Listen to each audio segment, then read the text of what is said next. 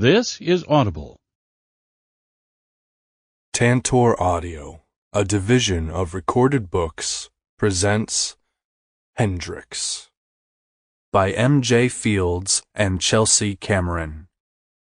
Narrated by Guy Locke and Lydia Dornay. Prologue. Beep, beep, beep.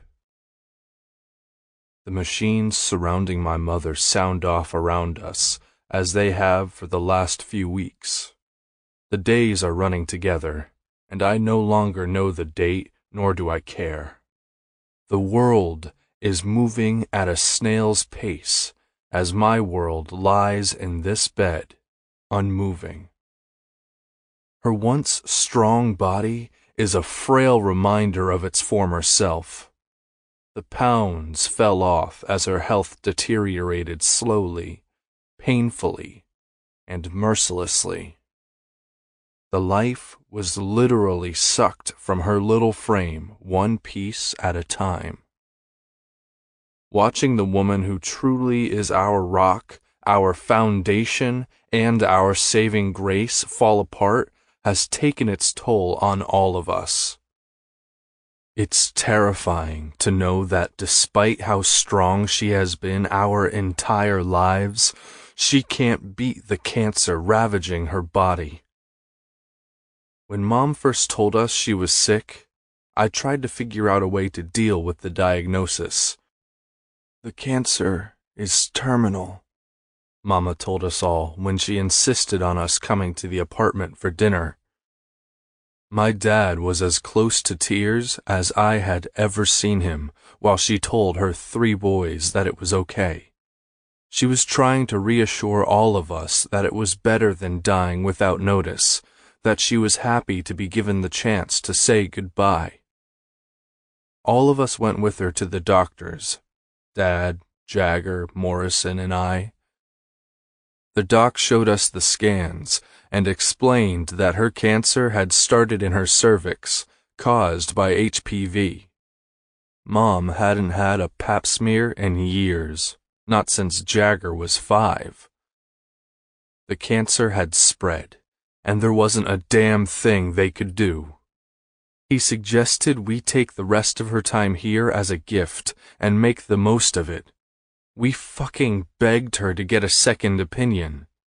She said she had. Our mother had known she was dying for 2 weeks, and she had only told my dad 15 minutes before we had walked in. Growing up, our dad was a mean son of a bitch. He would get drunk and stumble home, wanting to beat on the 3 of us. Mom would hide us in the tiny room at the back of our apartment while she did whatever she could to talk him off the ledge. Now that I think about it, telling him the way she did was most likely her first and final jab at the old man. It was her life, her way. He had done that to her by fucking around with a woman, contracting a disease and carrying it to her, and there was no way she could have known. But she was going to go out on her own damn terms. Over the last 2 months, she has been miserable to him, picking fights and shit like that. He told us it was the cancer, 'cause his girl would never treat him like that. His girl? If I ever found a girl and decided to call her mine, I sure as fuck wouldn't be fucking someone else. That motherfucker was lucky to be breathing. 2 days ago, she went to the hospital for what was probably the last time. But before she did, she told him to leave, and he did without argument. Jagger went and found the old man yesterday, told him he needed to come make peace with her. Mom had insisted Jagger not do that, and she still doesn't know he tried. The bastard wouldn't come, though. His final blow to her, the sick motherfucker. "Boys," she croaks out without opening her eyes. Morrison, my middle brother, immediately jumps to her side, grabbing her skeletal fingers. Jagger, my youngest brother, stands at the end of her hospital bed and reaches out to touch her foot, causing her to wince. I stand at her other side, brushing my hand over her head, which is losing its once full locks strand by strand. "We're right here, Mama. Your boys are all here," Morrison informs her. "The time is coming." She breathes deeply while the beeping of the machines grows stronger, causing my own heart rate to pick up. "No. The doctor, he said..." Jagger is choking out his words as he pushes off the end of the bed to pace around and get his emotions under control. "I want to apologize to you boys. I know it wasn't easy growing up. Your dad wasn't a good man, and I should have left." She gasps harshly, and my heart practically stops. "Just stop, Mom. It's okay. There is nothing for you to apologize for." I continue running my hand across her head, soothing her. "Be the men I raised you to be. Don't have a hardened heart to the love I've shown you. I was wrong to stay. I was wrong not to give you a good example." Every word comes out in a struggle and a cough. I want to tell her love doesn't exist between a man and a woman. Want, need, passion, lust, these emotions and desires all transpire. But love? Not only no, but hell no. Love is an illusion. It is what mothers feed their daughters in fairy tales to give them hope. It is what men use to trick women into bed. It is far from real. "Mom, you're everything good in each of us," Morrison whispers to her. "You're everything good I've ever done. Thank you for taking care of me," she replies in a gurgling, strained voice. "Mama, fuck." I run my fingers through my short, spiky hair. "You don't have to fucking thank us. You took care of us our entire lives. Just hang on, Mama. Fight a little more. We'll get you the best care we can at home." "Hendrix, you gotta let me go, son. All of you. It's time to let me go. Come here and tell me it's okay. Make it okay, boys. Tell me you will be there for each other. Tell me you'll find good women and make babies. Carry on my father's name and give your children what I didn't give you boys." Mama never married Dad. She made sure we all got her last name, not that of our sperm donor. Why she stayed, I will never understand. Although, maybe I'm not meant to. Beep. There is a pause, a hesitation. I drop my head in defeat. "Promise me, boys. Leave a legacy of good in a world of bad." Her raspy voice croaks out as the tears fall from her still closed eyes. "Mama," Morrison pleads. Beep. Pause. Pause. The next beep should be coming, and it's not. "Boys," she whispers. "Yes, Mama. We'll stand by each other, and we will be your legacy." Jagger comes over, not holding back his tears as he squeezes in beside me to hold our mother's hand. Beep. Pause. Pause. Pause. "I love you, boys. I love each of you." She never gets above a whisper as we watch the jump in the lines get farther and farther apart. I promise you, Mama. Love you, Morrison says as his tears fall onto her arms. Anything for you, Mama, Jagger chokes out. No longer able to be strong, I sob as I kiss her forehead, which is already growing cold. The gurgling sound coming from her does nothing to silence the beating of my own heart. The pounding that once sounded in rhythm with the machines now loudly resounds through my ears. I feel like my head is going to explode as I give my mother the gift she is asking for. We'll be all right, Mama. It's okay to let go. My last sentence is choked out on a whisper, the words barely spoken as she releases us. Her eyes close. The sounds cease. And everything stills around the four of us. At 3:18 p.m. on January 24th, 2012, my world stops and tilts on its axis. Will life ever be right again? Chapter 1. Hendrix. When you think of Motor City, you think of poverty. But what Detroit lacks in class and elegance, we make up for in dive bars. You got the Two-Way Inn on Mount Elliott, Nancy Whiskey on Harrison, Old Miami on Cass, Greenwich Time on Cadillac Square, Quickie on 8 Mile, Marshall's on Jefferson's, Jumbo's on 3rd, the Painted Lady up in Hamtramck, my dad's place on Kercheval, and Caldwell's on Atwater.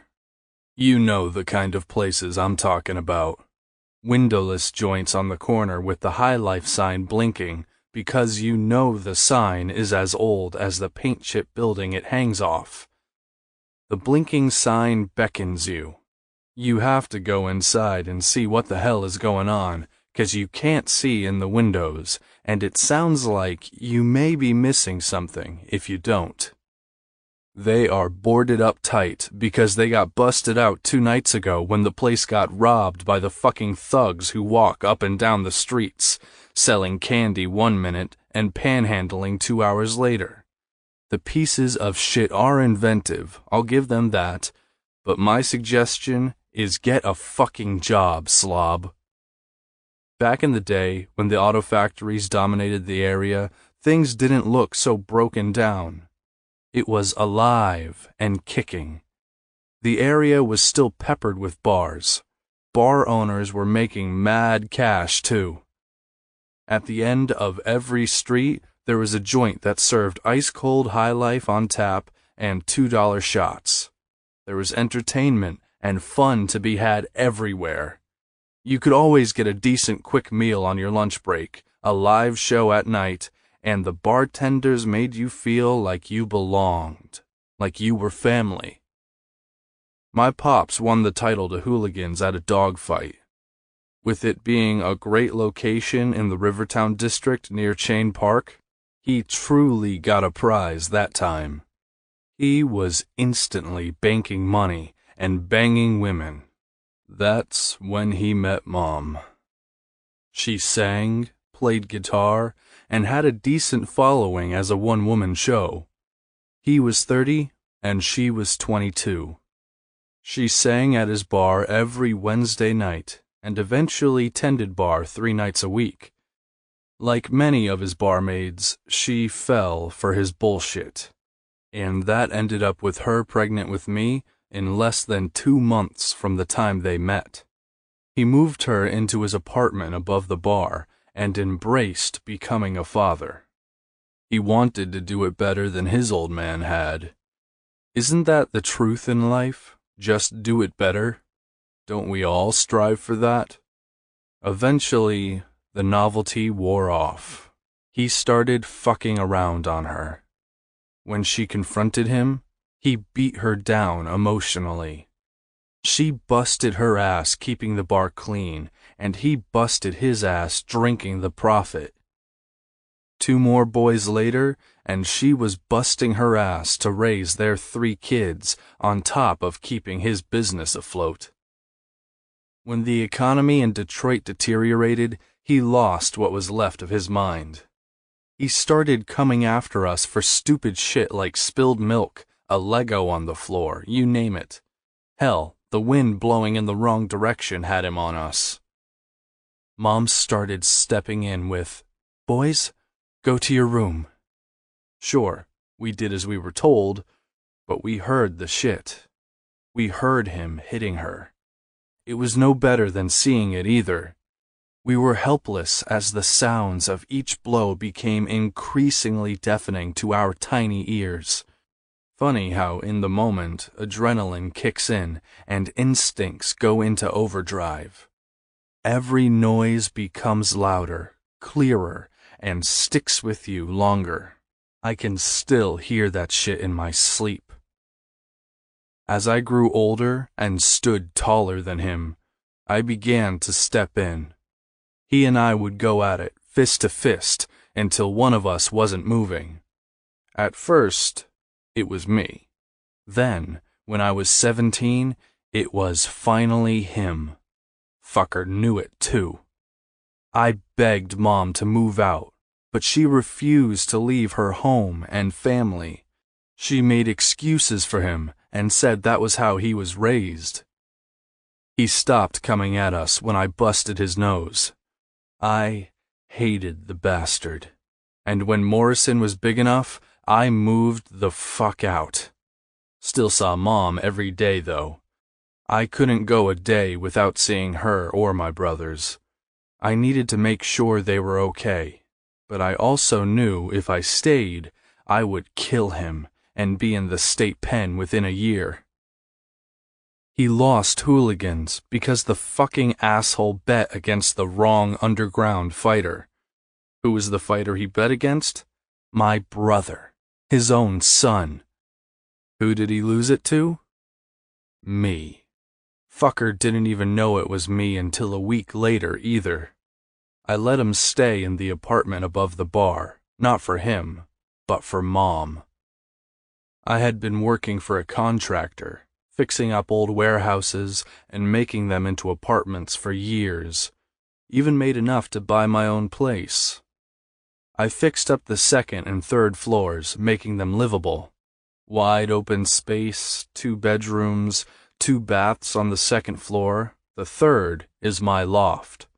The 1st floor is a badass garage. It is where I spend the rest of my money, on my tools, my toys, and my rides. I roll over to find my pit bull, Floyd, is hogging the bed as usual. She, yes, Floyd is a she, is an obvious bed hog.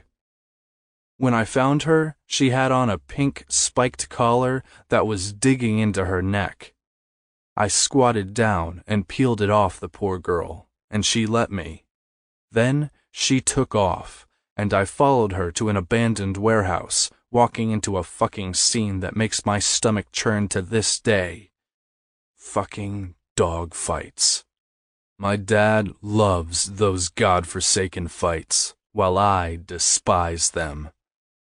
I called a cop friend I knew from high school while in an outside alley, and then waited. When the fuckers running the circuit were taken in, along with the spectators, I watched the SPCA take the dogs. Floyd looked at me, I looked at her, and I knew she was mine. "Floyd, seriously, bitch," I laugh as she licks my face. "Get down!" I walk in the bar on a Friday morning after my run with Floyd along the riverside. We don't open up until noon, but I have to place stock orders for the next week. I start up the coffee pot in the kitchen, then walk out behind the bar. The place looks like hell. It better have been a busy fucking night. The weekday barmaid, Lola, is getting lazy. I swear to fuck, she spends more time applying that glossy shit to her lips than she does doing the job she is paid for. Work ethic is sorely lacking nowadays. Everyone wants something for fucking free.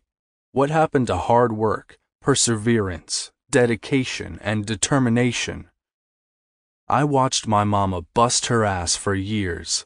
Even though I heard a million damn times, "This is my bar," come out of my old man's mouth, it was mama who held those qualities, the ones it takes to run a business, not him.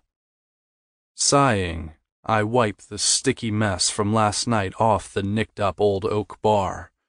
One of the 4 sinks under the bar hasn't drained completely, so I reach down, pull out the lime wedges plugging it up, and throw them in the trash that I noticed wasn't taken out. The coolers aren't stocked, the fruit trays are sitting in the melted ice under the soda tap, and I am ready to fucking explode. When I walk around the bar and look down, I find the fucking floor isn't swept or mopped, and there are full ashtrays on the pub tables. What's more, I have at least an hour's worth of paperwork and orders to place before I can even start the damn cleanup. Orders that have to be placed, or I won't get a delivery on Monday when the bar is closed, and I will be fucked. I decide the priority lies on getting the order in, so I head back behind the bar and walk up the steps between the kitchen and the back of the bar to my office. I walk in, and there is old Lola, bare-assed, lying across my old man's waist. "Get the fuck up!" I yell. She startles and jumps. "Oh, God! Oh, Hendrix!" "Get the fuck out of my office. You too, old man." "You watch your tone with me, boy." He glowers at me as he sits up. "I ain't gotta watch shit, old man. What the fuck are you doing here? What the fuck are you doing with my employee?" "I think it's obvious what I'm doing here, son." He slurs as he stands. "Get your pathetic ass out of here." I point to the door. "Lola, I'm sorry about this." "We love each other," she says, and starts crying. "Is that so?" I force a laugh and shake my head as I look at my pop's pitiful ass as he buttons up. "Yes," she answers, and grabs his hand when it's free. "We've been in love for a year." I look at him, waiting for him to deny this love. Hell, as long as I've been alive, I have never heard him say that word to Mom or any of us. The denial never comes, though. A year. So Mom was still alive. Still no answer, and at that moment, charity ceases to exist. Get your shit out of the apartment. And Lola, you're fired. You may want to get yourself checked too, old girl. His dick is a weapon. How dare you? You can't do that, he yells at me. It's done. Now get out. I don't yell, don't fight. This is actually fucking perfect. He had been under the protection of my mother for all my life, and stayed that way through grief's numbing after-effects over the last year. The first step in the grieving process is denial and isolation.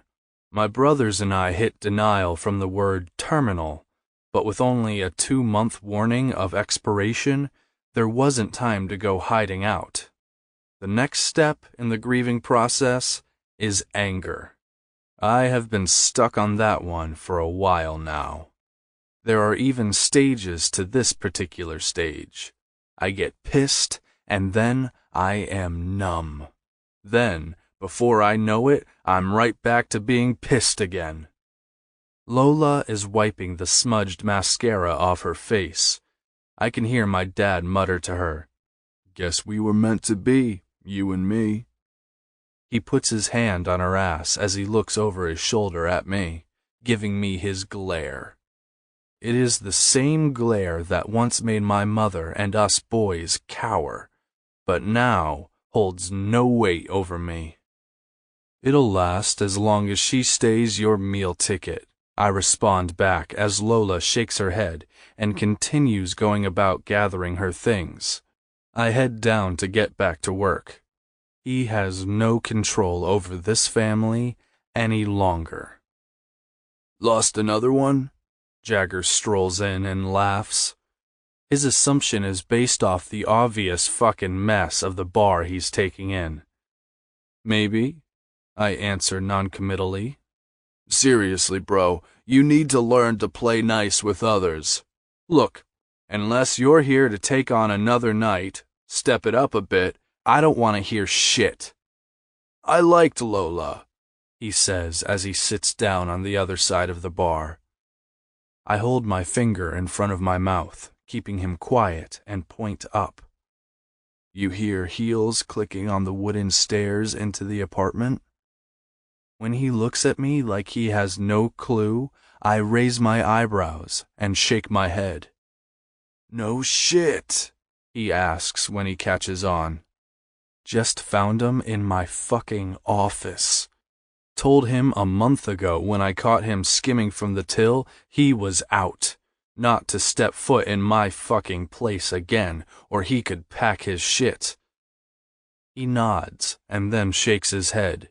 Then his fist balls up as he takes a moment to look down. What are you gonna do? He asks finally. He's packing his shit. You for real, man? There is a mischievous look in his eyes, making my kid brother look kind of happy. Looks good on him. Ain't seen it in a long damn while. As fucking real as terminal cancer. Some people wouldn't find that the least bit amusing, but they aren't Caldwells. If we aren't able to find humor in our misfortunes, we would never laugh a day in our fucking lives. I look up when the door opens to see my buddy Johnny, the cop. It isn't unlike him to stop by on a chilly morning and grab a cup of coffee. Jagger stands to greet him. Got bail? My brother asks me. You're fucking joking, right? I shake my head, then look at his knuckles, and nah, he isn't joking. Jagger, you know I have to take you in. Johnny is pissed. You beat the shit out of your landlord. His kid was crying, heard her through the wall, opened the door, and she's running down the hall. Fucker came out chasing her with a belt. So you beat him to the ground? Johnny asks, taking the cup of coffee I slide across the bar. How about call 911? That's my job, man. Now she's so scared she's not talking and won't press charges. What do you mean, won't press charges? Jagger's vein is popping out of his neck. She had switch marks across her goddamn neck, Johnny. She's a fucking kid. She needs someone. She's 17. Can't make her do shit, you hear me? Johnny states, then points to the door. Restraining order, so now you got nowhere to live, and when the judge asks where you work, what are you gonna say? I smash people up in abandoned warehouses while others stand around and watch. It's fucking illegal. Nah, man, I got a job. Jagger chuckles. I'm a motherfucking astronaut. Just got back from the moon last night. Shit looks good up there. Last time you told the judge you were a fucking OBGYN apprentice, and that got you a week in the county. Jagger smirks and looks to me. Do I have a place to live? Of course you do. I lean against the bar and cross my arms over my chest. I work here, right? Jagger winks. Yeah, man, you do. Call me after your photo shoot and fingerprints. I'll be down to pick you up. With that, I watch them walk out. Only Jag can climb in the back of a squad car like he is getting in a damn taxi. Then I see the old man and Lola the bar whore walk by with garbage bags from the side alley. They must have taken the back exit. Good riddance. I feel the weight lift off my shoulders just before the guilt washes over me. I should have booted his ass years ago.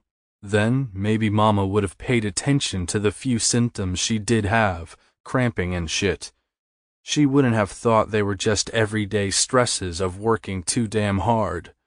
The everyday stresses I knew damn well came from dealing with his sorry ass. I wish I could go back so fucking bad. You know what the third step to grief is? Bargaining. Right now, that is what I'm doing. If I only had done this, God, if I do this, will you make the loss less? Yeah, that shit is what I'm doing right now. Does it bother me? Hell yes. But I also embrace this new stage in life. Bring it on. Chapter 2. Olivia. After 4 years at the University of Detroit Mercy, living at Holden Hall with a group of girls I grew to either love or avoid, I am finally free. I look down at the last bag I have to lug out into the hall, down 3 floors and across the yard to my car. I don't have family waiting. I am doing this on my own. My parents live on separate coasts with separate families. In fact, the only thing they have in common is me, the product of a business trip fling. My father and I were close until I was 11.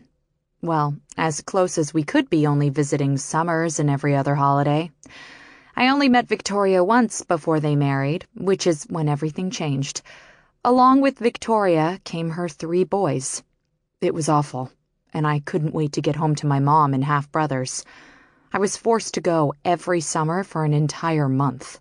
However, my junior year in high school, I stopped going altogether. I couldn't handle it anymore, and I didn't have to. I didn't have to feel judged by his wife. I didn't have to feel the looks from my step-siblings. The looks that made me feel like I was odd or an intrusion on their lives from Colton and James. More so, I didn't have to deal with Bryce, who was once my playmate and eventually became something else entirely. I didn't have to deal with any of them. My dad, on the other hand, was supportive, kind, and we had our own unique bond. He was just too wrapped up in Victoria and in keeping her happy to see everything going on around him. When I stopped visiting, my dad refused to pay for any of my schooling. I should say Victoria refused to pay for anything involving me. My mother is a strong woman, but she is also proud. So, when he told her he wouldn't help, she told him to go to hell. Their once friendly co-parenting relationship quickly became a tolerance of each other's existence. I threw my last bag in my car, the one I am sure won't last longer than another month, then open it to retrieve my keys to give to the RA. Inside, I see the rolled-up paper, the symbolism of my degree, my bachelor's in social work. I should feel a sense of accomplishment. This single paper holds my future in ink that is practically still drying on the paper. Accomplishment is not what I feel, though. No. Instead, I feel the pressure of the student loans looming over me. The loans that seem unending, as I currently hold only an assisting position at a hospital until I complete my master's, something that isn't happening anytime soon. I walk into the little studio apartment that I was so excited about moving into just 9 months ago. Going from 4 years of sharing half a shoebox to having a place that is practically 4 shoeboxes, it feels like I am getting somewhere in life. However, the size doesn't matter. 1 shoebox or 4, it is cold. Of course it's cold, I tell myself. It's February in Detroit. I nearly run to the bathroom and then turn on the shower. Knowing the neighbors all seem to come home around 6, if I don't do this now, I will be taking a cold shower. Well, no shower actually, because the point of this shower is to get warm after my walk home from the hospital. I need to defrost my bones right now, and that requires some serious hot water. My car stopped running on New Year's Eve, just like I knew it would. If it is under 20 degrees and I have any extra money, I take a cab, the bus, any form of public transportation. Otherwise, I am reduced to using my own 2 feet. Unfortunately, it isn't often that I have extra money. New Year's Eve, an unforgettable night. I have made a couple friends at work. One is a nurse on the pediatric oncology floor, Tabby, and the other is my coworker and office buddy, Tony. We went to dinner at one of the hotels throwing a New Year's Eve bash, where we danced, drank, danced again, I stopped drinking, we danced some more, and they got smashed. It was already planned that I would drive. I like knowing I can leave when I want to. I never want to get stuck in a place I can't escape from if need be. It has happened. I am older now, though. I know better. We finally left shortly after midnight, but I lied and told them it was after 1. They were so messed up it didn't matter. They would never know. We got to my car, got in. I turned the key over, and nothing. I tried again, gave it a little gas. Still nothing. They laughed, and I cried. When they tried to assure me it was no big deal, I agreed, knowing full well it was, since I couldn't afford to fix it. The next morning, the start to my new year, I walked to where my car was parked a mile away while freezing my buns off. The entire way, I said a little prayer. Please, Lord, let my problems disappear just for one day. I truly wanted to get it back to my place, park it in the lot across from my apartment building, the lot I paid way too much money for the privilege to park in, and let it sit until I could figure out where to scrimp and save. When I arrived at my destination, I stood there, looking at an empty spot. I glanced up at the sky and laughed. Thank you, Lord, but this wasn't what I meant when I used the word disappear. Eventually, I found my car. She had been towed and impounded. I had to come up with $300 and then more money for a tow just to get her back here to sit in the parking lot across the street.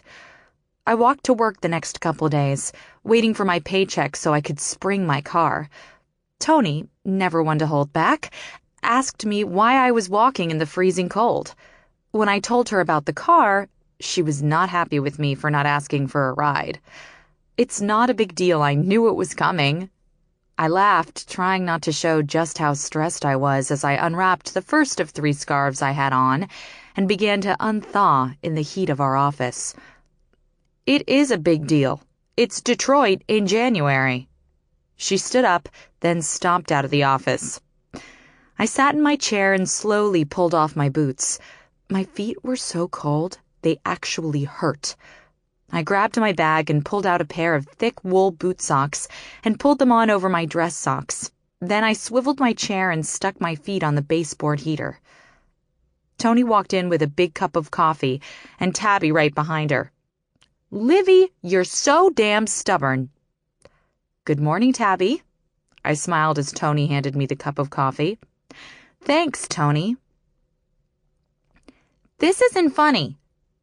Tabby sat on the edge of my desk in her smiley face scrubs, and I couldn't help smiling. Liv, I honestly can't keep a straight face when I'm looking at those. And I couldn't.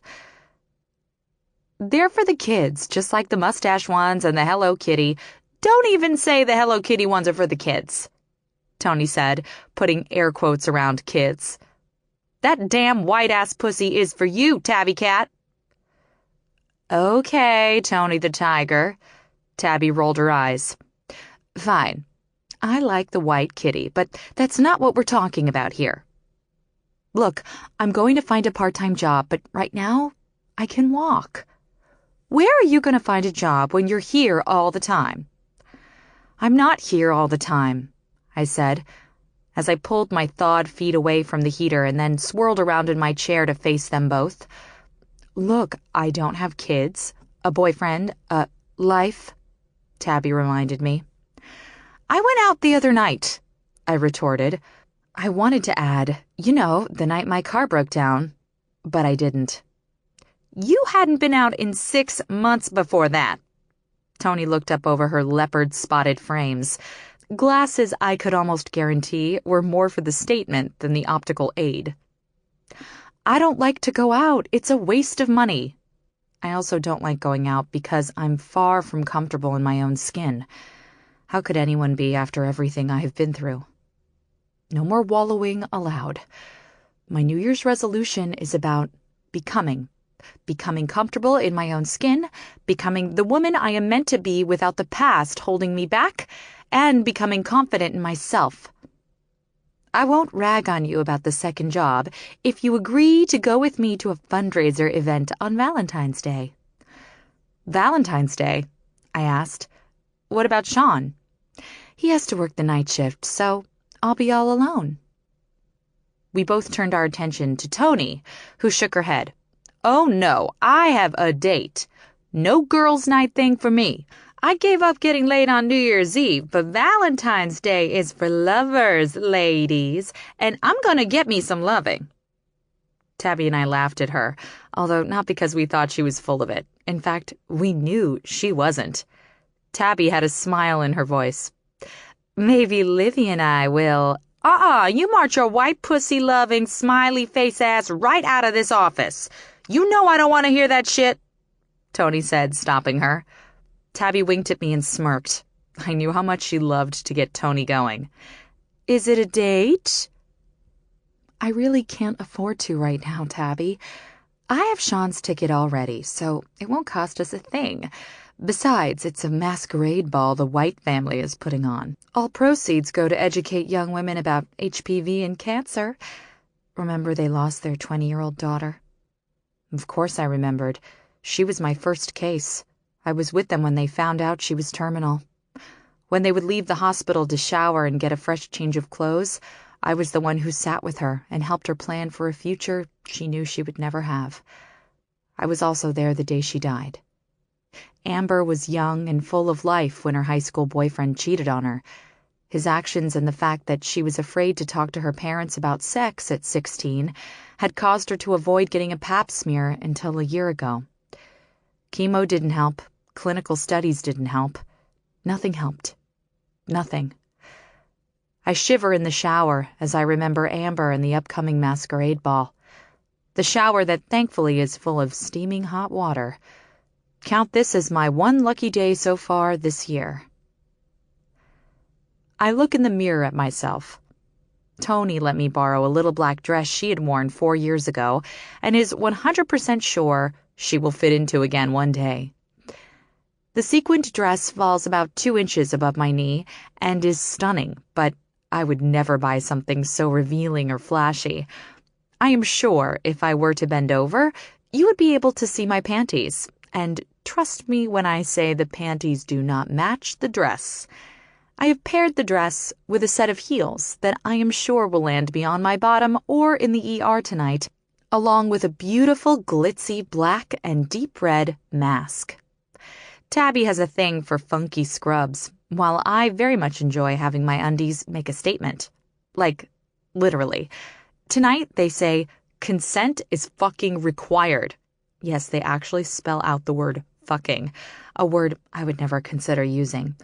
To know I am wearing them, however, gives me a confidence and strength I would otherwise not have. How did I let myself get talked into this? Dressing up for fancy parties is not me. Life hasn't afforded me opportunities to be carefree. Mom worked hard to provide for me, but when it came to college, she didn't have the money. Therefore, I did what I had to and got the necessary loans. Yeah, how easy the admissions office gets you signed up, but how little they tell you of the monkey on your back after graduation. I couldn't afford to mess up in college and take longer to graduate. There was no money left for me to tack on an additional semester or two like some of my schoolmates. No, I had one shot to succeed. Even now, I don't have room to mess up. Failure is not an option. I can't miss work because I get paid by the hour. 1 hour of not working equals a week of peanut butter sandwiches, no jelly. Even those cup of soups become a damn luxury if I miss any of my schedule. As a kid, I couldn't wait to grow up, get a job, live in the real world and all that. Yeah, funny how now I wish I was a kid again. Chapter 3. Hendrix. Mondays are no longer a day to relax. They are a day to renovate. With the bar closed, I can tear shit up and put this plan into motion. Jagger, Morrison, and I have agreed for the shithole apartment we were raised in to be torn the fuck up. I don't have to have their input, but it's kind of emotional, so I wanted to make sure they were ready to move on too. None of us have heard one word from our dad since he left with Lola, and that is just fine with me. We made the collaborative decision that the far corner, which was once our bedroom, our retreat when shit got bad, a place Mama read to us, the one fucking place we felt safe, would be a VIP lounge area of sorts. No entry unless we are down with it. A week ago, we emptied the place. Last night, we gutted it and threw up supports. Today, I have already cut the floor out, and I am now looking up from the first floor at the ceiling of our old apartment, which we added tin tile to. It looks amazing. I can't wait until I have the time to finish the railing around the perimeter of the hole, so you can look down onto the stage and dance floor area. Not that I'm trying to turn this place into a dance club. Fuck that. What I want is a rocking biker bar. Local talent and local people filling the place up on nights we have entertainment. No fucking cover, no drink price increase, no bullshit. Just a good fucking time to be had by some people who love music, like Mama did. In only 2 more weeks, this place should look a little less like a dive. On the inside, anyway. I like the outside as is. Nothing over the top, nothing fancy, no more lights hanging on the windows than the joints down the road. Nothing saying we are something we aren't. Sally, the new girl, is doing okay. Lola got her trained well enough so I can at least focus on hiring someone else without having all new employees at the same time. She is a little rough around the edges, though. Hell, you have to be in order to survive here. She is in her mid-30s, a single mom with a 16-year-old daughter who watches the younger 2 while she works. She has been on time every day, which is a plus. While she works, I spend my time making the custom railings in my garage. My place, my heaven in the midst of the hell I am sometimes surrounded by. The space is not overly large, but it is more than adequate to hold my tools, my rides, my toys, and give me room to work. I'm not afraid to get my hands dirty. Besides, there is nothing better than a few splinters along the way to creating something beautiful. Take a tree covered in hardened bark, shave it down to the inner lumber, and you find something beautiful. Cutting, sawing, sanding, priming, staining, and molding a new creation, all done by my hands. There is a pride in that creation, in the final product. The rails are coming along nicely. Shouldn't be long before they are finished. I look up when the door swings open and Jagger strolls in. Looks good, man. He eyes the wooden handrail I just applied a coat of poly to. Looks real fucking good. I wipe my hands off on the rag and then set it down. Beer? Of course. As I walk to the fridge, I ask, what brings you here? You know that fundraiser, the one for HPV? The one I said I wouldn't attend, yes? I walk over to hand him his beer. 3 local bands are playing? I bought 2 tickets and called them, letting them know I wanted to see them, that my big shot brother may want to book them. Cool. I appreciate it. I reach forward and tap my bottle to his. Guess I am going to the fundraiser after all. Not my thing, but local bands are good for business. But here's the thing. Jagger, I don't want to hear it. There's a fight, and I need this one, Hendrix. I need it. He takes a drink, then looks down. Just like you need to meet those bands. Jagger has been in a real bad spot since Mom died, and he got his ass kicked at the last fight. He went and let himself fall in lust with the chick who's fucking the Cobra. His fighter name fits his ass too. The fucking snake knocked his girl around in front of the wrong Caldwell. Then Cobra's guys jumped Jagger's ass one night. The next night, though, they got hit back. Trust that shit. If you're fighting, I'm going with you. No, Morrison is coming back for the fight. H, you need this. Get them while they're hungry. I'll be fine. It's black fucking tie. I don't do that shit. Already got the tux and picked up the mask to go with it. No one will know you were even there. I stand in front of the mirror, looking at a man I can't recognize. A man I have never known. I'm not a suit. This isn't me. I will never fit the mold. Hell, my high school prom night was spent at the bar because my dad was drunk and belligerent and Mom had to take him upstairs. I followed to make sure he didn't get heavy-handed. When he passed out, Mom started heading down, but I told her I would take care of locking up with Amy. Amy? Yeah. Amy was the bartender.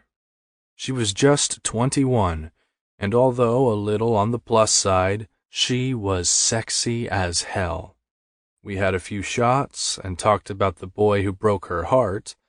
Then the jukebox played Daughtry's Feels Like Tonight, and we ended up fucking on the bar. Hot as hell, even with a condom. Ever since Amy, I have been attracted to curvy women. There's just something about a woman who can take a pounding while giving you something to hang on to and push into, almost like a soft place to fall. I don't date. Expectations, titles, and all that shit really don't fit me. I have gone out with more than a few women, and some I hook up with more often than others. I have made the mistake of hooking up a few times with Sadie, a fill-in barmaid when the old man ran the place. It has turned out to be a fucking annoyance to have her around. The first time I left the bar with a friend when Sadie was working, she copped an attitude. Right then and there, we had a talk about me and her. We were not in a relationship. We were in a mutually beneficial exchange. She was warned that day that it would be the last time she dropped an attitude with any of my female friends. I respect women. Hell, there was no woman in the world I respected more than my mama. Sadie was told if she pulled that shit again, it would be the last time she worked in my bar and warmed my bed. Hard worker, decent lay, but a pain in my ass every chance she can be.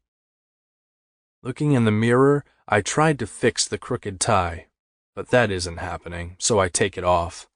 Just another reminder that this isn't me. I look down at the mask and feel like a fucking fool.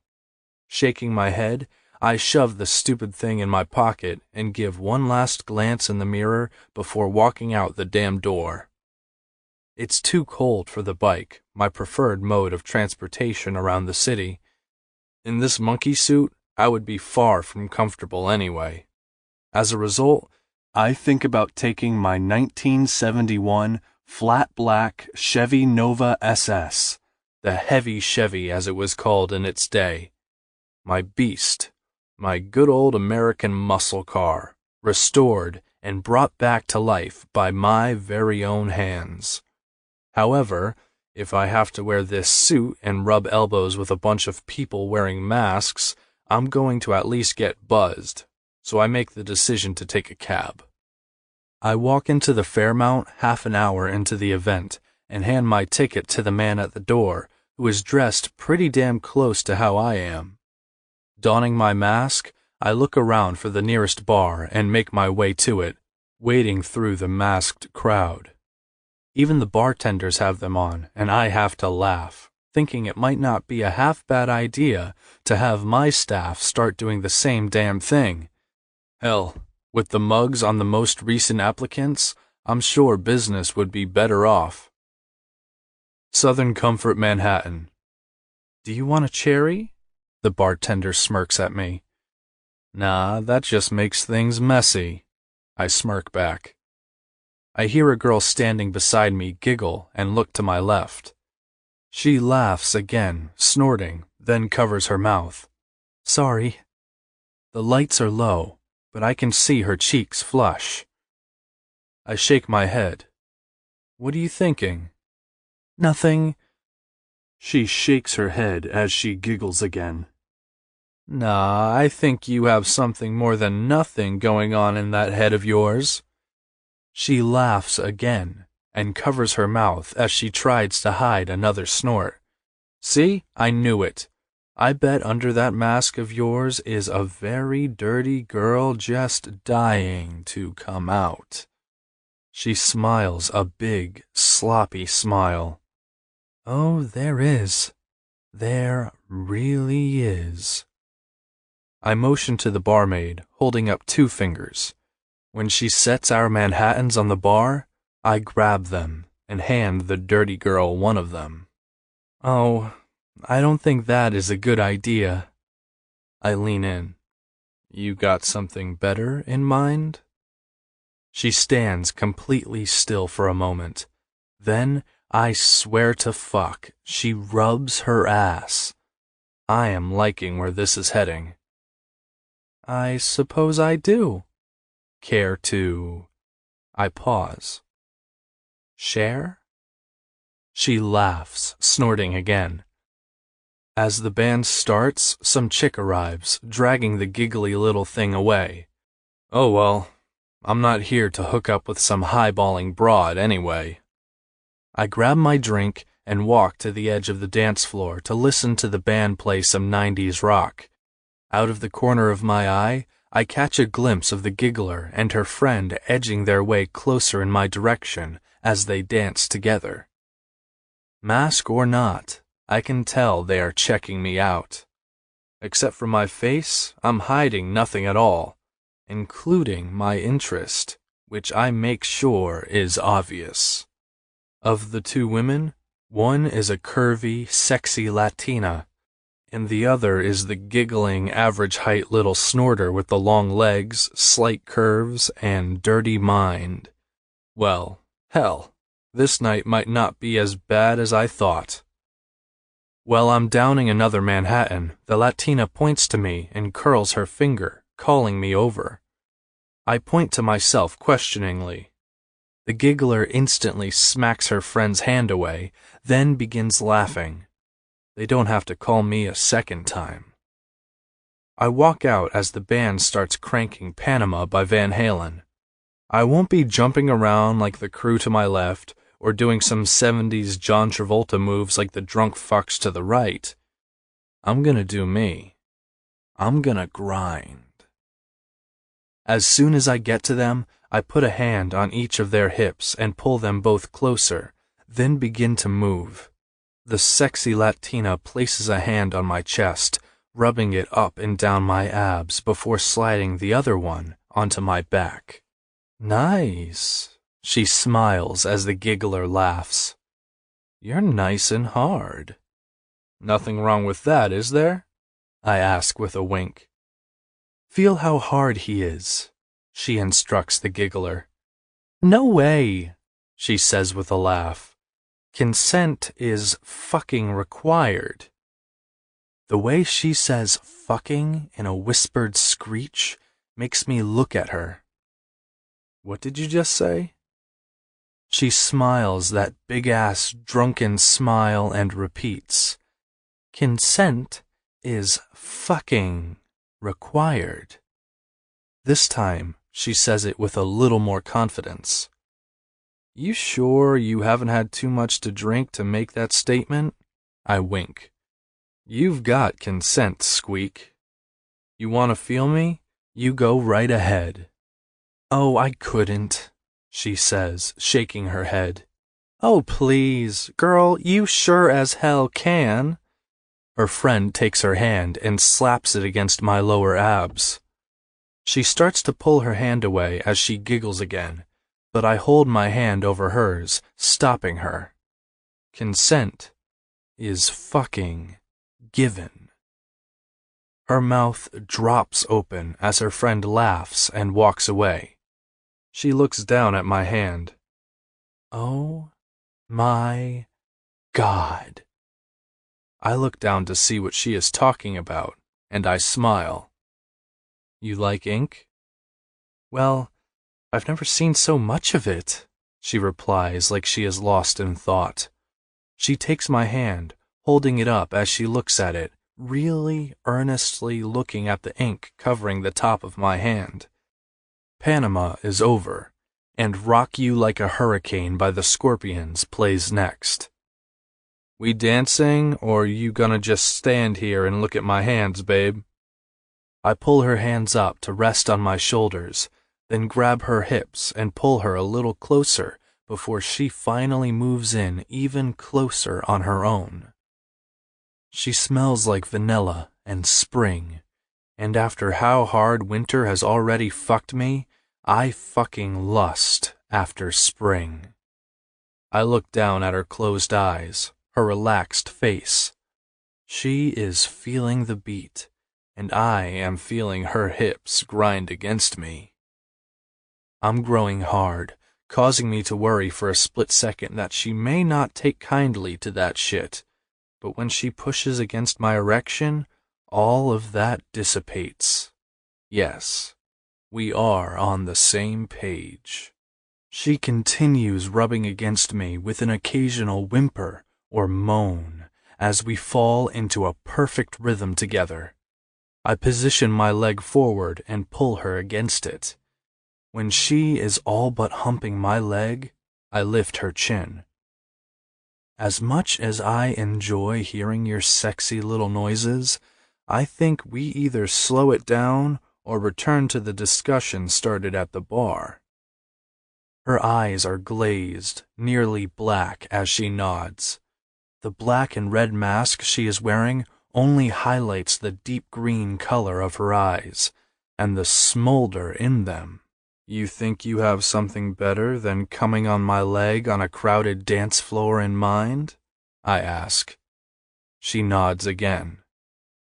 You want to go finish this off somewhere less public? She bites her bottom lip innocently as she nods once again. Tell your friend you'll be back in a little while. I leave her, watching me walk toward the exit just off the dance floor. And then I watch her tell her friend something.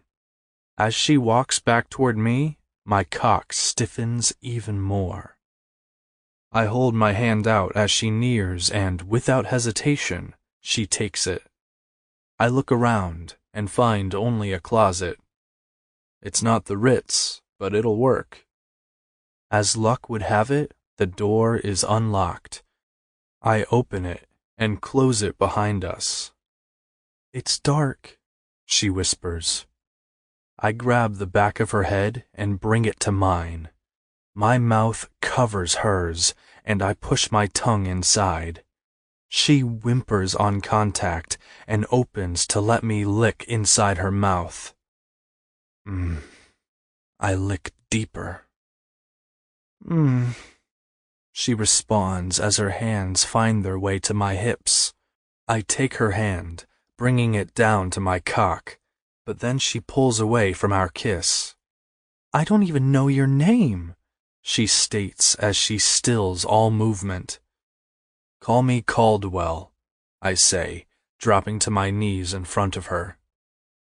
I like to eat pussy as much as any man, maybe more, but I usually determine that the chick is clean first. Right now, the way her mouth tastes, it makes me want to eat it, to eat every inch of her. No way am I fucking about to wait to taste her cunt. I raise her dress slowly, giving her ample time to tell me no. Then I reach up and pull down her panties. Step out, babe. Without hesitation, she does, and then I shove her panties in my suit jacket pocket. There is no way we will find them in this damn closet when we finish. It's too damn dark. My need only increases as I take in a deep breath through my nose, smelling her desire. I grab her leg and throw it over my shoulder before doing a face dive into the sexiest smelling pussy I have ever encountered. I have to grab her ass to hold her up when she collapses as I tongue fuck her.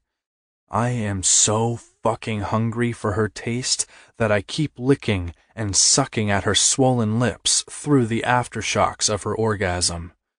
The sounds escaping her mouth are like a siren calling to me.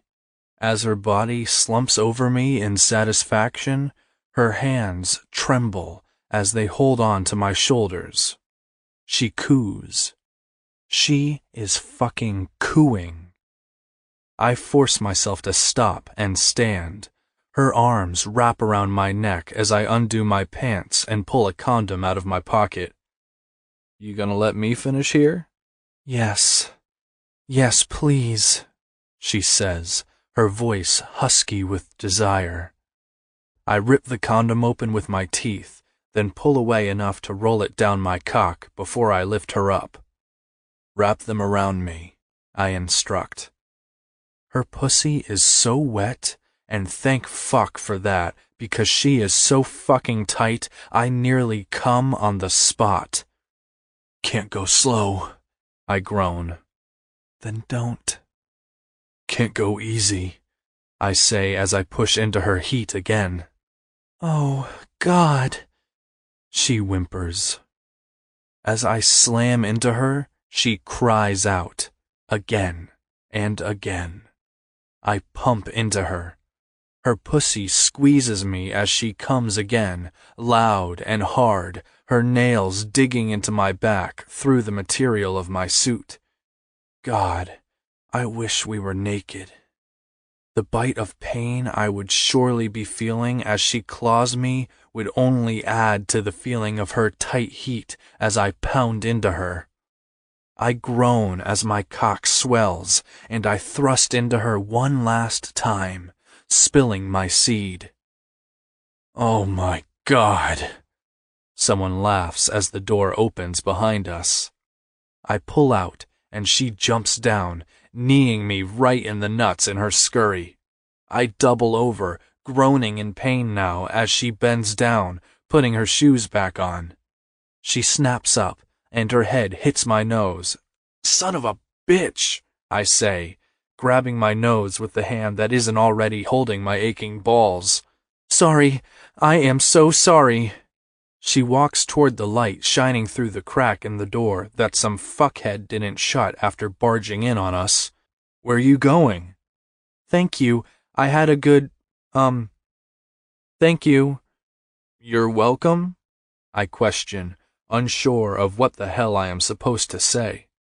I don't know what the fuck is happening here. Never have I had a chick making a running escape out of the door like this before. My balls are still throbbing as I straighten my pants. Running a hand over my now very tight suit, I step out into the hall, still trying to sort out what just happened. I am met by a smirking Latina. I nod. Where's she at? She had a good time. Says maybe she'll see you around. I laugh. Is that so? It is, she says, standing taller. I stand with my hands on my hips, wondering what the hell to do next. Tell her, come grab me when she wants to dance. With that, I walk out to the ballroom. Chapter 4. Olivia. My goodness, what is that smell? I think as I try to lift my overly heavy eyelids while my nose continues to sting with the assault of something burning. My head throbs, my body aches, and I am not quite sure where I am as my eyes struggle to open and face the blaring lights around me. Shit! Shit! Shit! I hear Tabby shriek from another room. I pat the space around me, realizing I am on a couch. I blink, my eyes tearing up in the light. Closing one eye, I try to give my mind a reprieve as I look around me. Tabby's apartment. I am on her couch. Taking a glance at my body, I see I am still wearing the black dress from last night. Last night. What did I do? We went to the charity masquerade ball. We had a few drinks to help me relax. Tabby said I needed to let loose for once. We danced. Oh my God. I was dancing with the man, the one from the bar. We kissed. Okay, we mauled each other. Slowly, the memories invade my pounding head. The closet. The janitor's closet. What the hell have I done? What was his name? Cogsworth? Caldwell? Sitting up, I rest my elbows on my knees and cradle my head in my hands as I rack my hungover brain to remember his name. I have never done anything like this before in my life. I can't believe I let him do things to me. Those kinds of things. In a closet at a fundraiser. Alcohol is a true uninhibitor. I didn't even think to react. I didn't even think to stop him. The smells of burning eggs, yes, definitely burnt eggs, and something else assaults my nose, causing me to lurch. Jumping up, I rush to the bathroom, making it to the toilet just in time for my stomach to revolt and empty itself. When I finish and am left dry heaving, I look over to the doorway to see Tabby, a disheveled mess herself, smiling down at me. Tears have filled my eyes from puking, and she is standing there grinning at me like the cat who caught the canary. "Good morning, sunshine." "Ugh," is my simple reply as I fight to keep from heaving again. "You look like hell, Buttercup." She smiles even bigger at me, causing the mascara streaks under her eyes to mock me further. "You are far too perky this morning for looking just as bad as I do." I groan at her. "You should be perky after your midnight rendezvous in the closet." Involuntarily, my hand comes up to cover my mouth in embarrassment. Tabby was the one who opened the door. I'd bolted past her to the bathroom to clean up and make my escape. "Don't tell me you don't remember. That guy was smoking, not someone I would expect to be easily forgotten." She moves over to the sink, wetting a washcloth before handing it to me. "I didn't forget him. I don't do that sort of thing. One-night stands, that's not me, Tabby." "Don't beat yourself up, Livy. I know what you went through. I know how far you've come. This is a win for you. This is your year of empowerment and letting go." This isn't me. I don't go off with strangers. The more I think on it, the more my mind swirls. I hunch over the toilet again, releasing the last of my meager contents. "Come on, I'll get you some coffee. I tried to make breakfast, but I'm too hungover myself. I burned the hash browns and the eggs. For a minute, I thought I was going to set off the smoke alarm." The thought of food makes my stomach churn. Seeing the change in my face, Tabby looks at me sympathetically before she walks away. I get up, slowly making my way back to her living room. "I'm sorry, I didn't think about how bad you might be feeling this morning. You were tossing them back last night, girlie." She laughs lightly at herself. The room spins around me as dread fills me. I had really let loose last night. Just call me loosey-goosey. What the hell was his name? As Tabby continues chatting, her words bounce around my head like a ping-pong ball, with me only catching every few words. "Totally can dance, girl." I managed to comprehend that small fragment of whatever she is going on and on about. Why must she talk so much right now? Dancing? No, I wasn't dancing. I was grinding. Heck, I was practically dry humping the mystery man's leg. I acted like such a slut. No wonder he just took me freely in a closet. In a closet. A janitor's closet. And what the heck was his name? Hello, where are you at, Liv? Huh? What? I reply, realizing I have no idea what she has been rambling on about. His name? What was his name? She gasps, looking at my face. You don't know. Holdwell. No. Caldwell. Coldwall. Caldwell. He said, call me Caldwell, I think. I stammer out as my friend bursts into a fit of giggles. I toss a throw pillow at her. Not funny, Tabby. Oh, it's funny. It's hilarious. Always so reserved, Livy. It's okay to let loose and have fun, and he was most certainly fun. The way you blushed coming out, you were thoroughly satisfied. I shake my head, trying to shake off the thoughts of how my body reacted to him. I am such a slut. Mortification washes over me. Last night wasn't the first night my body had ever reacted to physical touch. Only in my inebriated state. Last night, I wanted it for myself.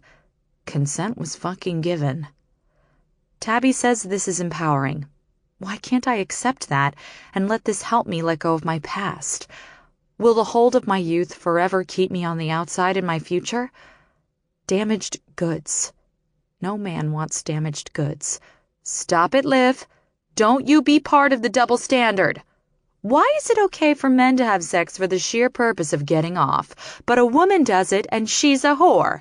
No, ma'am, you are not allowed to feel guilty for last night. So what if you don't exactly remember his name? You had a good time, had an orgasm, now move on. Call it a bucket list item. Check it off, and on to the next. It's more than that, and you know it, Tabby. I say on a whisper. She knows my past. She knows not only what happened, but also the mixed emotions I go through. Every time I allow myself to think back on it, I don't know if I'm up or I'm down. I need to let go, and I can't. Maybe I have. Maybe last night was my first step in becoming whole again. It has been so long, I don't know what it feels like anymore. Last night, though, I went out like a normal 24-year-old. I had drinks with a friend. I found a guy I was attracted to and went for it. Tossing all my cares, insecurities, and past transgressions aside, I went for it. That is empowering. That is becoming. Having nothing more to say to her, I let my mind race with memories of the night before. I moved to straighten up the couch and gather my things. After a quick goodbye, I am in a cab and then back in my apartment. No way could I walk today, and Tabby is too hungover to drive safely both ways. Scraping the last bit of change from the bottom of my borrowed clutch from last night to tip the cabbie, I trace my fingers over the delicate fabric of my mask, a mask I was able to hide behind so easily last night. Carefully, I get out of the car, hyper-aware of my lack of undergarments. I am, yet again, mortified at remembering my behavior last night. Hot as he may have been, he was a stranger, and now he has my panties. Like a souvenir or something, I don't know. At my door, I notice an envelope taped to it. I tear the note off, then pick up the newspaper on my doorstep before entering my apartment. The newspaper that I let the salesman rope me into prepaying for a year's subscription to. The newspaper that I shouldn't have gotten, but that will be up for renewal in a few months and is a bill I can cut loose. For now, it is my only source of current and up-to-date entertainment. The comics are just as funny now as when I was a kid. At least some things never change. Walking inside, I set down my purse and paper. I open the envelope, and my heart sinks. Utility disconnect notice. Your account with us is seriously past due. Your water is scheduled for disconnect in 5 business days. Please pay your balance in full to avoid interruption of service. If service is disconnected, customer is responsible for reconnect fees and security deposit before services will be restored. Feeling defeated, I toss the notice in the newspaper on the breakfast bar, then head to my bedroom. Slipping out of my borrowed dress, I make my way to my bathroom and take a scalding hot shower. Wishing I could wash away all my problems as easily as I can wash off the dirt of the previous day. Once out of the shower, I dress in yoga pants and a t-shirt, skipping the bra, then head into my tiny kitchen space. Grabbing a bottle of over-the-counter painkillers, I quickly pop 2 as I stare at the cutoff notice, a glaring reminder that I am slowly losing everything. I can't call my mom. She has no extra money to help me, and nothing would convince me to call my dad. My stepmonster would love nothing more than for me to need something, anything, from them. Therefore, picking up the newspaper, I do the only thing I know to do. It is time to look for a second job. The hospital has great benefits, but the pay for a bottom-grade social worker isn't enough with my college student loans breathing down my neck.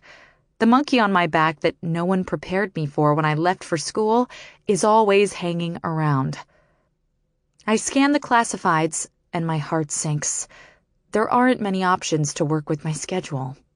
What am I going to do? Then I see a few positions for waitresses and 2 for barmaids, all saying to apply in person. I could do that. I circle the ones that seem promising and look at the clock. It's mid-afternoon. Oh well, there's no time like the present to face my new reality, I guess. I apply at 4 places before my hangover wins and I go home. Tomorrow, after work, I will hit up the last spot. Chapter 5. Hendrix. I'm standing in front of the bar with a sledgehammer in my hand when Jagger pulls up. "What the hell are you doing?" He hops out of his Dodge Charger and walks toward me. "Taking out the front windows and the walls." "The walls?" he asks, grabbing the sledgehammer. "You know how many times we put those bitches back in?" I laugh and nod. They have been broken a few times, haven't they? Before I have time to say any more, he swings the hammer, and then broken glass goes flying.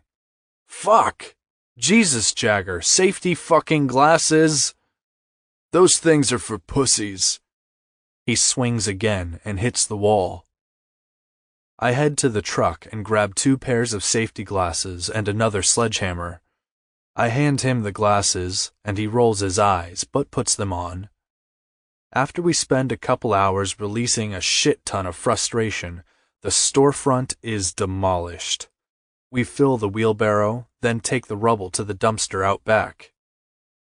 "What the fuck possessed you to do this shit now? It's February, man." "Finished the hardwood upstairs last Sunday and Monday. The railing is up. The place looks too fucking upscale. Gonna put a garage door in the front. When we're open and it's warm, it can stay up. When we're closed, ain't no motherfucker gonna be breaking a window, that's for sure." "A garage door?" He laughs at me. "Think about it, man. Fucking perfect." I step back and look at the gaping hole in the front of my place. "Looks good." "Are you out of your damn mind?" "Nah, think of the private parties we can have." I smile at him. "Monday night cards?" "No shit. Morrison will love that." He's catching on now. His ass may be able to win every other place he plays, but not here. We know his tells. I laugh. "We sure as hell do."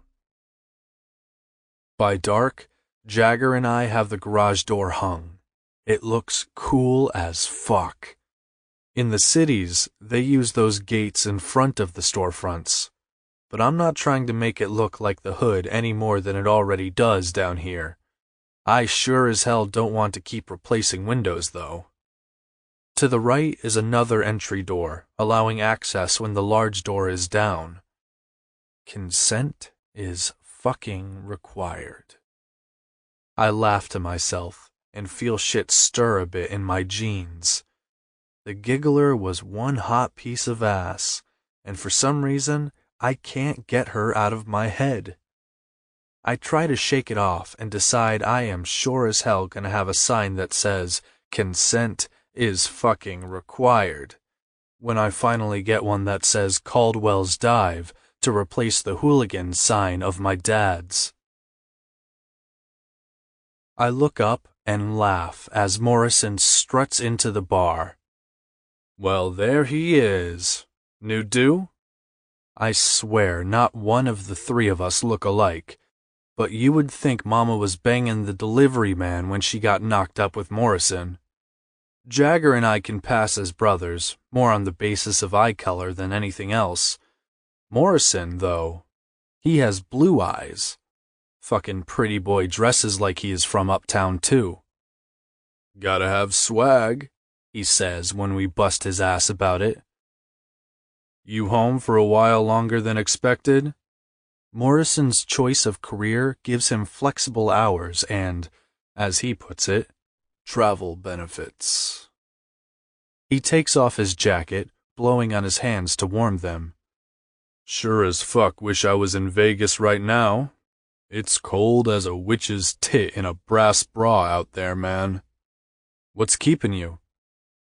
He holds his hand up and rubs his thumb and fingers together. Waiting on payday. You broke, man? Morrison always has money. The fucker is a card shark and never loses. He has been banned from a few casinos because they thought he was counting cards, even though he wasn't. He is just that damn good. Bet everything I had on a fight. He smiles as I slid him a cup of coffee. And you haven't been paid yet? I bet a lot. He winks. I see. Good for you, man, good for you. When are you gonna have entertainment here? Couple weeks, probably, I say as I sit on my stool behind the bar and take a drink. What are you gonna do to draw them in until then? He smirks, and I know exactly what he is thinking. Nah, man. I smirk back. We haven't done a proper ladies' night in years, Hendrix. A few years back, Mama and the old man took off for a week. They went to a casino or some shit, and I was left in charge. We didn't have a band that night, since the old man wouldn't allow it, said we couldn't be trusted. I needed bank, and so did my brothers, and band nights were the big pay nights. Morrison had a date the next week with one of his highballing bitches, the kind who require flowers and dinner before they put out. I was trying to fix up my Nova with a new small block engine. Jagger wanted to hire a trainer. As a result, we advertised a ladies' night, and the place was packed. Morrison was fucked up and ended up dancing on the bar. Then Jagger hopped up there too, and both of them stripped down to their boxers. The crowd started chanting my name, and I had drunk just enough to make me say, fuck it. I threw the bar rag over my shoulder and decided to join the fun. I got up and grinded a bit, lost the boots, the socks, the shirt, and the broads were still begging. Jagger was turned around, twerking at the crowd or some shit, and I snapped his ass with a bar rag. Funny as hell. I still remember him being pissed until I handed him a shot. About that time, I dropped the denim and, well, let's just say, underwear isn't my thing. The fucking chicks went crazy. I pulled the bar rag off my shoulder and covered up the crown jewels of Caldwell's, then grinded some more. I laugh as I tuck the memory back away, then say, not gonna happen. You worried mine is bigger than yours now? I ain't worried about shit. Bullshit. This place has kept you busy as hell for a few months now. When's the last time you got laid? I'm not one to kiss and tell, so I simply shake my head at him. Don't you worry about my dick. Worry about your own. Jagger strolls in, smiling. We on for tomorrow night? I just hung up a bunch of flyers. The Caldwell boys are back to providing ladies' night delight. No, man, we aren't. That's not what the flyers say. Morrison laughs and fist bumps Jagger. Look, shit's changed over the years, man. I shake my head. Laws and codes, man. You got the door. Shut the bitch when it's packed in here. I stand back, lean against the back bar, and cross my arms. Don't pull that shit on me again. I'll let it happen this once, but not again. They smirk at each other the same way they used to when they pulled the wool over Mom's eyes. I suppose I was the oldest, and with that came responsibility and shit. I'm not getting up on my bar. Bullshit, Jagger laughs. All for one and one for all, man. I own this place. It ain't happening. No coverage, so don't fucking push. Be happy I'm allowing it. I look up as a chick walks into the bar, holding the newest Help Wanted sign. She is bundled up in what seems to be 4 or 5 scarves and an oversized coat. With her hat covering her head, it's hard to get a good look at her. But even with layers, it is not lost on me that she is a hot little piece. Hi, I'm here to inquire about the position. Morrison's lips turn up as he rotates on his stool to give her his undivided attention. What position are you applying for? Any position is fine with me. I'll take whatever you can give me. I'll give you whatever position you... I smack him in the head with the bar rag to shut him the hell up. You have any experience? As soon as the words leave my lips, I regret them. My brothers both turn around, biting their tongues. Very limited, but I'm a real quick learner, she says in a sugary sweet tone. Too sweet.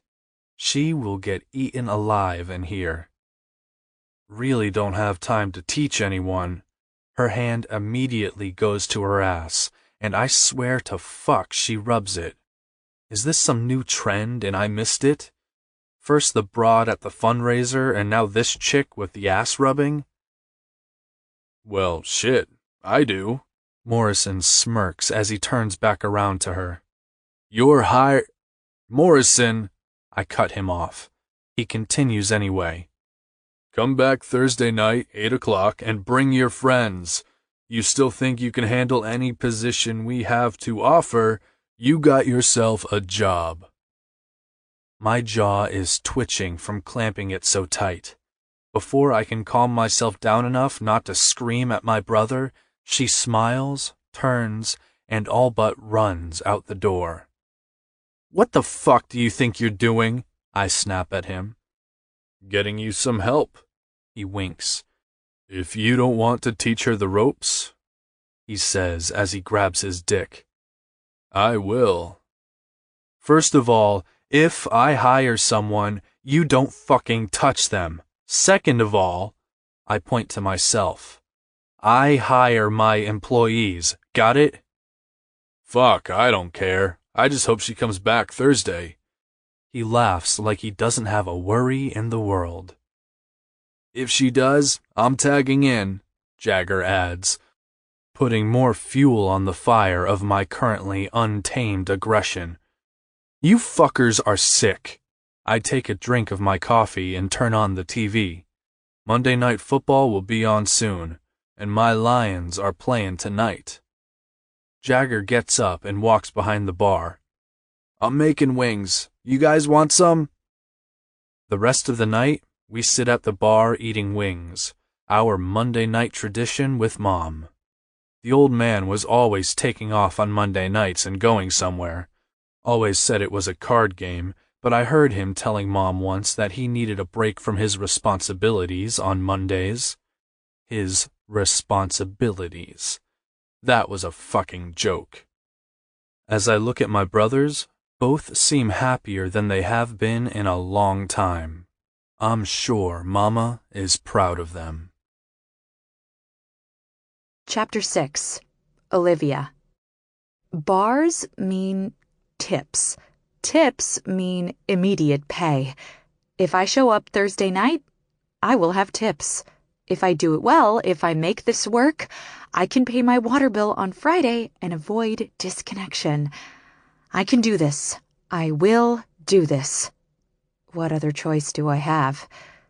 I went to 5 places and applied, and only hooligans, that's what the sign said it was called, would give me a chance. The place has been undergoing construction, so I'm not sure if it is still named that or not. Honestly, I don't care what I have to call it.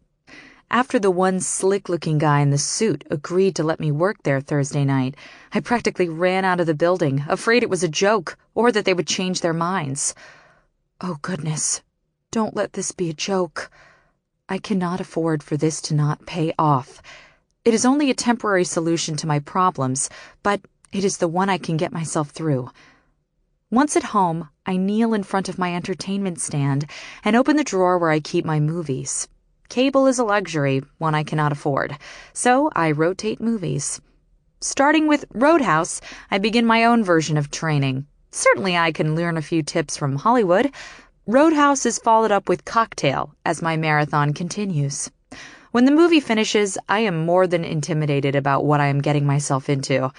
I rub my hand over my ass, tracing the letters blindly, and remind myself, girl power. Today's underwear quote. Silly, I know. However, since I was a little girl and my mom bought me Days of the Week panties, I have had a small obsession with panties that have sayings. Call it undercover inspiration. Victoria does have her secrets, after all. Some people have a lucky ring. As kids, we all looked for the 4-leaf clovers and pressed them inside our books. We all have some lucky charm, object, or superstition. For me, my panties are my subliminal strength. Honestly, I have rubbed my butt so many times as a tangible reminder that I don't even realize when I'm doing it anymore. Going back to my entertainment center, my fingers run over the movie cases. One by one, I pass them all by until my hand lands on the one. Coyote Ugly. Perfect. The hours pass by as I replay the movie over and over, pausing and perfecting my own version of the dances. By the end of my movie marathon, I don't know if I feel completely overwhelmed by the thought of my new job or like a sex kitten on steroids. The women dancing on the bar were hot. Well, watching it was, but I can't imagine myself dancing and not falling off the bar. Grace has never been a word used to describe me. I may have been voted most likely to fall off the graduation stage in my high school, but bills are coming in regardless of my physical dexterity, or lack of it. I only have days to prepare, and this is not something I can mess up. Sleep can wait for when I'm dead. Work comes far sooner than I'd have liked after trying to bring my inner barmaid to life. I make my way to the office I share with Tony and immediately start unlayering my clothes, getting close to the small space heater I have hidden under my desk. Making my way to the coffee pot after I warm up some, I suppress a grunt as I try to get something warm inside me. Girl, what the hell is wrong with you? Why are you limping? I'm sore. Who knew dancing around used so many muscles? I woke up aching in places I didn't know it was possible to ache in. Add my walk to work, and to say my thighs are on fire would be an understatement. She laughs loudly at me as she sits in the chair by my desk. I gotta hear this. Why were you dancing? She pauses, and then her eyes grow big.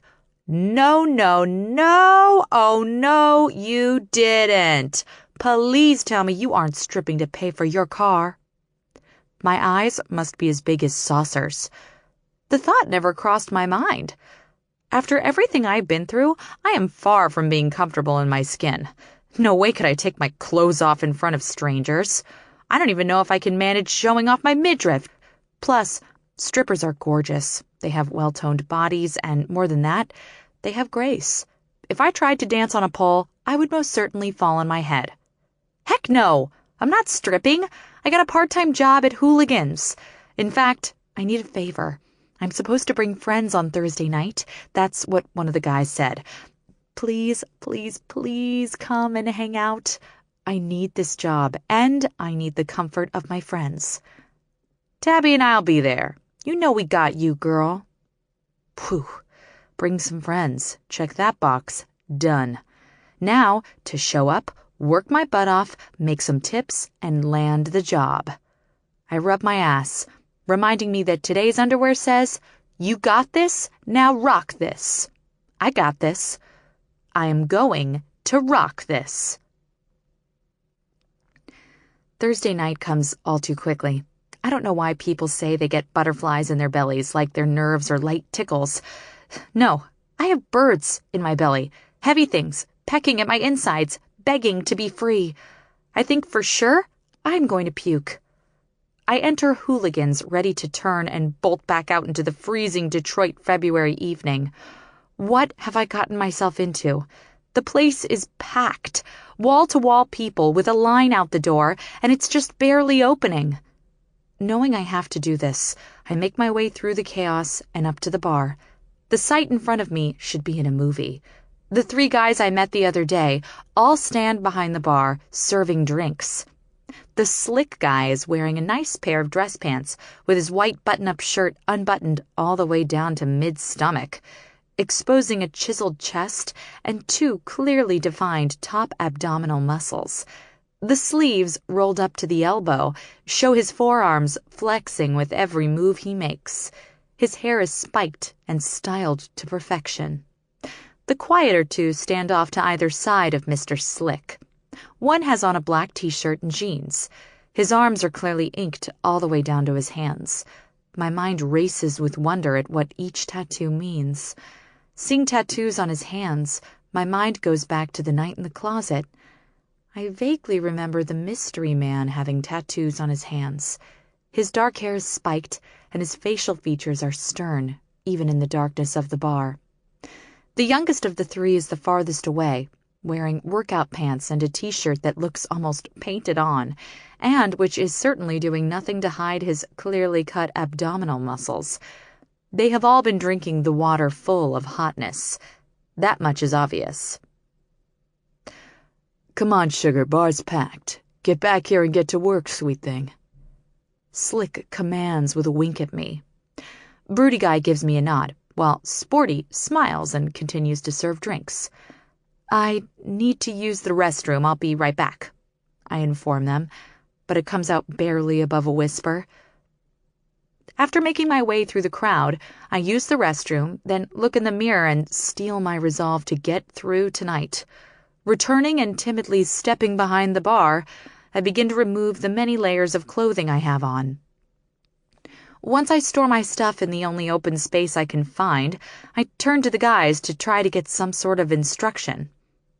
I am dressed in jeans, a black half shirt with only a bra on underneath, a black belt, my favorite black knee-high boots, and my hair is topped with a poof anyone from the Jersey Shore would be proud of. My makeup is done up with a smoky eye and lips glossed for a perfected pout. Well, that's what the package promised. Broody Guy grunts at me in what I take to be disapproval before he starts pointing and talking, but the noise around me makes it hard to hear. His temperament makes it obvious he's not the one to repeat himself either. I hear Tony yell my name as she and Tabby arrive as promised. I give them a quick wave in acknowledgement as they settle in at the very end of the bar. It is too crowded to give them much time, and I don't want to mess this up.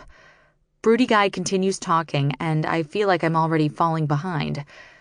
Afraid I might miss something important, I pull out a tiny notepad and pen from my back pocket, trying to take notes as the bar gets louder with impatient people pounding on the countertop, wanting to be served. Name, sugar? Slick questions me. What's your name? Olivia, but my friends call me Livy. They told me to come at 8 and I made sure to show up early, yet it's so packed I can't keep up. This must be another cruel joke on me. Ha ha ha, Livy can't make it. I rub my butt to remind myself of my I'm a rock star panties. I know I'm crazy, but I do this so thoughtlessly now, and over the years it really has given me courage. Hey, we all have our quirks. The first hour passes in a blur of mishaps. Then, at 9:30, the song shifts, and suddenly the women are screaming like we are teens at a boy band concert. I turn around to see Slick climb on the bar. His dress pants are tailored to cut his butt, one I am sure I could bounce a quarter off. The white button-up shirt is tight on his arms, the material stretching to the max with every move he makes. His back is to the crowd as he pulls his shirt from his pants and unbuttons the last few buttons. Then he moves to the music as he slides the shirt off his shoulders. I am helpless to the show. Unable to move, unable to think, I watch as he points to Broody and Sporty to join the fun. Soon, it is like the Three Musketeers on the bar. No wonder the sign in the window said this is ladies' night. Sporty is next to start dancing and removing his clothes. I have to hand it to these guys. They sure know how to move. I read a magazine article once that said if a man can dance, he is good in the bedroom too. It's all about the rhythm or something. It is dark and hard for me to make out all the ink covering these guys as they each stand mostly naked on the bar, but I can see that not one of them is lacking in the looks department. As they move together, but not quite in a routine, it hits me. Oh my goodness, it's just like in the movie. They may not have been showboating with bottle tossing, but they have found their niche dancing on the bar. What have I gotten myself into? Chapter 7. Hendrix. Livy is a bit different from the other bartenders I have hired. When she showed up an hour early with a damn duffel bag, notepad, and pen, I should have told her to turn around. She said she was a quick learner, but there was nothing quick about trying to teach someone how to pour a draft without a head or pausing when she held the pen up while writing down the answer to a simple question. The fucking cash register was laughable. I mean, ours is ancient, but it isn't that difficult. Tap beer is $2, bottles of Miller Lite $3, and shots, every one of them that actually sells, $2. We have peanuts and popcorn that go on the bar free of charge on nights we don't serve food. I show her how to use the popcorn machine, and she writes down step-by-step instructions for that, too.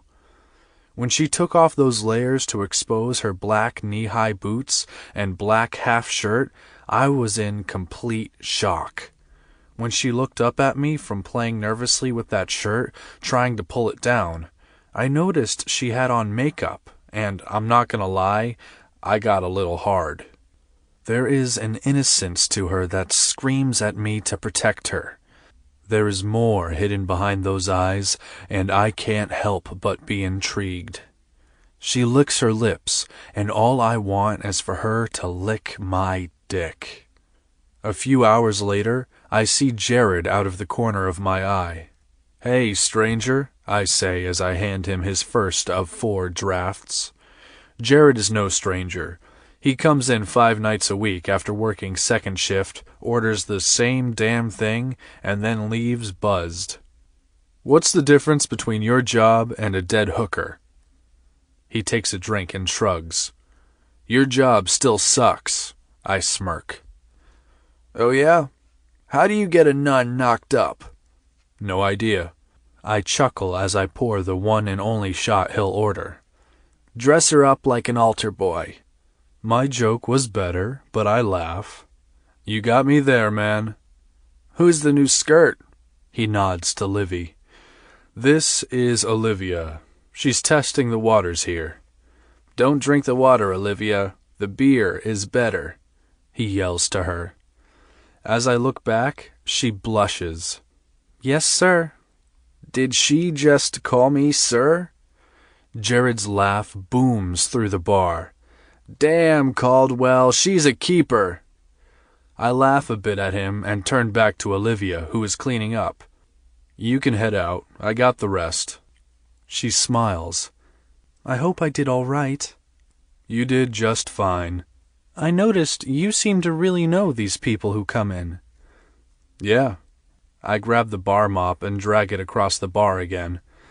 This place is like a second home to them, just like it is to me. So a lot of them are like family. I see. She nods as a small smile plays at those naturally pouty lips. All right, I'll see you tomorrow. I sit for a minute, wondering why the hell I didn't say no. I mean, she can't tend a bar to save her life. She screwed up 90% of the orders, overpoured shots, took goddamn notes with every correction I gave her, and doused Jared, a regular, when she tripped over the bar mat with his draft. Deciding not to overthink it, I shake it off and continue cleaning up. After the last customer leaves, I shove the cash drawer in the safe and lock it up. It has been a long, strange day. I'm letting some crazy-ass broad who doesn't know shit about bartending continue to work for me, even though I'm damn sure she cost me more than she made me. I do kind of like watching her rub her ass, though. I can't stop thinking about it, even if I try. After locking the back door, I toss the trash and take a deep, cold breath before I get in my Chevy and fire up the engine. Damn, she sounds good. I sit and blow into my hands, waiting to give her a minute to warm up, a little foreplay. Don't want to shock her. I pull my gloves out of my coat pocket and put them on while I wait. Pulling out of the alley and onto the street, I take a left to head home. 2 blocks down the road, I see something you don't normally see at 3 in the morning in these parts. A woman walking down the street, alone. I slow as I pass by, thinking it may be someone I know. Lo and behold, it fucking is. When Livy rubs her ass, I know for sure it's her. Before I even allow myself to question why she's walking, why I'm stopping, or why I even care, I crank the car, do a U-E, and then pull up beside her. As I roll the window down, she picks up her pace, walking quicker. Olivia, you need a ride? She lets out a breath, visibly relaxing as she turns toward me. I'm fine, thank you. Livy, get your ass in this car before you get mugged or something. It's not far and... Now! I yell, making her jump. I didn't mean to scare her, but fuck if I will let one of mine walk home at night. She quickly makes her way around the car and jumps in. Her teeth are chattering as she holds her hands up to the heater vent. Not warmed up yet. I pull off my gloves and hand them to her. Thank you, she replies as she takes them and shoves her hands inside. Oh, God, she moans. That feels good. Fuck. Quirky little Livy has things stirring inside me with the moan and the oh God.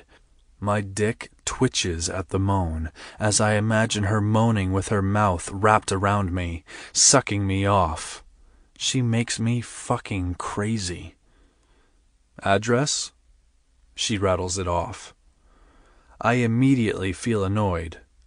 Look, kid, you live 6 blocks away, and you were going to walk home in this temperature, this late at night? Yes, she answers, rubbing her cheeks with my gloves. I force myself to look away. I am seeing a porno in my head that starts with her rubbing her cheek, then her touching herself in other places, followed up with me busting her little twat apart. I have to shake the thought from my mind. I don't like this shit. I don't fixate on a chick. It confuses the hell out of me why I'm so drawn to crazy fucking Livy. I don't want to just fuck someone anymore. Now that my mom's gone, everything is different. I'd felt dead inside until quirky Livy came along. Before her, I just fucked around, 'cause, let's face it, they wanted to fuck me, too. Once I pull out onto the road and make another U-turn, we pass my place and travel north. You just move here? I ask, trying to make small talk. I went to college here. What's a college grad doing working at my bar? I ask, keeping my eyes on the road. Well, she hesitates. I need the money. I have to laugh to myself.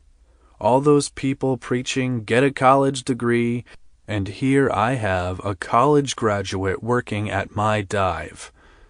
What's your degree for? I'm a social worker, she answers, finally settling in and sitting back in the seat. Doesn't pay enough for a car? I have a car. She doesn't elaborate.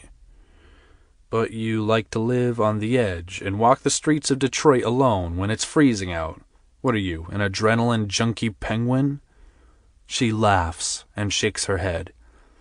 It's not running at the moment. What's wrong with it? Not sure, she says, looking down. What's your mechanic say is wrong? I'm not sure. Okay, something is off with this chick. She doesn't answer questions. She doesn't seem to know or care what's going on around her. She changes her demeanor. She's evasive. She acts lost or confused. I just don't get her. I know she's intelligent, but I can sense there is a fight inside her about answering questions. She marches to the beat of her own drum. Fuck it. Maybe she is fucking crazy. Crazy could be fun. I ponder that thought just long enough to feel the discomfort of denim rubbing my dick. Well, it would be fun if she didn't work for me. Care to explain? Not really, she replies softly. Olivia, let me ask you another question. Go ahead, she dryly responds while looking out the window. Are you fucking crazy? It's a serious question. She laughs again and shakes her head. I mean, we've established that you aren't an adrenaline junkie penguin. You say you aren't crazy, yet you walk 6 blocks with no mittens covering your little paws, and you have a broken-down car that isn't running, but you have no idea what's wrong with it. I look out the corner of my eye to see she is smiling. Well, hell. Maybe she is fucking crazy. I can take a look at it. I know cars, Olivia. Rebuilt this one myself. It's just... She pauses. It got towed, she blurts out. I pull up in front of her building, stop, and then throw the car in park before turning toward her. Her face is red from either shame or embarrassment as she takes a deep breath. It got impounded, and I used all the money I had to get it towed to my building's parking lot, so I don't have the money to get it fixed yet. That's why I applied for the bartending position. I'll figure it out. It's just gonna take me a little time. I can take a look at it. I'm not asking for a handout. She looks up at me, scowling a little. Just an opportunity to make the money I need to get caught up. I stare back at her, a bit floored. She's a little worker. Batshit crazy, but in a world full of entitled fucks, Olivia is a breath of fresh air. Not only that, she is hot as hell. Her pale skin contrasts with the deep brown locks of her hair. Her curves are tighter than I'm used to, but I wouldn't mind tipping her over like an hourglass and shaking her in a little less invasive manner than I'm used to. Not gonna allow you to walk home from my bar. I'll take a cab. As her eyes narrow, I can see the wheels churning in her head. I'll give you a ride. Her features slowly start to soften. I'll pay for gas. I don't accept. Tuesday nights are slow. Thursday nights are no place for a lady behind the bar. I think you see why. It's ladies' night. She smiles and looks down again, hiding her face from me. Did you see any ladies in there tonight? I laugh. I made $50. She is bargaining with me. On a Friday night, you can make 3 times that in tips. On a Saturday, when we have entertainment, 4 or 5 times that. Shut up! Holy shit. I haven't heard her voice that loud before, or seen her face bust out into a bright-as-hell smile like the one she has now. It makes my still heart beat. You want to give up Thursday nights for Friday and Saturday? I can't help smiling back at her. I also can't believe I'm giving her my busiest nights when tonight was far from smooth. Hell, I guess it's because I wouldn't mind seeing her smile more often. It feels good. And Tuesday. My jaw drops a bit. 3 nights on top of a full-time job? What will your boyfriend say? She looks down once again and shakes her head. I don't date. Good answer, Olivia, I think to myself. But I may meet someone now since I work for you. Not at work you won't, I reply, more gruffly than I intended. I tell myself I don't want to see her hitting on someone because watching crazy Livy crash and burn might piss me off. In reality, I'm thinking it might be something more. She looks at me and nods quickly. Of course not. Friday night is hopping. The facelift the bar got brought in a lot of curious neighborhood customers, and I am serving prime rib since hiring Olivia has freed me up to cook. She fucks up a little, okay, a lot, but she is seriously trying. I'm sure she will figure it out eventually. While closing up, I notice her checking me out. You good? Yep, I was just curious. The tattoos, did they hurt? Like a bee stinging, no big deal. You have a lot of them. Sure do. You have any? No. She starts cleaning the glasses that are still piled up. I guess nothing ever meant enough to me to have permanently put on my body. She laughs nervously. What's so funny? I walk a little closer, hoping that it's me that put a smile on her face. She shrugs. I used to love Hello Kitty. Hello Kitty? I have no idea what the hell that is. This chick is so random. Everything comes and goes so quickly, you gotta catch it while you can with her. A little white cartoon kitten. I was just thinking... She stops and laughs. Damn. I like that laugh. What were you thinking? And why the hell did I really want to know? I need to know, but why? I keep asking myself why. Crazy Livy is making me crazy. Well, there was a time I would have probably had a tattoo of Tinkerbell put on me, then the Hello Kitty phase. If I were brave enough, I may have her put on as well. She looks over at me and smiles big again. I fucking love that smile. I would have been a walking cartoon character. I laugh with her. I assume that's why the law is 18 years old to get inked. What was your first time like? I take in a deep breath and sit down on the stool as I throw the clean bar rag at her so she can dry her hands. Awkward. Pretty normal. I was glad she had experience. She took charge of my gear, made it easier for me. You wonder what it's gonna be like, and once you start, you realize you could never have dreamed of how good it actually felt. You close your eyes and try to be the man, but when it starts, you lose control. I look at her, seeing she looks confused. I laugh. What was your first time like? The look on her face is fucking priceless. Her jaw drops when she realizes I'm not talking about getting inked. She stammers as her face turns red, and I am loving it. But I let her off the hook with an easy laugh.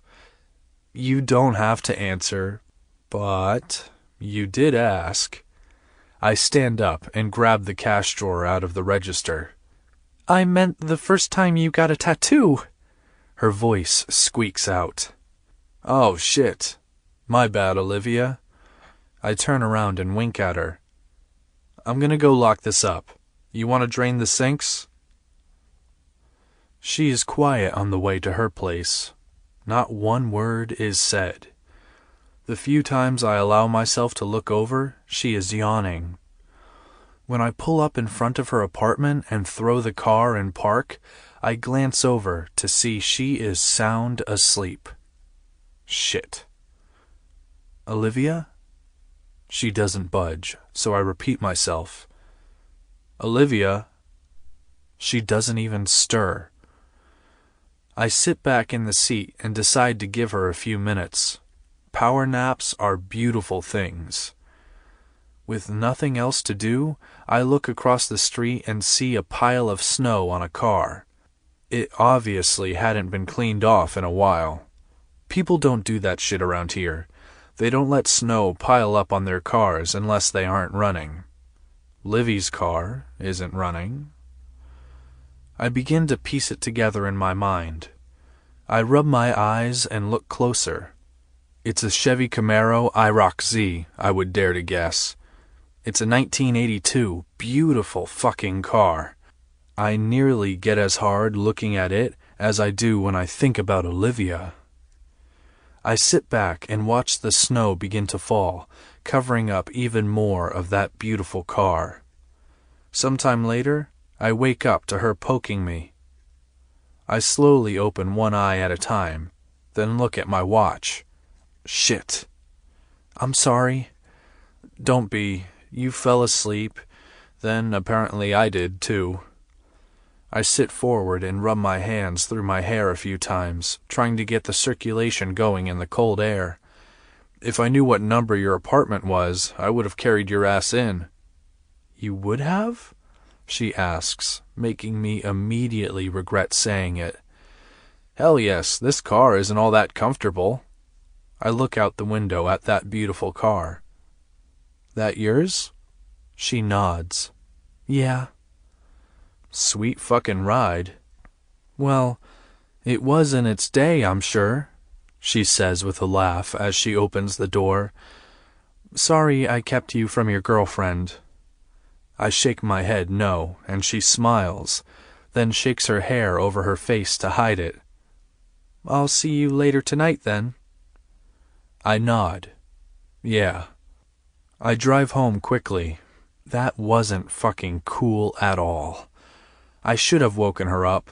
I should definitely not have told her I had considered carrying her inside.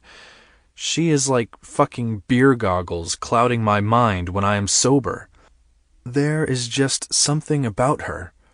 I can't fucking shake it, but I have to. Saturday night, I have Jagger fill in for me. I couldn't spend 3 nights back-to-back around the girl who is now in my head all the damn time. I decide I should take a look at her car, so I don't have to take her home again. I am a strong man, but not fucking invincible. To make matters worse, she is constantly checking me out. I could fuck her just as easily as I did that chick at the fundraiser, but she seems so innocent. Too damn innocent for the likes of me. I'll stick with the chicks who come on to me like the one at the fundraiser who is rubbing up on me.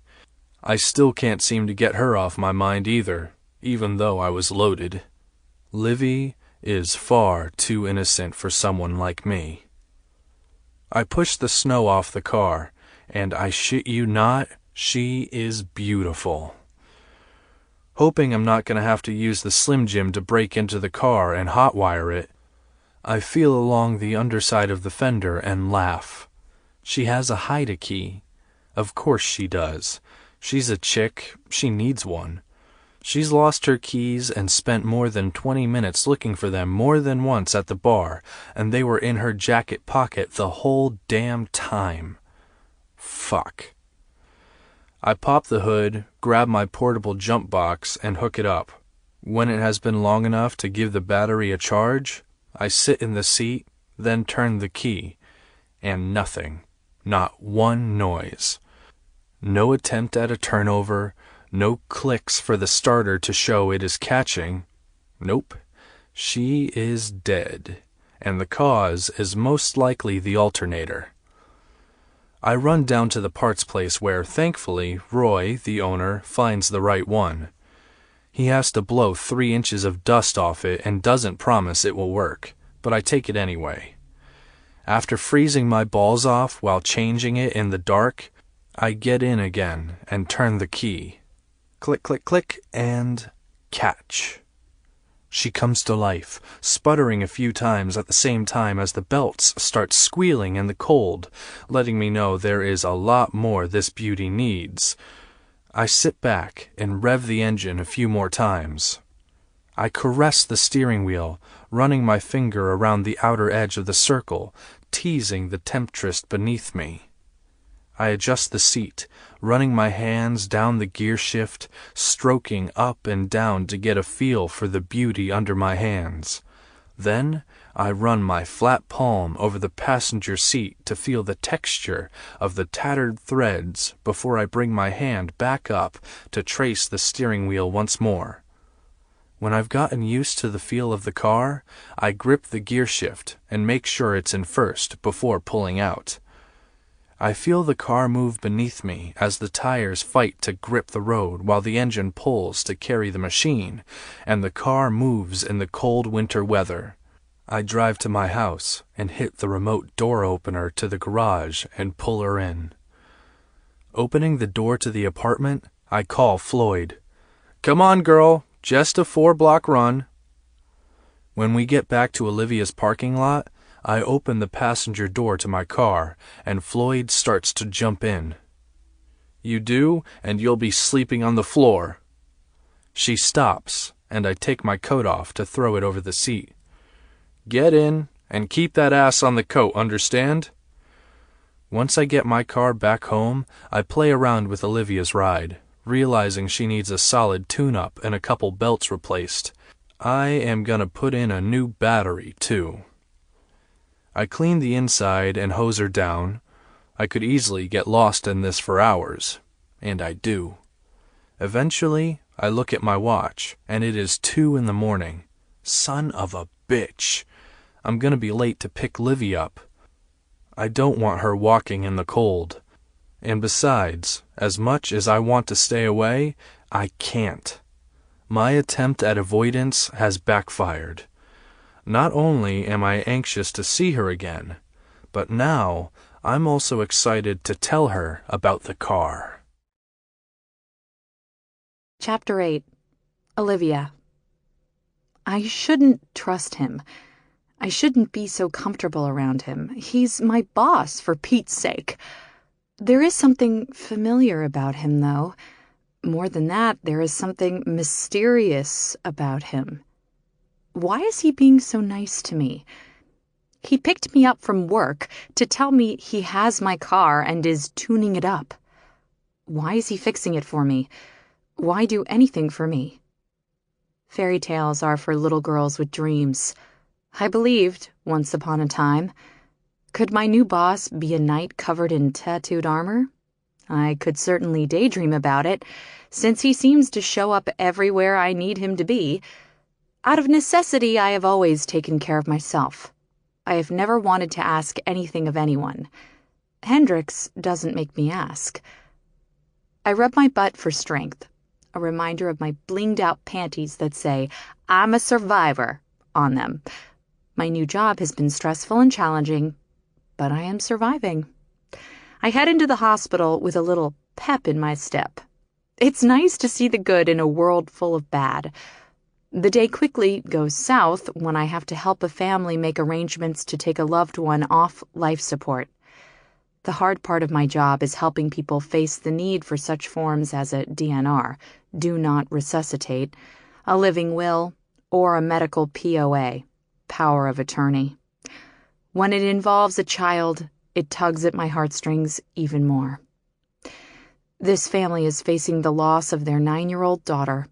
She was in a bicycle accident, hit her head, and is never going to wake up. Brain function is gone. Decisions have to be made. Hard decisions I couldn't imagine having to make. But it is my job to be a place of support and information.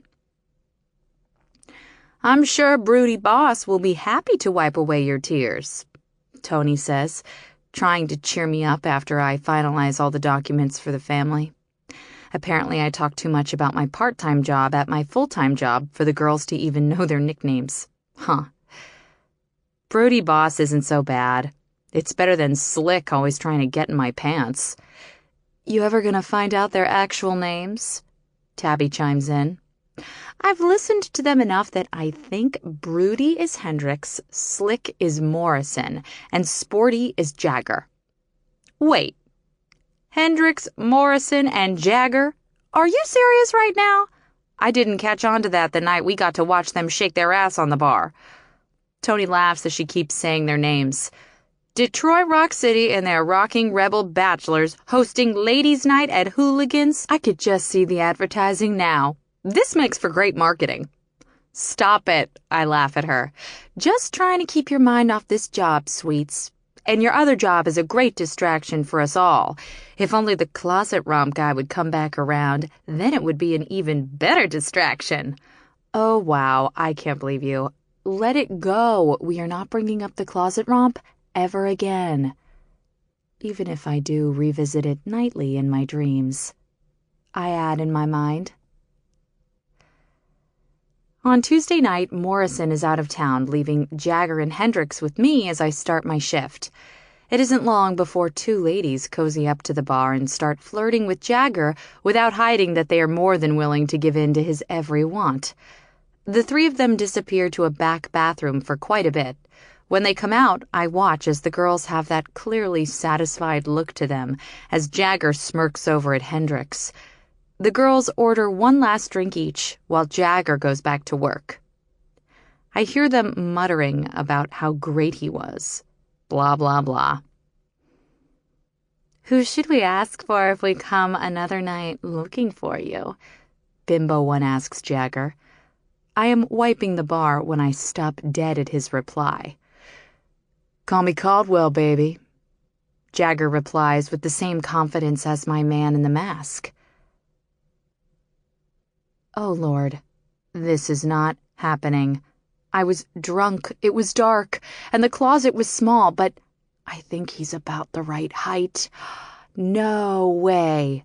I did not sleep with Jagger. Dear God, I think I did. How big was he?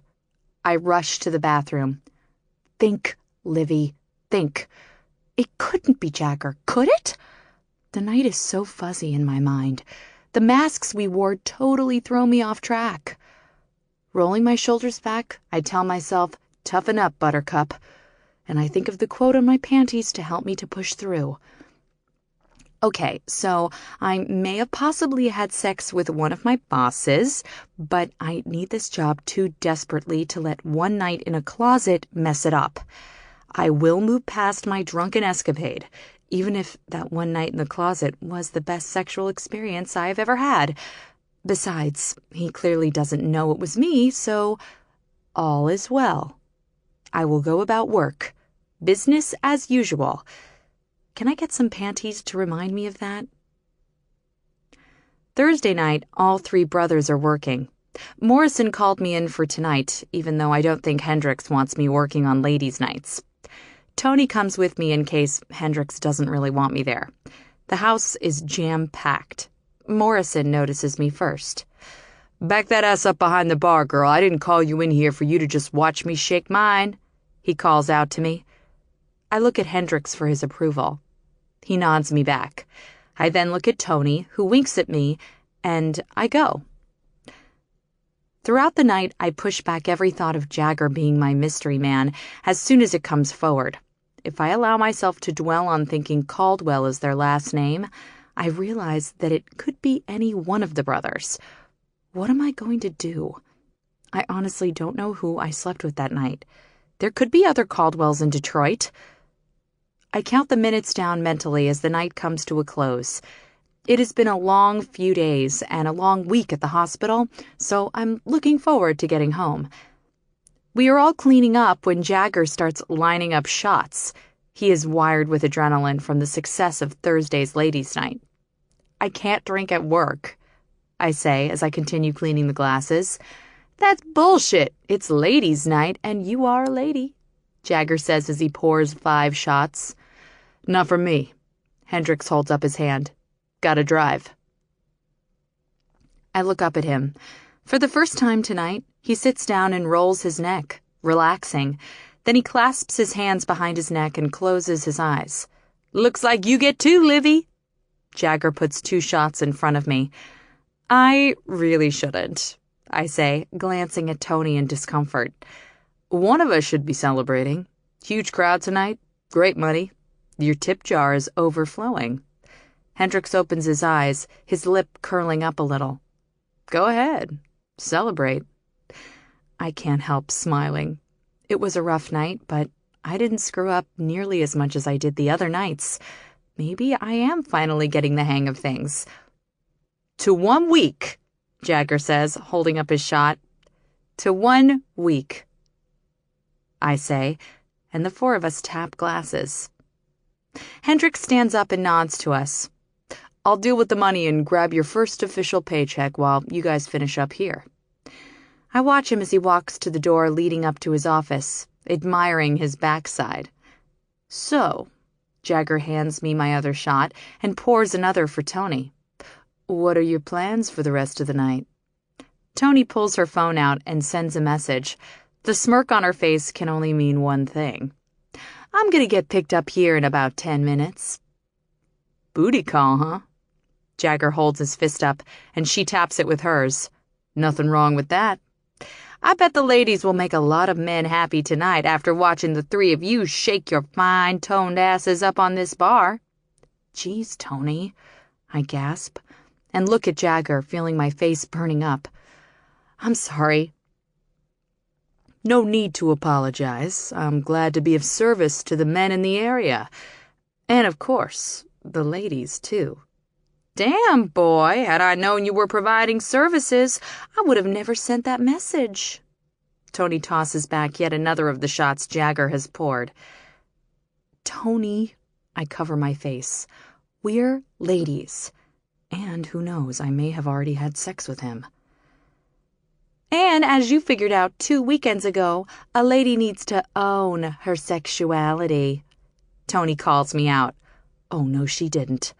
I think as I feel my face start to burn. Oh, Tony, don't stop there. Spill it. Tell me all about our little Livies. No, Tony, don't. I snap, despite not meaning to. If she says one thing to him and he is the Caldwell in question, I will be devastated. I certainly wouldn't be the one a man like Jagger would remember, even though I personally can't stop the memories of that night. She giggles. A lady never tells, but Livy here owns her little sexcapades. She's not okay enough. I look at her with pleading eyes.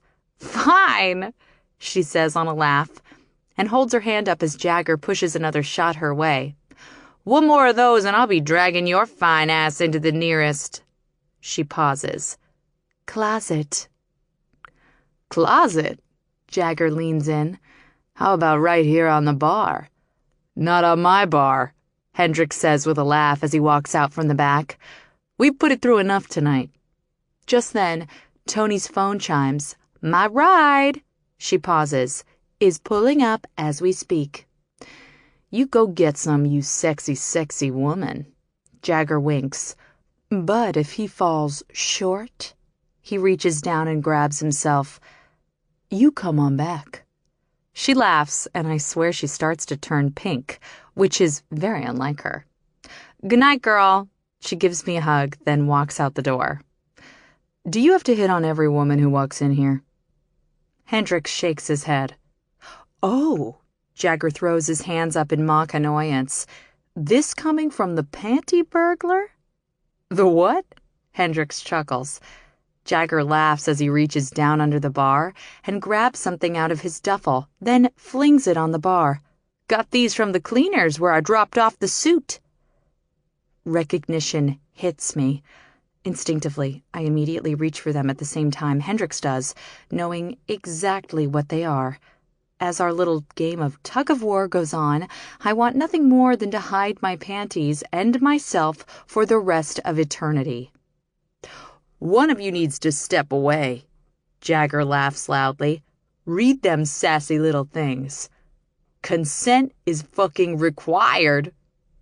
Mortified, I pull my hand back and look up at Hendrix, who appears shocked at my reaction. I glance back at Jagger and force myself to laugh. He wins! I don't dare look back at Hendrix. I can feel him watching me. Another shot, please. Chapter 9. Hendrix. I shove the panties in my back pocket. I'll be back. You two think you can stay sober enough to sweep the floor? Whoa, man, is it your time of the month? Jagger laughs as he tosses the bar rag over his shoulder. Yeah, something like that. I start for the door. I'll come for you with your ride, I say to Olivia without bothering to look back as I walk out the door.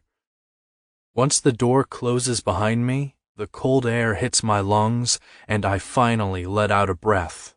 I stand there for a minute, trying to figure out what the fuck I'm gonna do about this little predicament I found myself in. Sins of the father. I don't want it to be like that. After I realize my balls are in serious danger of freezing, I start to walk home. I should have left earlier when it was warmer, but that little crazy chick held my attention and kept me amused the entire fucking night. This shit is not good. Not good at all. Fucking Jagger. It is his fault. I mean, sort of. If he had only gone to that damn benefit like he was supposed to, none of this would have happened. I open up the garage door and look at the car, shaking my head as I think about how much time I have spent on it. I mean, who the fuck does that? Not me. Well, not for some chick I fucked the hell out of and had no intention of seeing again, even if I didn't know it was her when I started. Then she shows up at my bar, acting like the modern-day version of some fairy tale princess who needs saving, Cinderella and the little panties she left at the ball. But I am no fucking Prince Charming. I don't even like to cuddle and shit after getting laid. I need a few moments after I come to get my shit together before I even want to be touched. Although I sure as hell am not the kind of guy who comes, gets up, and walks out. And she fucking ditched me. She, Miss Smut Panties who loves cartoon cats and fairies, ditched me, and I cleaned up her ride. I was someone's bitch, and I didn't even know it. I walk in to see Jagger leaning over the bar, smiling as bright as one of those fluorescent beer signs hanging in my damn window. And the way she is looking at him is bothersome, to say the least. In the time it took for me to go home and come back, she has worked her way from tipsy to sloppy drunk. Here she is, grinning at Jagger, drunk off her ass. Then she fucking snorts when she laughs. And the proverbial glass panties now fit Miss Smut Panties' ass, covering up that sweet as fuck pussy. You about ready? I ask both of them. Jagger is staying with me, so at least there is safety in numbers. I got a lady waiting down the block. He winks at Livy, then walks toward the door. Take it easy on this little one. She's shit-faced. Take it easy?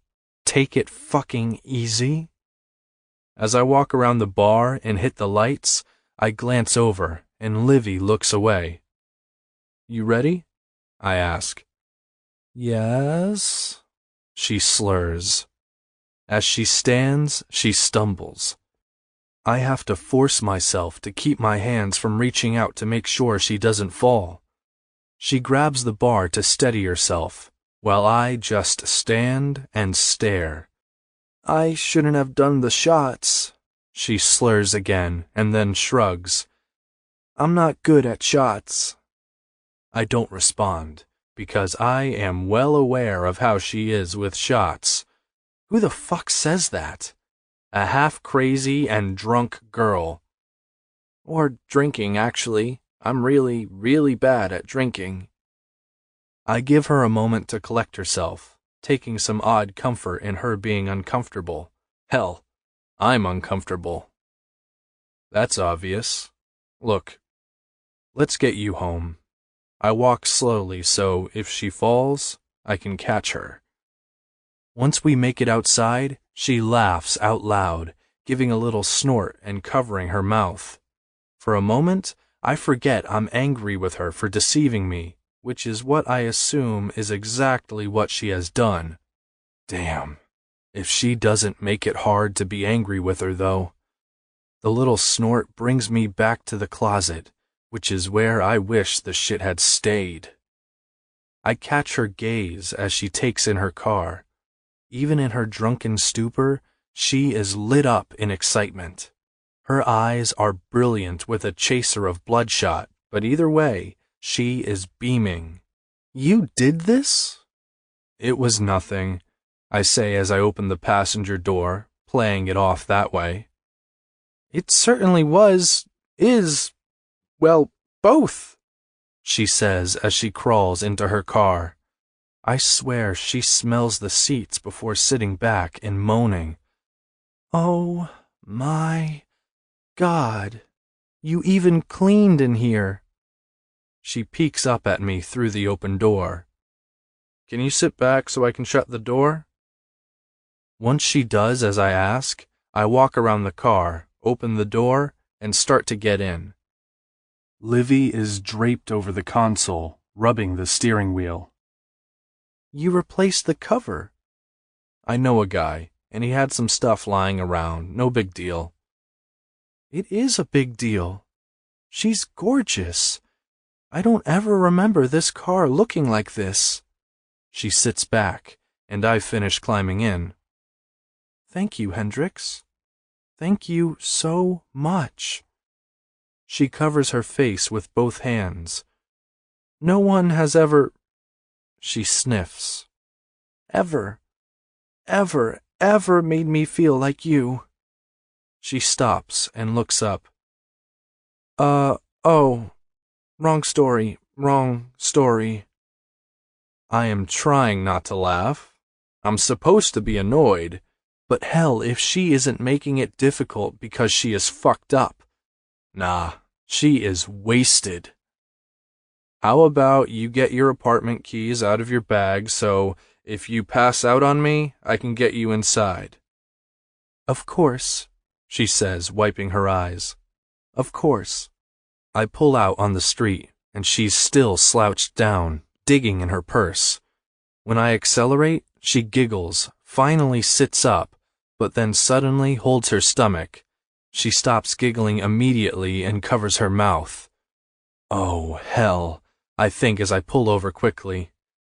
I reach across her and open the door just in time for her to throw up, but she only half makes it out the car. She doesn't stop either. The shit goes on forever. I have her hair in my hands for 2 reasons. 1, so she doesn't puke on it, and 2, so if she starts falling over, I have a firm enough grip to prevent it and pull her back. After she stops throwing up, she sits back, panting. I look around for something she could use to wipe her mouth off on. When I can't find anything, I reach in my back pocket where I usually have a bar rag or a grease rag and hand it to her. She looks shocked, and then I look down. Livy, I got nothing else in here. These panties will have to do. But I don't... Just use them, I say, and she takes them. When we pull up to her house, she is asleep once again, and I can't wake her. I also can't find her keys, and the car reeks of vomit. Fuck it, I say to myself as I make a U-turn and head home. It's not like I can leave her in the hallway of her building. I wouldn't want to anyway. As I hit the remote and open the garage door to pull in, Floyd is hanging out on her pillow, waiting for me like she always does. I get out and look at her. We got company tonight. You think you can behave? She lays her head down and, I swear to fuck, sighs. Trust me, it isn't going down like that, I tell her as I walk around the car and open the door, careful not to open it too quickly since Livy is leaning on it.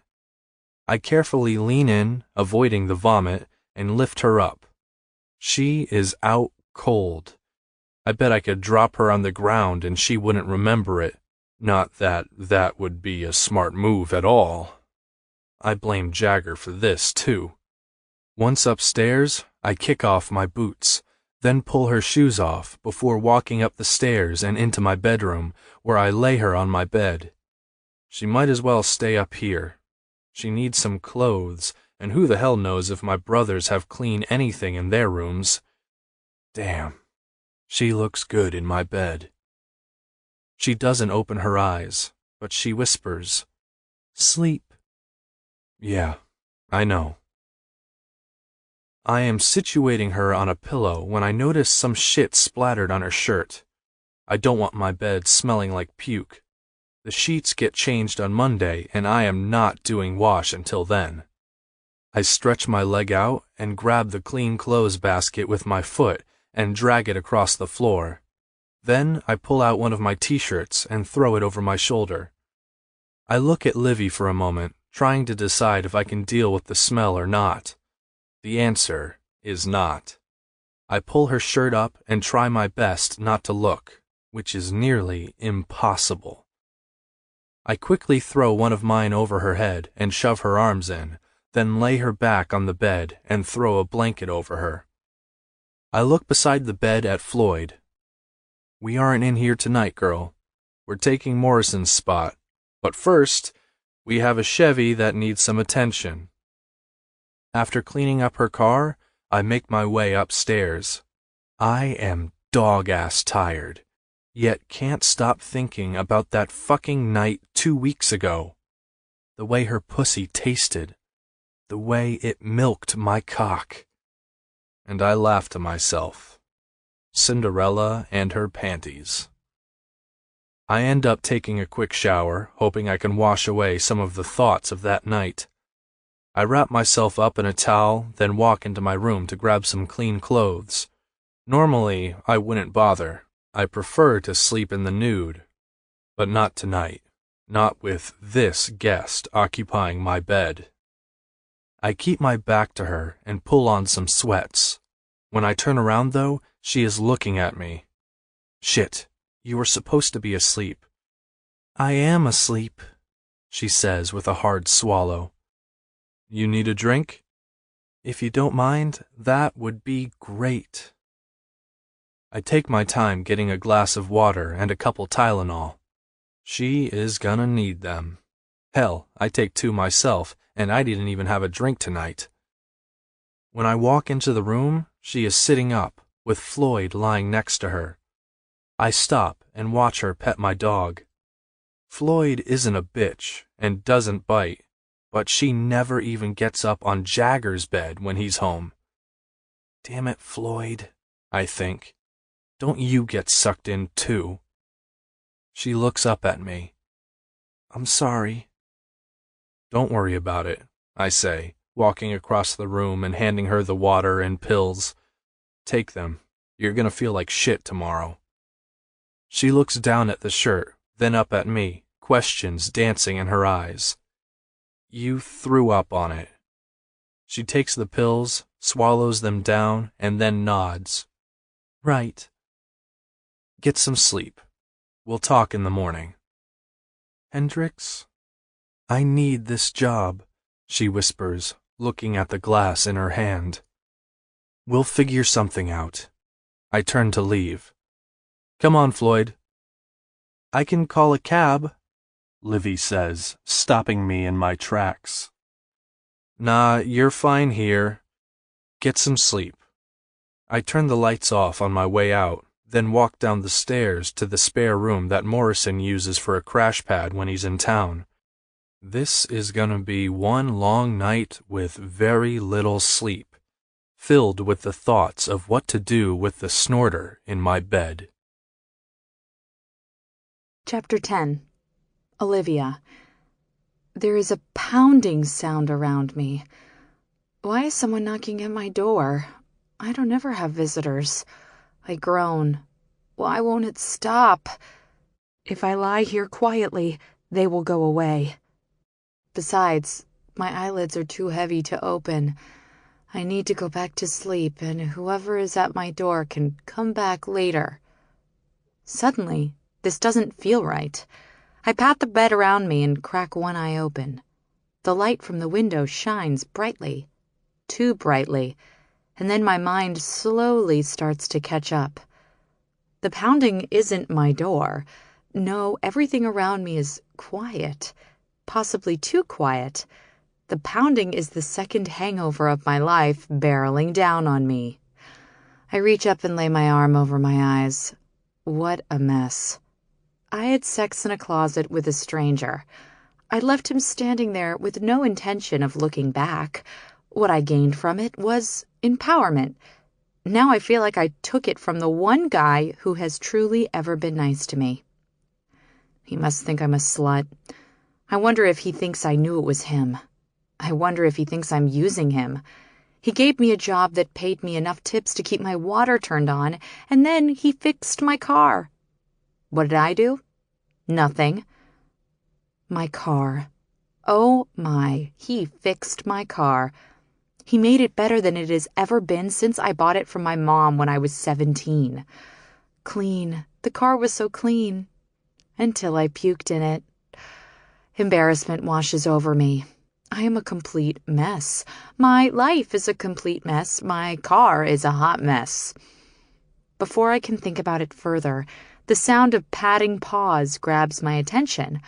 I look beyond the edge of the bed to find a pit bull looking at me. Leaning over, I pet the dog as it sits beside me, resting its head on the bed with the little nub of its tail thumping against the floor as it soaks up my attention. Could I hide in here all day with this dog? No. Eventually, I'm going to have to face Hendrix. What am I going to say, though? What can I possibly say? Floyd, get down here, bitch! Hendrix calls out, and the dog's ears come up before it takes off to find its master. So much for the hope I could sneak out while Hendrix still slept. The throbbing in my head does not dissipate as I try to figure out what to do next. Why did I drink so much last night? Mortification. That's why. The minute Jagger flung my panties onto the bar, I would have done anything to hide from reality. Sitting up, I groan before glancing around me and finding the clock. Then I proceed to freak out. 10 a.m. 10 in the morning. 2 hours past 8 a.m. 2 hours past my scheduled arrival at the hospital.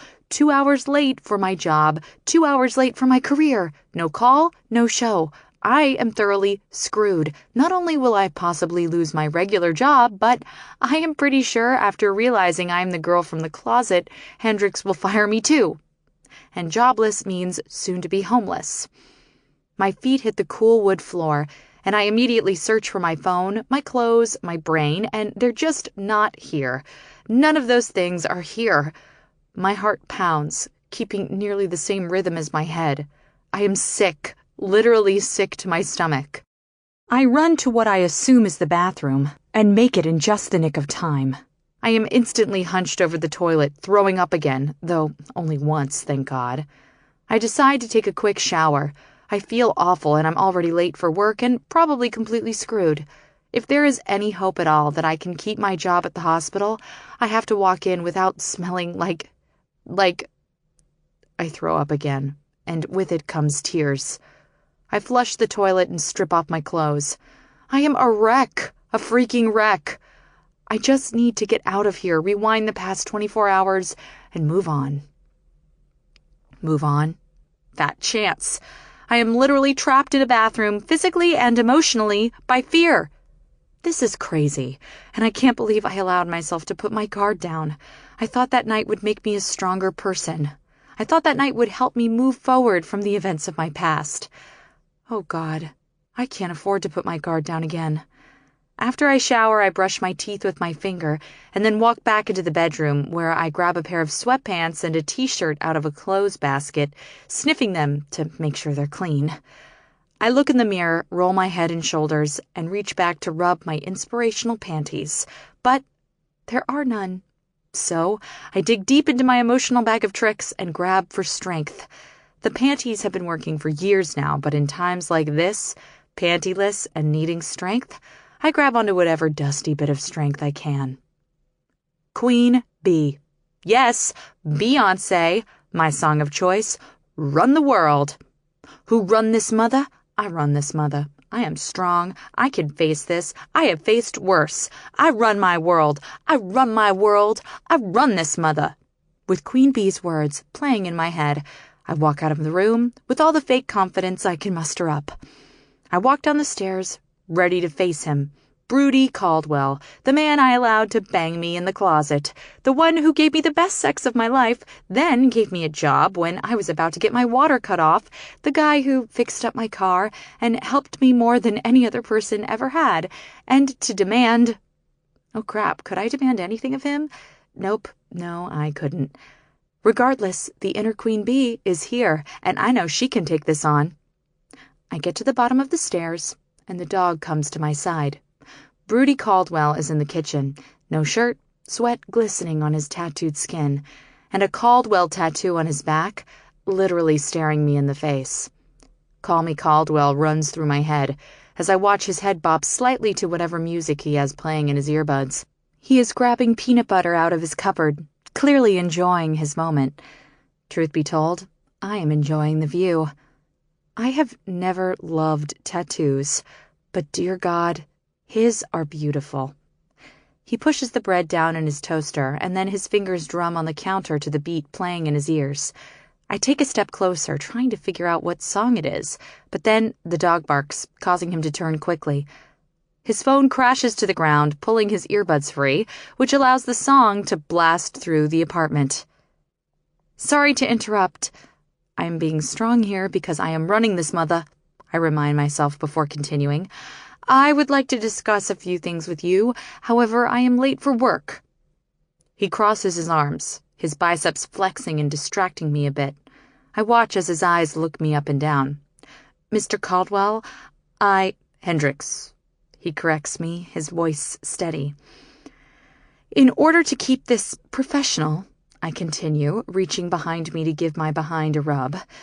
He looks at me like he is trying to figure me out, as I remember I have no inspiration at the moment, but that Queen Bee has given me permission to run this mother, so I am quickly back and focused. I may be in jeopardy of losing my job at the hospital, so I ask that you please not hold it against me that I let myself act outlandishly by allowing you to make love to me in a closet. His eyebrows shoot up, and he looks confused. My face immediately burns, and Queen Bee, well, she runs away to hide. I clear my throat, trying to continue leading this conversation in the direction I needed to go, pantyless and alone. It was, look, Livy, we fucked in a closet. We're two adults. I can tell he is fighting not to smirk. Consent was fucking given and received with a standing ovation. A couple of them, if memory serves me right. No need to be crude, I say, maintaining eye contact. Nothing crude about fucking, and I can assure you that's what it was. There was no lovemaking going on in that closet. I'd like to move past it. He studies me for a moment. I'm not sure. I won't take no for an answer. When I see my keys on the counter, my inner Queen Bee lines up directly with them. Drive, focus, resolve. I have to finish with him and leave. I have to get to work, but I'll see you tonight. Your girl called. She covered for you and got you the day off, so why don't you slow down and chill? eat some breakfast, and we can discuss. When I have paid you back for fixing the car, I will be done at the bar. His eyes narrow a bit. Eat, talk, and listen, but don't make demands. I don't like that shit. Chapter 11. Hendrix. I have already decided that Livy isn't the kind of girl I can have hanging around. She is half crazy, indecisive, and now with all this making love shit talk, I'm not about to keep her around. To top it off, watching her in my clothes, in my place, telling me what to do is agitating. I set a glass of water and a plate with toast in front of her as I grab my own and take a bite. She's looking at me while I'm looking at her, and I swear to God, I'm ready to tell her to step off. I don't want her damn money. I want her around longer. You work off your car debt Friday, Saturday, Sunday, and Tuesday nights. Shouldn't take long. I've been meaning to tell you that I need either Fridays or Saturdays off. She reaches behind her again and rubs her ass. What the hell is up with that shit? I will keep Thursday nights, but I really would like to have time for my social life. You mean going to functions and getting fucked? She holds a hand up, stopping me. It was a one-night thing, a step to becoming... She stops and shakes her head, then pushes her toast back. I'm not hungry, thank you. I will see you tonight. Hold up, Livy. I follow behind her as she runs down to the stairs. Once in the garage, she looks down at her hands. You forgot your keys. I hand them to her, then hit the garage door opener. Keys in hand, she gets in her car, fires her up, rolls down the window, and then thanks me before backing out of the garage. I think to myself, don't thank me yet, Livy. I've got plans for you. I walk into the bar and turn on the lights. The place is clean and doesn't smell. I think back to only a couple weeks ago and what I walked in on. I hate that bastard. There's no reason to look back, but today I am in a mood. I guess we could say I'm finally hitting that fourth step in the grieving process. Depression. I'm not depressed. I hate that word. So again, I am in a mood. How could a man do that to a woman? How could my father do that to a woman who gave him 3 children? Fucking cheating on his girl all those years, and even while she was in the hospital dying? Fucking piece of shit asshole. Jagger walks in. Hey, what's up? He asks, rubbing his hands together to warm them. You been out all night? I hand him a cup of coffee. Yep, I need to hit the gym and get some sleep, he says before he takes a sip. How'd our girl do last night? She was fucking tanked, man. Yeah, not cool, Jagger. She's young. Old enough to get in the store, old enough to get bread, man. He chuckles. She's an employee, I warn. Old enough to flirt, she's old enough to squirt. Bro, you're to leave her the fuck alone. Are you for real? Since when is an ass off limits? I look at him, clamping my jaw shut, trying my damnedest not to say a fucking word. But hell, if I don't want him to know she's been had. He and Morrison may have shared abroad in the past, but the Caldwell rule is, if one of us has tapped in, the others don't unless we tap out. I haven't tapped out just yet. I need to, but I haven't. Therefore, he sure as shit isn't tagging in. Holy shit! He gasps as my warning settles in on him. You fucked Livy last night. No, I certainly did not fuck Livy last night. Aw, man, I know that look. You better fucking dish. Is she a virgin? I say nothing, merely look at him. Aw, man, if she's a virgin, and what, 24, 25? That's fucked up. She needs to get laid. Unfair to her, man. She's not a virgin, and you better just leave it alone. Fuck that. Since when do we leave shit like this alone? I'm gonna say this once, and that's it. Then, it's dropped. Do tell. He leans in like a kid waiting on his mom to read the next chapter in a storybook. You're to blame. That fucking fundraiser is where we hooked up. We had masks on, so I had no fucking clue who she was, and she had no clue who I was. Well then, I'd say a fucking thank you is in order. How the hell did you figure that out? I don't say shit. Did you rape her? He snickers, knowing damn well I didn't, nor would I, but he wants to rile me. Are you out of your fucking... Or... He holds up his hand. Was consent fucking given? I shake my head and try not to smile. Holy shit, man, so that little panty tug-of-war was when the proverbial unmasking took place? Not a word, Jagger. If she didn't owe me for fixing up her car, she'd be done here. He laughs again. Oh, really? Is that the mask you're gonna hide behind? I'm not hiding shit. True story. So tag out. He is challenging me, testing me, and I know it. This isn't a game. I don't do charity work. She gets square with me, and she can do whatever the hell she wants to do. Until then, back off. Was she good? I look him in the eye. I'm good, and that's all that matters. Now go home and get some sleep. I need you back at the bar tonight.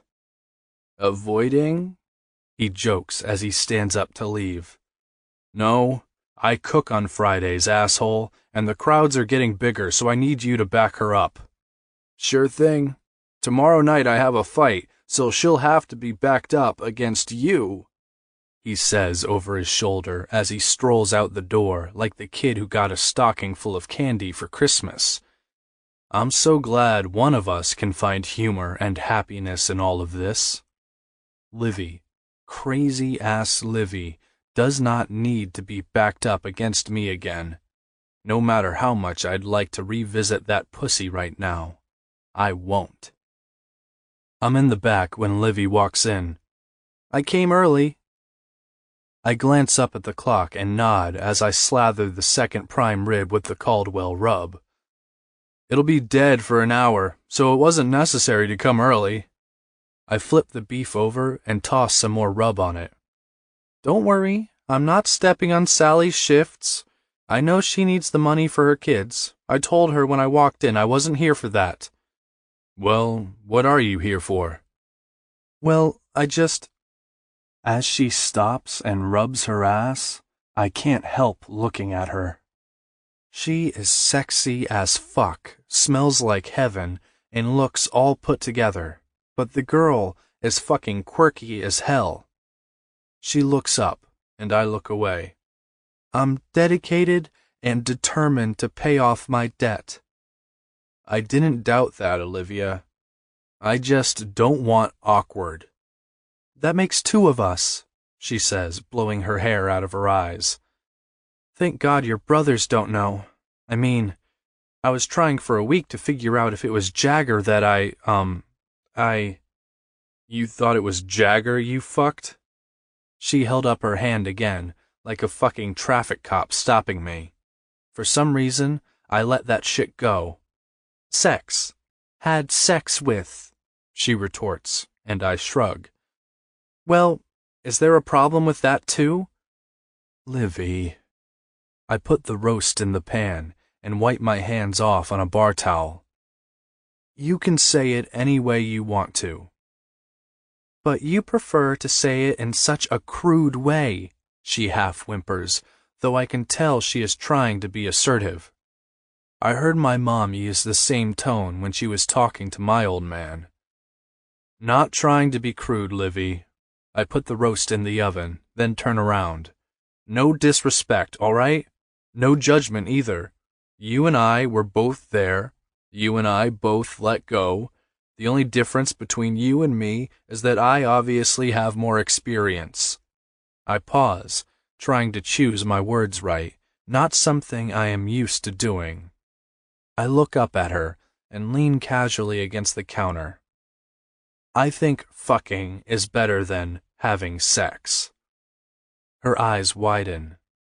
So you think... She stops and starts chewing on a fingernail. Fuck, if I don't wish it was my lips she was chewing on. Go ahead, don't hold back on me. If this little arrangement is gonna work out, we need to look it in the eye and own it. I sure as fuck want to own that hot little ass at least one more time before she is done working for me. Did you think I was... She covers her face and doesn't continue. Okay, look, Livy, I enjoyed myself. You enjoyed yourself. It was fucking hot. We're adults, and Livy? Yes? I reach over and pull her hand away from her face. Consent was fucking given.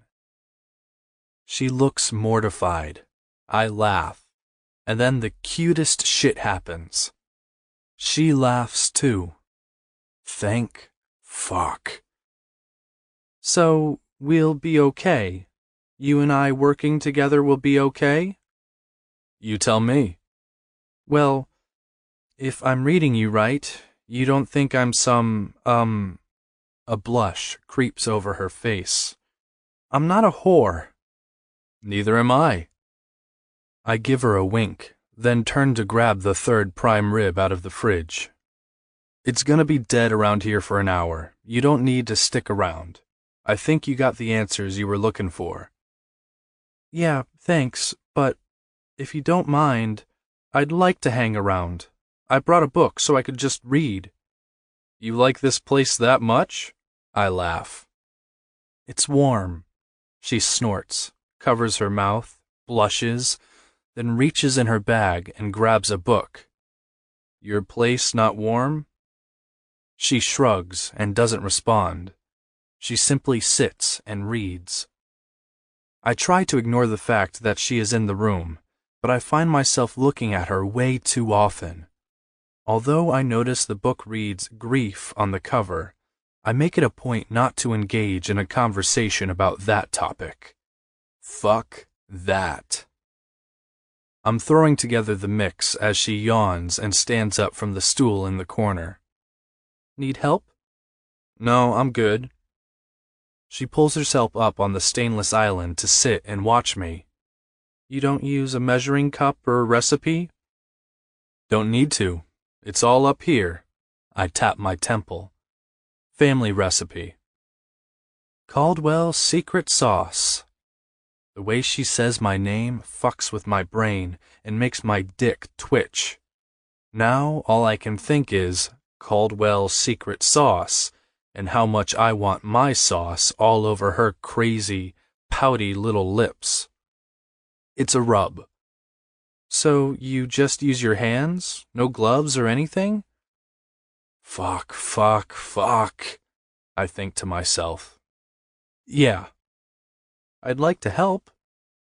I'd like to drag you into the fucking closet, you crazy-ass sexy little thing. I think that would help us both. I keep that to myself. Wash your hands and come on over here. She hops down as I stir up the spices. Then she stands beside me. Just grab a handful and rub it around like this. I show her, and she tries, making me laugh. A little harder than that. She does it again. Give me your hand. I take her hand, turn it over, and sprinkle the dry rub in. I pull her closer and stand behind her. Then, I turn her hand over and show her how to properly rub beef. She looks over her shoulder, holds up her other hand, and smiles. Both hands like you did? I nod, and then she starts rubbing the beef with her other hand as well, but she is not doing it hard enough. So, taking both of her hands in mine, I help her rub down the beef. The grit of the rub between our hands only adds to the sensation of my body pressed to hers, her hands in mine, and a table keeping her firmly in place. I am close enough to smell lavender and her clean, natural scent, and now I am half-mast. I try to steady my heartbeat and close my eyes. When I open them, she's staring at me from over her shoulder, her mouth slightly open. She leans in against me a little as her head tips up more, and I can't take it any longer. I lean in, ready to give her what she's asking for. Just as I am about to give in to both our desires, I freeze, hearing before seeing Jagger laughing his ass off from the kitchen doorway. Fuck. Chapter 12. Olivia. I jump back against Hendrix and swear I feel it. It poking me in the back. It makes me laugh, which makes Jagger laugh even harder. I decide an explanation is necessary. Hendrix is teaching me how to do the rub. I see that, he says, wiping his eyes. He told me how to rub meat too, but never showed me. Oh, for fuck's sake, Jagger, what are you doing here? Hendrix growls from behind me. I look back as he steps away from me to adjust himself. You said you wanted me to back her up tonight. Guess you got all that under control. And while you two are back here rubbing and shit, you have a bar full of people and Sally needs a hand. Oh, dear Lord, I say, pulling the bar rag out of Hendrix's hands. His eyes squint a bit as I wipe off my hands and toss it back to him before heading to the bar, where I see a regular customer who I have guessed is Hendrix's friend. You're early, Jared, I say as I put his draft down in front of him. Hendrix not around? He's cooking, I answer, pouring his shot. He looks a little disoriented. He's used to Hendrix or Sally taking care of him. They interact so well with him, but with me, at least at the moment, he's standoffish. Do you have a joke for me? I ask with a smile. That's not how it works. He groans and takes a drink. What is Bruce Lee's favorite drink? He looks at me like I'm crazy. What-a? I say while doing a fake karate chop. He takes another drink and sits back silently, reminding me I am a terrible joke teller. He stares at me and I begin to feel pretty dang stupid. I am ready to apologize when suddenly he laughs so loud everyone in the bar looks at him. I immediately start laughing along because his laugh is so over the top that I can't help myself. Is everything all right? Hendrix says as he walks out from the back and stands beside me. She's a keeper, Jared says with a chuckle as he wipes tears away. Morrison and Jagger come up beside us too. Well, shit, Livy. Mr. Slick laughs. What did you say to him? Our secret. Jared deadpans as he looks at Morrison. You gonna spill it, Livy? I can't get this son of a bitch to laugh for nothing. Like he said, I wink at Jared. It's a secret. 2 hours later, the bar is packed, and I am actually enjoying myself, with Jared now making me feel comfortable, along with 2 of the locals who come in every Friday night and smile as soon as they see me. I feel like this place is part of my home now, too. Exactly like Hendrix said they all feel. I know their drinks before they can even sit down. High life on tap. I mean, technically, most of the regulars order the same thing, but these 2 always have their first round with a shot of vodka and a wedge of lime. The cheap stuff, doll, Bert says in greeting. The dinners are rolling out, and I have no idea how Hendrix is keeping up, yet he is. I run back to give him a bar order, only to find Morrison in the kitchen with Hendrix and the 2 girls from last week. I didn't see them come in.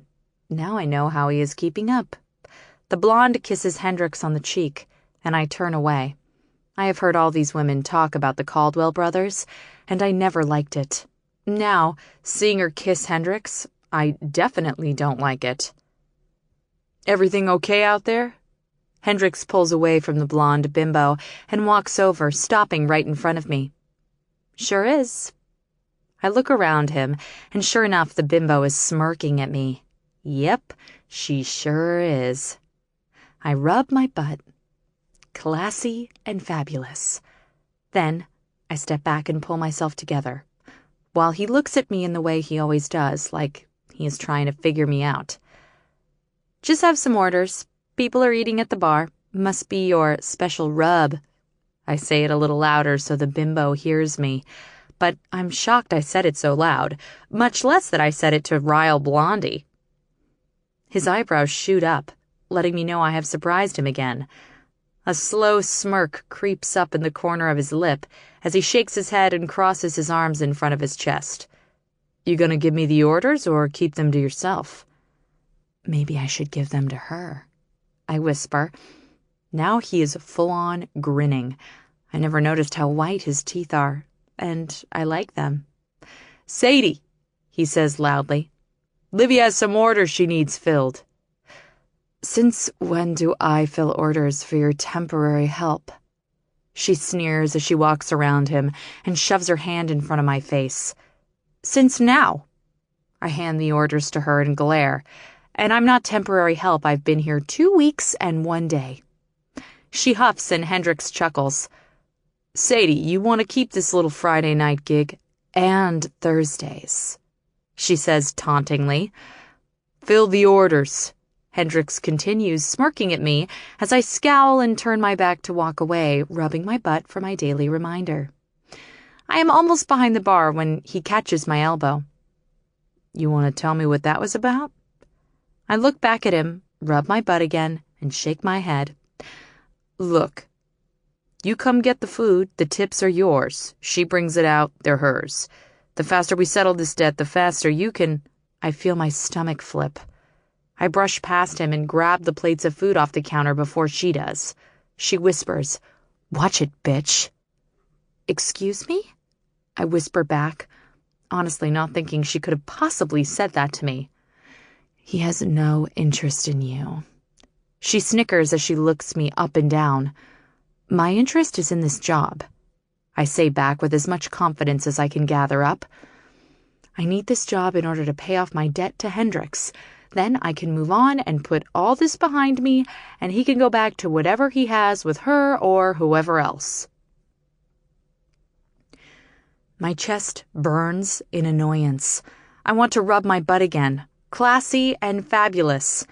That is going to be me tonight. Always work this fabulous backside with nothing but class. I got this. I run this mother. Pushing past her, plates in hand, I focus on my job.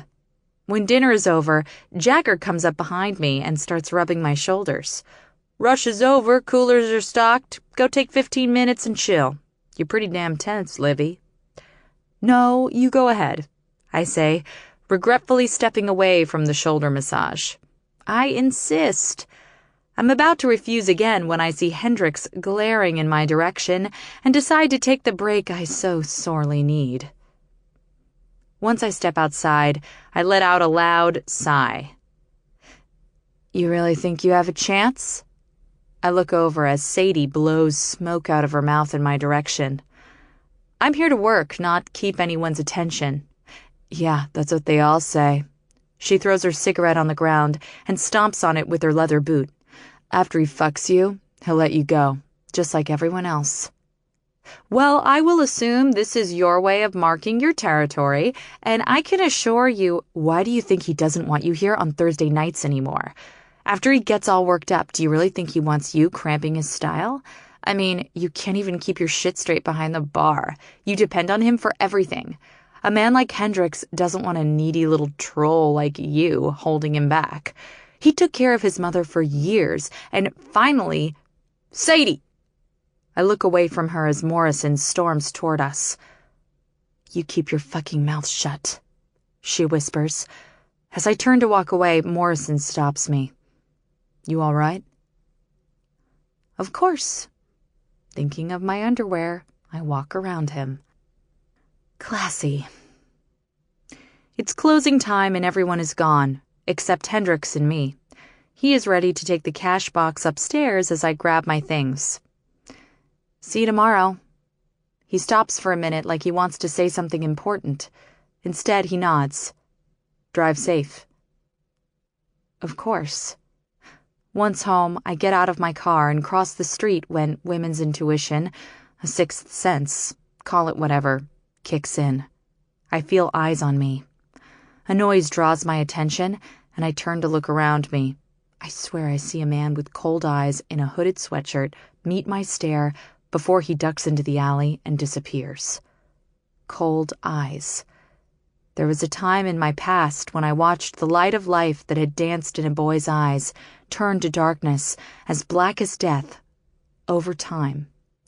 Feelings gone. Conscience non-existent. Cold. Blank. Unfeeling. Unmoving. Bryce. A shiver runs through me, and it is more than the cold Detroit winter. My stepbrother, my stepmonster's oldest son, the boy who could do no wrong in his mother's eyes. Come on, Livy, let me see them. I'll make sure there's nothing wrong with you. Daddy Dearest doesn't want a broken child. He whispers to me in the darkened night of my bedroom, his teenage hands roughly groping my budding breasts. His weight presses over me, pushing me farther into the softness of my overpriced mattress at my father's house. The mattress that is nothing like my mattress at home, my mom's house. He is suffocating me between his words, his actions, and the mere feeling of him over me.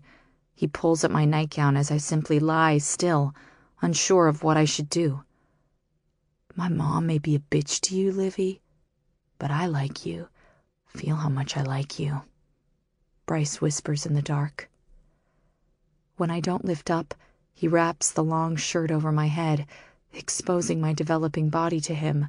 My panties are all that is covering my body from him, and my face is now hidden inside my shirt. I feel safe hidden by my shirt. I am lost inside my shirt. He's on top of me. His hands are touching me. It doesn't feel bad, and he likes me even though his mom doesn't. Mom. My mom bought me silk panties when I became a woman. After my first period, she said I was too old for days of the week panties. Now my silk panties for womanhood are there for Bryce to see. Bryce likes me even though his mom doesn't. His hands are down my panties. His fingers run through my folds. I shake my head back and forth. I like you. I want to make you feel good. You like me too, Livy, don't you? You want to make me feel good too, don't you? I'm frozen. The sensations are overwhelming me. I whimper, but can't make the words come out. Shh, Livy. I'm going to make you feel good. I'm going to make you feel like a grown-up. Lay still now. No, Bryce. Please, no. I beg him in a whisper from behind my shirt. His fingers are there, rubbing, sliding, moving on me there, at my special place. It doesn't feel bad. It doesn't hurt, per se. It shouldn't feel good, though. Nothing feels good when I'm here. Nothing but this sensation. My body is in control, and I'm at a loss. What's wrong with me? My body is responding while my brain screams for him to stop, but I can't make the words come past my lips again. Why do I want him to touch me more now? Stop it. Don't stop it. What is wrong with me? I'm going to puke. I'm going to puke. I drop to my knees in the snow, breathing raggedly, until reality finally washes over me. No more. He can't touch me anymore. I now know the word no. I now know that it was wrong. I now know that I am in control. I push away the memories of how my nightmares began, and where my world stopped and tilted on its axis. I have always wondered if life would be all right again. I get to my feet and go inside. Saturday night goes by quickly. There is an acoustic guitarist singing and playing, and everyone is having a great time. What's more, for the first time, I am truly able to keep up. When Hendrix closes the kitchen, he comes out and looks around. I'm going to fill the coolers, then you can take a break. I'm fine, Livy. There is a warning in his tone. Fine. I'm standing outside in the cold when I get that feeling again, the one from last night. There is a tingle on the back of my neck, like someone is staring at me, like someone is drinking me in. When I hear what sounds like a trash can being tipped over, I quickly make my way inside to the safety of hooligans. I hate that I feel part of something here when, in fact, I am only an employee. I rub my butt for security. I got my own back. A reality that I was completely all right with until 2 days ago. My past has come barreling back into the forefront of my mind, and now I'm skittish, to say the least. You okay? Hendrix asks as he grabs my waist when I attempt to blow by him. Yep, fine, I say, looking up into his deep brown eyes. I put my hands over his, my skin warming immediately. I allow myself to soak up the feeling only for a moment before I push his hands away and look down. Excuse me, please. At the end of the night, I leave while he is taking care of the cash drawer again. It's best to avoid any more awkward situations. I stand at my car and try to unlock the door, which has iced over due to the storm that came through a few hours ago. I chip at it a little bit and have the key just about in when I swear I hear my name. I hear his voice, I think. Bryce. I jump and drop my keys, looking around, then into the dark night sky. My breathing escalates as I hear footsteps quickening and coming toward me. I feel a hand on my shoulder and immediately jump again and scream. I start to run as an arm wraps around my waist from behind, stopping me. Please don't, I yell. Oh God, please. Livy, what the hell is going on? Chapter 13. Hendrix. She starts to shake as her hands fist my jacket, and she pulls me closer. Jesus, Livy, I whisper as I look at her and see tears falling down her cheek. I can't help pulling her against my chest. It's okay, girl. After a few moments, she stops shaking, and then I feel her start to pull away. I don't want that to happen. It feels good to hold her, to be near her, but I let her go anyway. She wipes her eyes and sniffs, then bends down and looks for something. What did you lose? My keys. Her voice quivers. Okay, let's find them. I bend down to help her and notice the sewer grate near where she was looking. I pull my keys out and point my keychain flashlight into the drain. Livy? Yeah? I think we may have a problem. She steps over and looks down. Aw, damn it. Your spare key is back under your fender. I can call a friend and get the others tomorrow. No big deal. My apartment keys are on it. You have a super who lives in your building? She shakes her head and her lip quivers. And I don't have my spare either. You do, it's under... I took it out this morning. Why would you, of all people, do that? I laugh, trying to ease her worry, because apparently now I want to do that for her too. I thought someone was following me last night. She scowls. It's not at all funny. Okay. Tell me why you would think that. She looks up into my eyes. Her mouth starts to open, but she quickly snaps it shut and shakes her head. What do you mean no? If you have a problem, then I need to know about it. She tilts her head and again looks at me. She is about to say something when her brows knit and her jaw clamps shut again. Now it's my turn to get pissed. Not something to fuck around with. If you have someone who is fucking with you, I can take care of it. It's my problem. She starts to shake again, and her teeth chatter. I am a grown adult, and Okay, well, get your grown ass in my ride, and you can stay with me tonight. I can't stay with you. Her teeth are now chattering so loud I not only see it, but hear it. Then where you gonna go, Liv?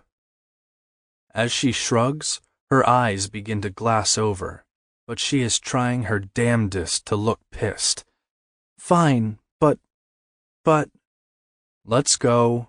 I grab her hand and drag her behind me. She's cold, scared, and defiant as hell, but she will damn well listen to me. She tugs on my hand, so I hold tighter as I pick up my pace. You walk with me or I carry you. I hear her gasp, but it doesn't stop me. She doesn't say a damn thing the whole drive to my place. Not a word when we pull in the garage and I kill the engine. There's still nothing as she gets out of the car and is greeted by Floyd. We get upstairs, where she takes off her black boots and I kick off mine. She bends over and straightens them on the mat by the door. I look down at them. Mine are twice the size of hers. They look odd sitting there, like they belong together. I grab my phone and shoot a text to my boy at the cop shop to tell him to make sure her car doesn't get towed, and then ask him to check into getting the keys out of the sewer drain. As soon as I put down the phone, Livy clears her throat. If that's your girlfriend, Sadie... My what? I nearly choke. The girl kissing on you, the one who seems to have a problem with me, the one... Why do you rub your ass all the time? She is doing it again right now, and I am amped up on being pissed, so I let it fly out. What? I fist my hands at my sides. Livy, you frustrate the hell out of me. Even before I knew it was you I fucked that night. You rub your ass, you snort, you're quirky as fuck, and you... Sorry to be such a burden. There she goes, rubbing that thing again. Never once did I say you are a burden. Never once, Livy. That's not fucking fair. That bitch is one of many. When she tries to cut me off, I take 2 steps before covering her sassy little mouth with my hand. I don't bring work home. I don't fuck people who work for me. I take my hand away. Except her, Livy spits out. A long time ago, she was a distraction. I never hired her. She kind of came with the place. I can guarantee you she hasn't come by me after I took over. She's a damn good bartender, though. She's just a thorn in my side. You want her gone? Say the word. She touches her lips and looks down. I have no clue what the hell your deal is, but I'd really like to think the chick who seems to be occupying my mind right now isn't fucking crazy. I'm occupying your mind? She asks with a confused look on her face. Olivia, 2 weeks' worth of you has left me little time for much else. There's something about you, and none of it has a damn thing to do with that closet romp. That makes me feel... I pause and turn my back to her. Feel what? She asks in an almost panicked voice. I shake my head. Just feel. You know where my room is. Go on and get some sleep. I sent a message to a buddy so your car won't be towed and the keys will be here in the morning. Hendrix, wait. I stop and turn around. What is it? I sigh with exhaustion. What's your dog's name? I look at Floyd, who is sitting on Livy's damn foot. Floyd. Now, answer a question for me. She nods and swallows. Who spooked you tonight? Was it Sadie? 'Cause if so, she's gone. She swallows hard before shrugging. Someone from my past. I know it was a hard question for her to answer, but she did. That is certainly a start with a woman who doesn't want to give away much. Did he hurt you? She closes her eyes and nods. A few tears fall, and I am fucking putty. I walk back to her and take her hand in mine. You scared? She opens her eyes, and I see the fear there as she nods. I'm not gonna let anyone hurt you, Livy. And I won't either. Since Livy marched in here to the beat of her own drum, she made my heart beat to the same damn rhythm. There is something about her crazy ass that makes me feel life can be more than existing. I appreciate everything you've done, but I am not, Livy. Another question. I'm not trying to put the moves on you or anything, but the ass rubbing. Is there a genie or some shit you're hoping is gonna pop out of that thing? She laughs, snorts, and then shakes her head. Classy and fabulous. She rubs her ass again.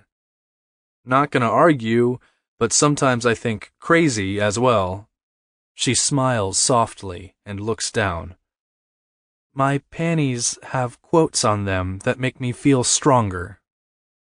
I close my eyes tight and say a little prayer that there is an explanation behind this shit. The sayings empower me. I open my eyes and look at her for a few seconds as it dawns on me. Consent is required, but there was an occasion when it wasn't given. Very slowly, she nods once. Whoever he was, he better never come near you again, or I will fucking kill him. I grab her hand and pull her up the stairs behind me. Once in my room, I find her some sweats and a t-shirt. Go change in the bathroom. I am giving her privacy when all I want to do is hold her to make her feel safe. I change into some pajama pants and crawl into my bed. When she walks out of the bathroom, she looks at me and stops. Come on, you've had a rough day. Nothing's going to happen in here except me showing you that you have nothing to worry about. All of us are not the same. She crawls into bed with no further hesitation, and she even curls up against me. I shove my arm under her shoulders to pull her tighter. Night, Livy. Night, Hendrix. She falls asleep in minutes, but I can't. I watch her lashes lay across her powder-white smooth skin. She has a dimple I have seen on several occasions, normally when she is dealing with our customers. Her hair is dark, a little lighter than mine, and the waves hit just below her shoulders. She has high cheekbones and threatening curves. Threatening because whether she's crazy, broken, crying, laughing, pressed against me, or sitting across the damn room, my sanity and my ability to stay below half chub seem to fly out the window. Her scent is one I know. I won't be able to forget. Her taste is top shelf, reminding me of Galliano. Sweet, vanilla, citrusy, and woodsy. Nothing like, well, the shit I have tasted before. I don't play like I know what normal is. Thinking of wanting it with her is like a 3-day hangover. I have never thought of anyone as often. I had never had a burning desire to be a protector, a provider, and a partner until crazy, snorting squeaks came into my life behind a mask. However, she's an addiction I can't afford. I slide out from under her, sporting a hard-on that isn't going away. I need a shower now more than I did when I got her back here. I shed my clothes and hop in. I squirt some Axe in my hand, then grab a hold of my dick, stroking it slow, just like I want to enter her sweet little pussy. But fuck, if I don't want to eat it first. This will have to do, though. Needing release, I grab a hold of my nuts and give them a tug as I stroke faster and faster. Fuck, Livy. I groan as I pump faster.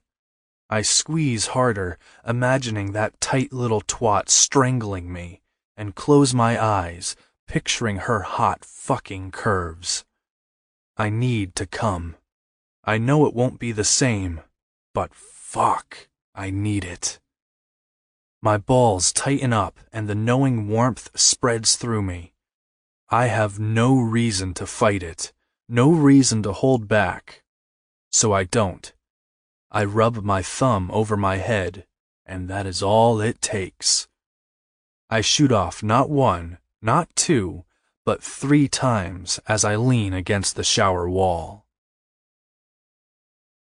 Chapter 14. Olivia. Warm, quiet, dark, safe. The strong, tattooed arms of Hendrix are wrapped firmly around me. My leg is draped over his, my arm is around him, my body is half over him, and I feel a burn deep inside to have him. He has one arm under me, resting just at the crest of my ass, while the other is draped over me, his hand relaxed on my back. Waking more, my body comes alive with every breath he takes. I move my head, and he chuckles under me as my eyes land on his growing erection. See something you like? His deep voice vibrates through his chest, sounding sexier than ever. Rather than reply, I climb over him and kiss him. Moving my hands to either side of his head, I bring my lips down slowly, softly connecting with his. I wait for the rejection, only it doesn't come. His lips part, and then my tongue slips inside as his hands slide down to cup my ass in his oversized sweatpants. Classy and fabulous. This is fabulous. My nipples harden against the material of his t-shirt as I suck on his bottom lip before pulling away. I search his eyes, wondering what happens next. Consent fucking given, if that's what you're searching for. When I nod and bite my lip, he quickly rolls me over onto my back as he devours my mouth. I wrap my legs around him and arch up into him, wanting, needing, panting with desire. I am wanton and wild. He moves his hands to my hips, tugging at the waistband of the pants. Dropping my legs, I raise up my hips to help him in his endeavors to undress me, opening myself to him. His eyes darken in lust. I think he is going to lie over me and kiss me again, but when I reach out to run my hands through his hair, he moves down, kissing my belly. Gotta taste this sweet pussy again. Before I can register what he is telling me, his lips are on me. There. I quiver, I shiver, and oh my, I shake. His tongue is working me over like never before. I remember the closet, but this is so much more. Fingers pull my lips apart as his tongue licks, laps, and then he sucks. Stars dance behind my eyelids, and I can only grip the sheets and ride out my orgasm. He laughs against me, sending vibrations over my core. A finger slides into me, and I automatically clinch around the single digit. So fucking sweet. Hendrix whispers against me as his finger moves in and out while his tongue continues to work its magic. It doesn't take long before the building begins inside me again. My thighs grip his head of their own accord. Removing his finger, he lays both hands on my inner thighs at the juncture to push my legs off him some.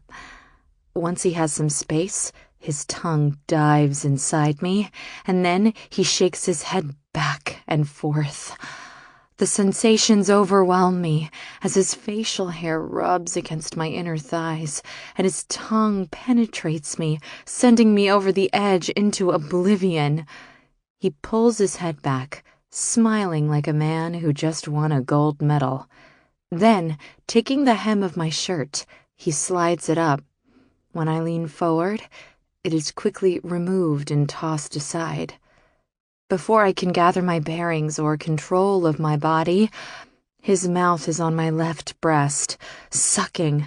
I eagerly arch into him, ready yet again for more. He makes me hungry with desire, needy with lust, and overcome with sensuality in a way that doesn't feel wrong. No, he makes me feel empowered.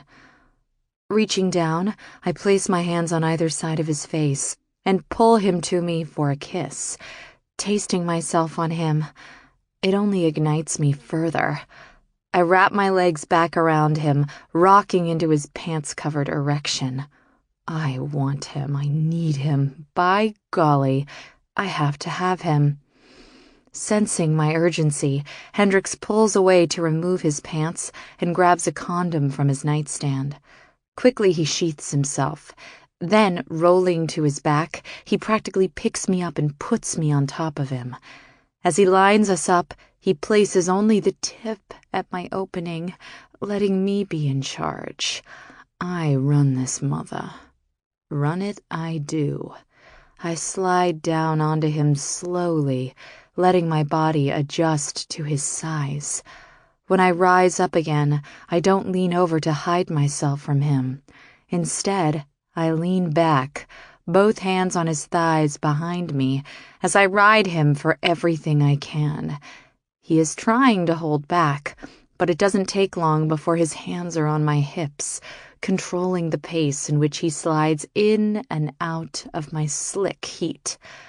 I am on fire as my body trembles. Leaning up, he sucks on my nipple before releasing it with a pop, and that is all it takes to put me over the edge again. I am limp as I come down. He thrusts in me 3 more times before I feel him tighten under me with his release. Exhausted, I can only allow him to kiss me softly before I roll off him into the side. I barely get his shirt and my panties back on as exhaustion takes over. I fall fast asleep before he can even come back from disposing of the condom. Chapter 15. Hendrix. I can't sleep.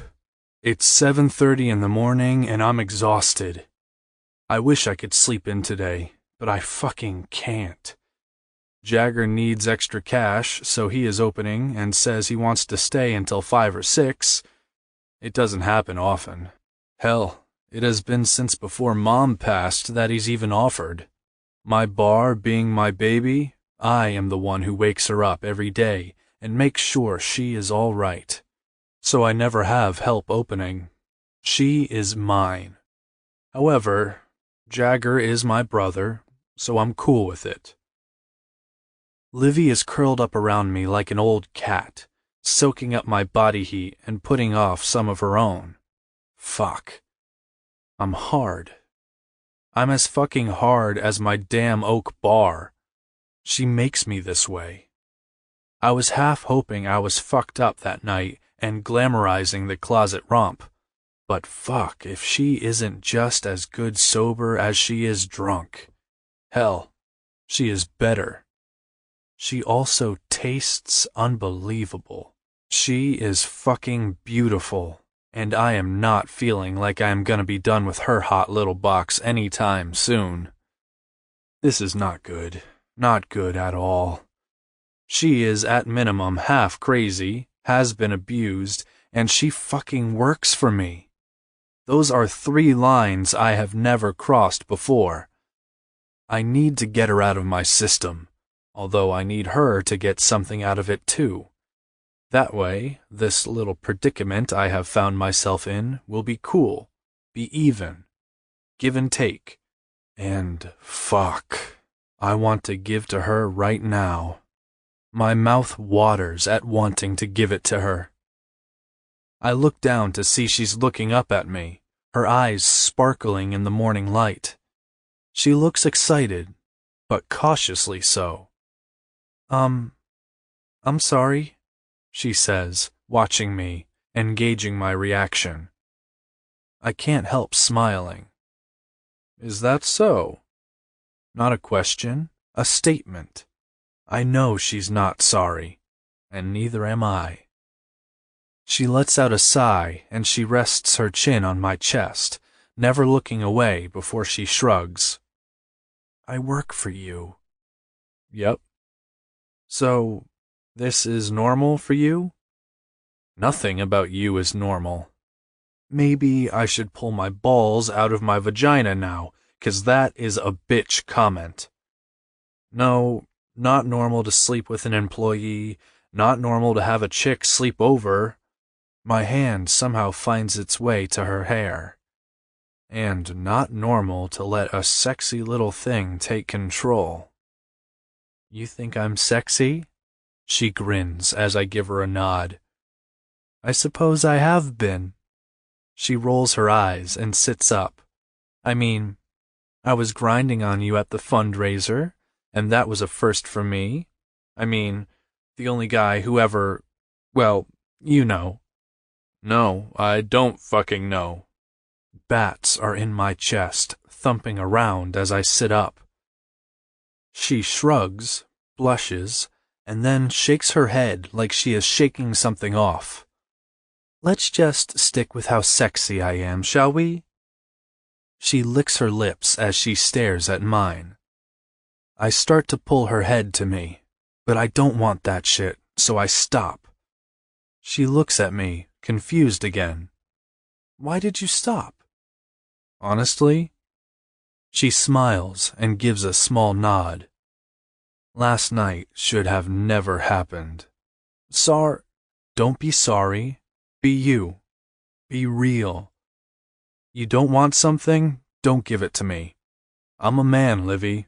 I want you, but I really liked you last night. Hell, I liked you in the closet. I like you. You like me, but you just stopped when you were gonna kiss me? Her brows furrow a bit. I dig her no bullshit ways, and I like the way she talks so openly. As a result, I decide to be candid with her as well. You want to kiss me? You kiss me. You want to... Her lips are on mine in the blink of an eye. Her little tongue slips between my lips, and I begin to pull her astride. But when I realize what I'm doing, I stop. What does she do? She climbs on top of me while our tongues continue rubbing, and her hips start grinding. Liv, I say, holding her hips still. Yes? She asks in a lusty voice. You want something. You need to ask me for it. I want... She blushes, then shrugs. I want you. I'm all in, but this needs to be a give and take with you and me. She nods eagerly. Damn, she is fucking crazy, but damn, I can't stop myself. I flip her on her back, and she squeals. Consent? I ask as I kiss from her lips to her jaw. Given. Her eyes widen more and more the lower I kiss down her body. I am between her tits, and suddenly I hate the vintage Motley Crue tee of mine she wore to bed. I get to her belly, lift the shirt, and dip my tongue in her belly button. She pushes her leg out from underneath me, so I am lying between them. She then bites her lip as I rub my morning stubble across her panties, and she arches her back to me. I stop and look up, and she reaches down, then sticks her finger in my mouth. As I start to suck on it, she hooks that little finger and drags me by the jaw down toward her pussy. I want you there. Is that so? I half chuckle as she drags me closer. I push aside her panties, tearing them accidentally, and then my mouth covers her. No lead up, no tease. I dive in. Yes, please. Oh, Hendrix. Caldwell. Oh, God.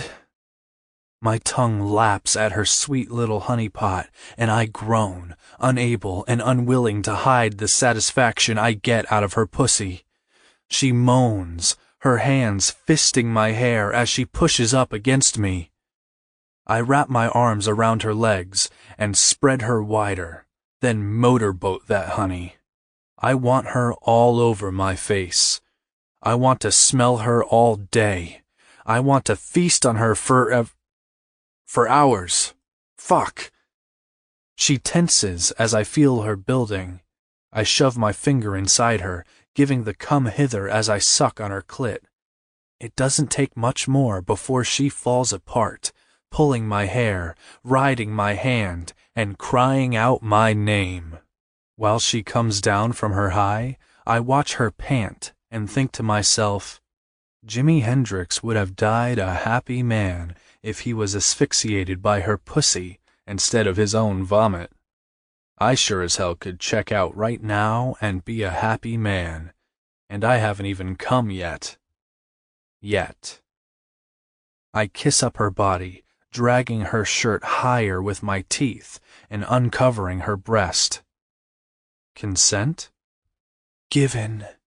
She pants as I take her little pebble in my mouth and circle it with my tongue. I tear myself away from her and sit up on my knees. Then I grab her behind the knees and pull her closer before lining myself up. I stroke my head up and down her drenched slit and groan. As I look up, she is pushing onto her elbows to watch. Fucking hot. Sexy, she says, nudging forward, asking without words for my cock. Sexy, I say as I slam into her. Hendrix! Is screamed again as I still when I'm all in. Sorry, Liv. I can't hold back. Don't, she moans. Make love. She stops and squeezes her eyes shut. Then, in the tiniest little voice, I hear her brave the words, fuck me. And fuck her I do. Her hips in my hands, I slam in and out of her as she fists the sheets, looking sexy as fuck. And I keep at it. Her head thrashes from side to side as she bites her lip. Her pussy strangles me, letting me know she's ready to come again. I quicken the pace, wanting to release with her, come together, her and I. Moments later, I do come, holding nothing back, and she is right there with me. Fucking screaming orgasm, best kind there is. Afterward, her eyes are hooded, yet open, as she watches me roll to my side. She is panting, and so am I as I watch her stare blankly at the ceiling. I take her hand and rub her knuckles before I rub them across my lips. Best pussy ever. She swallows hard and nods once. Shit, did I do something wrong? Did you have a condom on? Her voice trembles. You know I didn't. No time, couldn't help it. I'm clean, though. I've been tested. Never been bareback before. And your pussy is so tight, I'm sure nothing has been in there for a while. I roll to my side and plant a kiss on her swollen red lips. She sits up slowly and pulls the shirt down. She can't even look at me. Tears well in her eyes, and I feel like I've been punched in the gut. Twice. First, because she is about to cry, and second, because I don't ever get caught in the moment, not after Mom. Okay, don't cry, Livy, shit, I say as I grab her hand, pulling her up to give her a little hug. I'm clean. I never go without a condom. I'm clean too. I lost someone, so I get tested. She wipes her eyes and looks up at me. What if what? I am trying not to panic. I don't want to freak her out any more than she probably is. I swear, Livy, I'm clean. You sterile too? No? I laugh. Besides, you're on the pill or that shot thing, right? No, she mumbles. I jump up. You aren't? Holy fuck, I never even considered that shit. I grab her hand and lead her into the bathroom. You want to try to, I don't know, Clean it up? I let go of her by the toilet and walk to the tub. How hot can you... how do you like your bath? I like hot, she sniffs. I look back at her as I turn the water on, secretly wanting to scorch those little fuckers swimming around up in there. Livy, I wasn't trying to be a dick. I assumed, and, well, I wasn't even thinking about it. Okay, it's fine. I stood up, lift the toilet lid, and am just shy of pushing her down and wiping her pussy when she looks at me oddly. Shit, sorry. You go ahead. I walk out, hoping she scrubs herself good, gets rid of my load, leaving only the delicious taste inside. I pace back and forth, running my hands through my hair, and wait until I hear the flush. When I walk back in, she is bare-assed and stepping into the tub. Her ass is fucking beautiful. As I gaze at her, she glances over her shoulder at me, catches me squeezing myself, trying to avoid the hard-on I feel coming on fast. Sexy still? She asks, seeking approval. That's the third gut punch. Hell yes, I say honestly, 'cause that round ass is nothing but. I'm gonna make breakfast. Don't worry about it, she says as she sits down in my tub. Don't you have to open soon? She grabs my washcloth and washes her face. No, Jagger needed a shift, so I have the day free. And night? Because, as you know, it's my... Livy, I was serious about giving you some time off. You work 40 hours a week, plus 28 at the bar. That's too much. No, I need it. She looks away, washing her arm. I'm behind on a few things and have the car... I am sporting wood and need to get the fuck out of there, or I am gonna bruise her pretty little pink pot. Need anything before I leave and make us some breakfast? Did your friend call you about the keys? I need some, She pauses and then whispers, panties. I smile and nod. I'll call him. You enjoy your bath. Make sure you try to... Hendrix? Her eyes are wide. Sorry. You're still damn sexy, Livy, with or without my She chucks the wet washcloth at me, and we both laugh.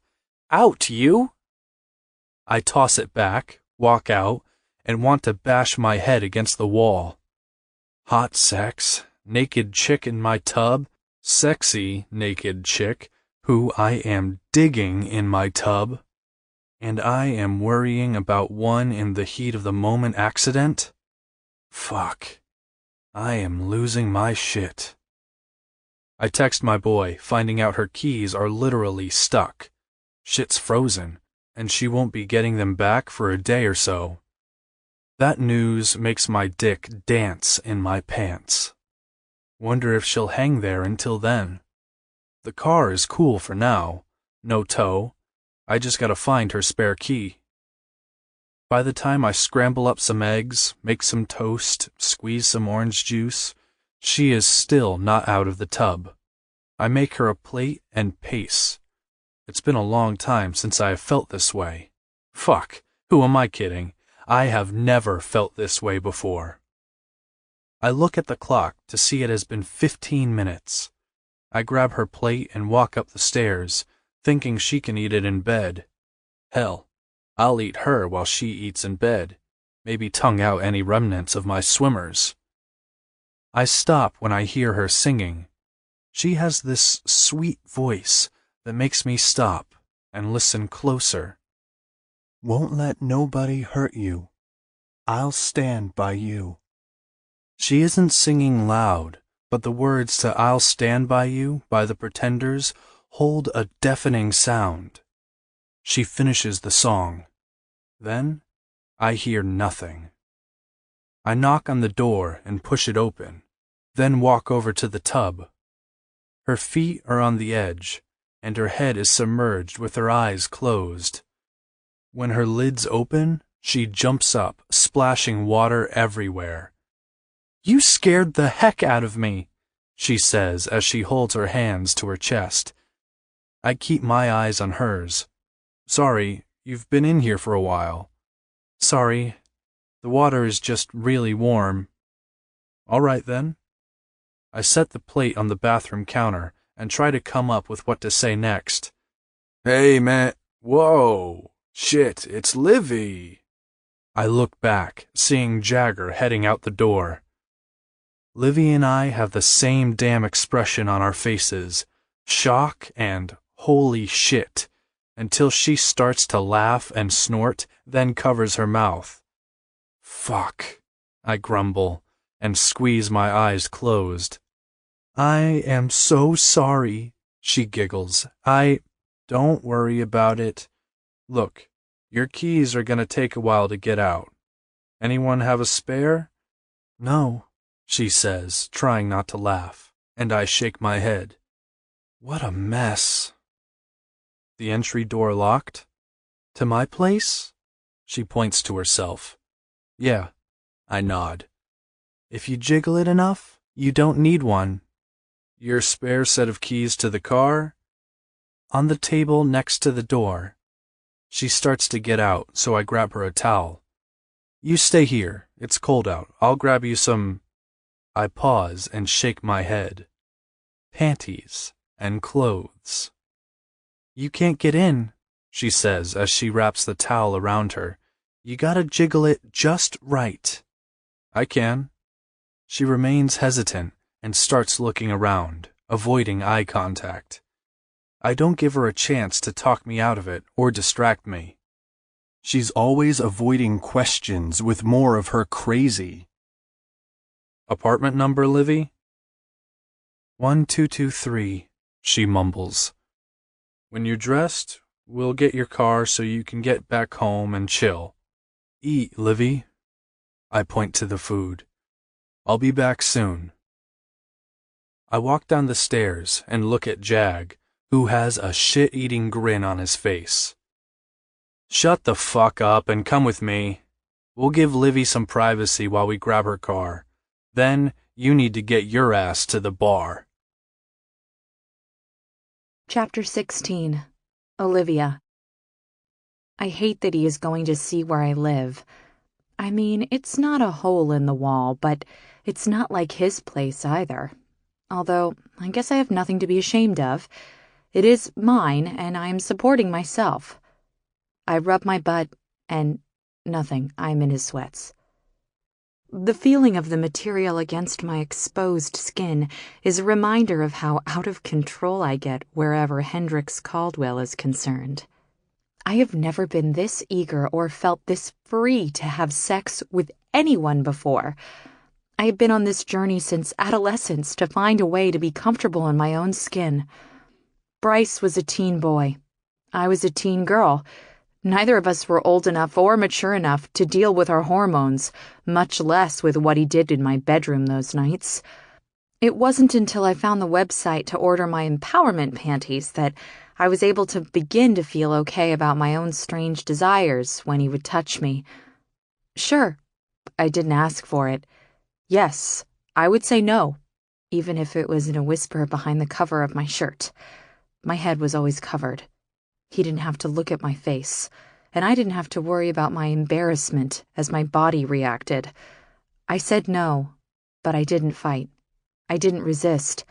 I wasn't an active participant, but I felt. I felt it all.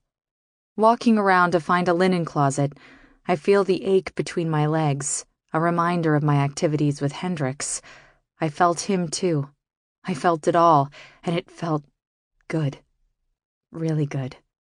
I smile to myself. He says it is a give and take between us. If he could only understand. He is giving me more than anyone ever has. He is allowing me to take back my body, my sexuality. He is allowing me to take back myself. Hendrix Caldwell, Mr. Broody himself, is giving me back a piece of myself that was so lost so long ago. I continue to smile to myself as I find the linen closet to change the bedsheets.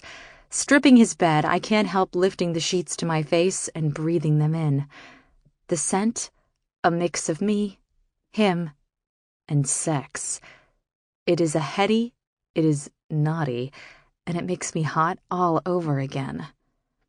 An hour later, the door opens while I am cleaning up the kitchen. I watch as Hendrix walks in holding 2 big boxes, with Jagger behind him carrying 2 huge garbage bags. "What's going on?" I ask, taking one of the boxes to ease his load. "You aren't going back there," Hendrix says as he sets a box down and starts heading to the door. Broody is back in full effect. Jagger looks at me, winks, shrugs, and then sets the bags down. "Wait, is this my stuff?" I gasp. Hendrix pauses while Jagger walks right past him and down the stairs. Hendrix turns around and looks at me. His lips are in a straight line as he stares at me. "Hendrix, you're gonna stay here until we find you a place that's..." "Wait, hold on, stop right there. Livy, I blew on your door and the fucking thing opened. The hallway smells like animal and human waste, and your apartment reeks of bleach. So, I know you are trying, but no one else is. I passed a cockroach trying to carry your couch out the fucking door." "It's fine." "No, it's not fine." He snaps and waves his hand around the space. "This is fine. That place..." He starts pacing. "There was a crackhead in the hallway, passed out. When I walked in, there was a flood on the floor from pipes bursting. The clothes in that bag are soaked." "You know what? It doesn't matter. I have plenty of room here. You'll stay or you can call a friend, but I'll be damned if the chick who shared my bed last night lives like that." "You're hurting my feelings." I know I am going to cry. I feel the burn of the tears building. "Babe, I'm not trying to, okay?" "What does Sadie's place look like, a palace?" My voice fails me by the end of the question and cracks. "I don't give a shit if she's neighbors with the fucker selling crack out of your building right in the hall, right outside your door. She's not you," he snaps. I start to talk, but he holds his hand up, stopping me. "I'm gonna help you get back on your feet. You can have any room here except Jag's. You come and go as you please, and you can cook or some shit for rent, but I will not allow you to live like that, Livy. I could see my fucking breath in your place. Now I'm gonna bring the rest of your shit up. You're gonna pick a room and unpack, and I'm going to work. The place is yours. Your car's in the garage, spare key to this place already on the keychain. You're in control here, girl. You're also warm, and can take a damn 3-hour bath if you want." "You said you didn't have to work." "I'm going in. You're staying here and settling in. When you find a place, I have furniture. Your shit is ruined." Without another word, he leaves. I am in control. He gave me that. Okay, give and take, I think to myself. The room I have been in is just fine by me. I open one of the boxes and begin to pull out my things. Pulling out my panties, I look at the first pair I pick up. Unpredictable. Yes, I will be unpredictable. I laugh to myself as I change into my own clothes. Once in my clothing, I start sorting through what can be saved from the water damage. When I have everything I can keep in a pile, I begin to put my things in his personal space. I am sure he won't be expecting to find my panties beside his socks when he gets home, but I couldn't find his underwear drawer, so the sock drawer will have to do. If he is going to pack me up without a discussion and then disappear, he can deal with me settling in. As my underwear says, unpredictable. That's me. Floyd follows me as I add my simple touches throughout Hendrix's space. Her head tilts to the side as if she wants to shake her head in disapproval as I take out my movies and line them up on his entertainment center. Sure, I know I will be packing all of this up and moving soon, but he made this decision without me, so I plan to show him what it would really be like to have me here all the time. Next time, he will consult me before turning my life upside down. I ponder the thought. Has he really turned my life upside down, or are things finally becoming right side up since Hendrix came into my world? This is the first time I have felt something good in my life with a man. Hendrix makes everything feel good. As the hours pass, my smile fades. Insecurity creeps in as Hendrix stays away. Knowing I have to work at the hospital in the morning, I climb into his bed and let the exhaustion of my life overtake me. Darkness. The only light is a small alarm clock on the nightstand. His nightstand. At almost 3 a.m, I am in Hendrix's bed, suddenly wide awake. There is movement in the dark around the room, but I don't move. I stay on my side, facing the wall away from the door. The bed behind me dips, the blanket pulls, and then Hendrix is quickly pulling me to him. His scent engulfs me, calms me, and consumes me. I say nothing, he says nothing, and soon I am sound asleep again. The week goes on, much the same. Broody is back, only he is now the master of avoidance. We've had no time alone together, except the early morning hours when he slips into bed beside me and pulls me to him. After my long days at the hospital and the shifts at the bar, I am too tired to try to talk to him in the middle of the night. Tonight, however, he can't avoid me. Thursday night, ladies' night. Sure, we have gone round and round about me working Thursday nights. He doesn't want me to, but I am going to. Add to the battle my animosity towards Sadie, and yes, Broody, I'm coming for you tonight. I change from my work clothes into jeans and my favorite cleavage-showing red shirt. Rocking my best push-up bra, I grab my Eye of the Tiger panties and laugh to myself. Covering my face as I snort, I work to get myself ready. Like Rocky preparing for a fight, I am readying to go round for round with none other than Broody Caldwell. I shake my butt to myself as I leave Hendrix's house and make my way to the bar. I am not inside the building 2 seconds before his stare is zoned in on me. I do my best to strut my way over behind the bar like I own the place. Rubbing my butt, I mentally prepare myself to go into the ring. Challenge accepted, Caldwell. Here I come. I smile sweetly as I begin to unlayer. I get my hat, scarf, and mittens off, and my zipper is halfway down when Hendrix is suddenly in front of me. His hand covers mine, pulling the zipper back up as I continue to try to tug it down. Livy, what are you doing here? Working, I reply with a huge smile, my right hand trapped under his around my zipper, my left hand holding my belongings. I shimmy my butt, reminding myself to stay strong. Go home, Livy. It would seem my place is currently uninhabitable, therefore I need to work so I can find a more suitable home. I meet his stare, not backing down. Your living conditions have been fine this week, Livy. You have to work tomorrow at both the hospital and here. Go home, feed Floyd, and rest.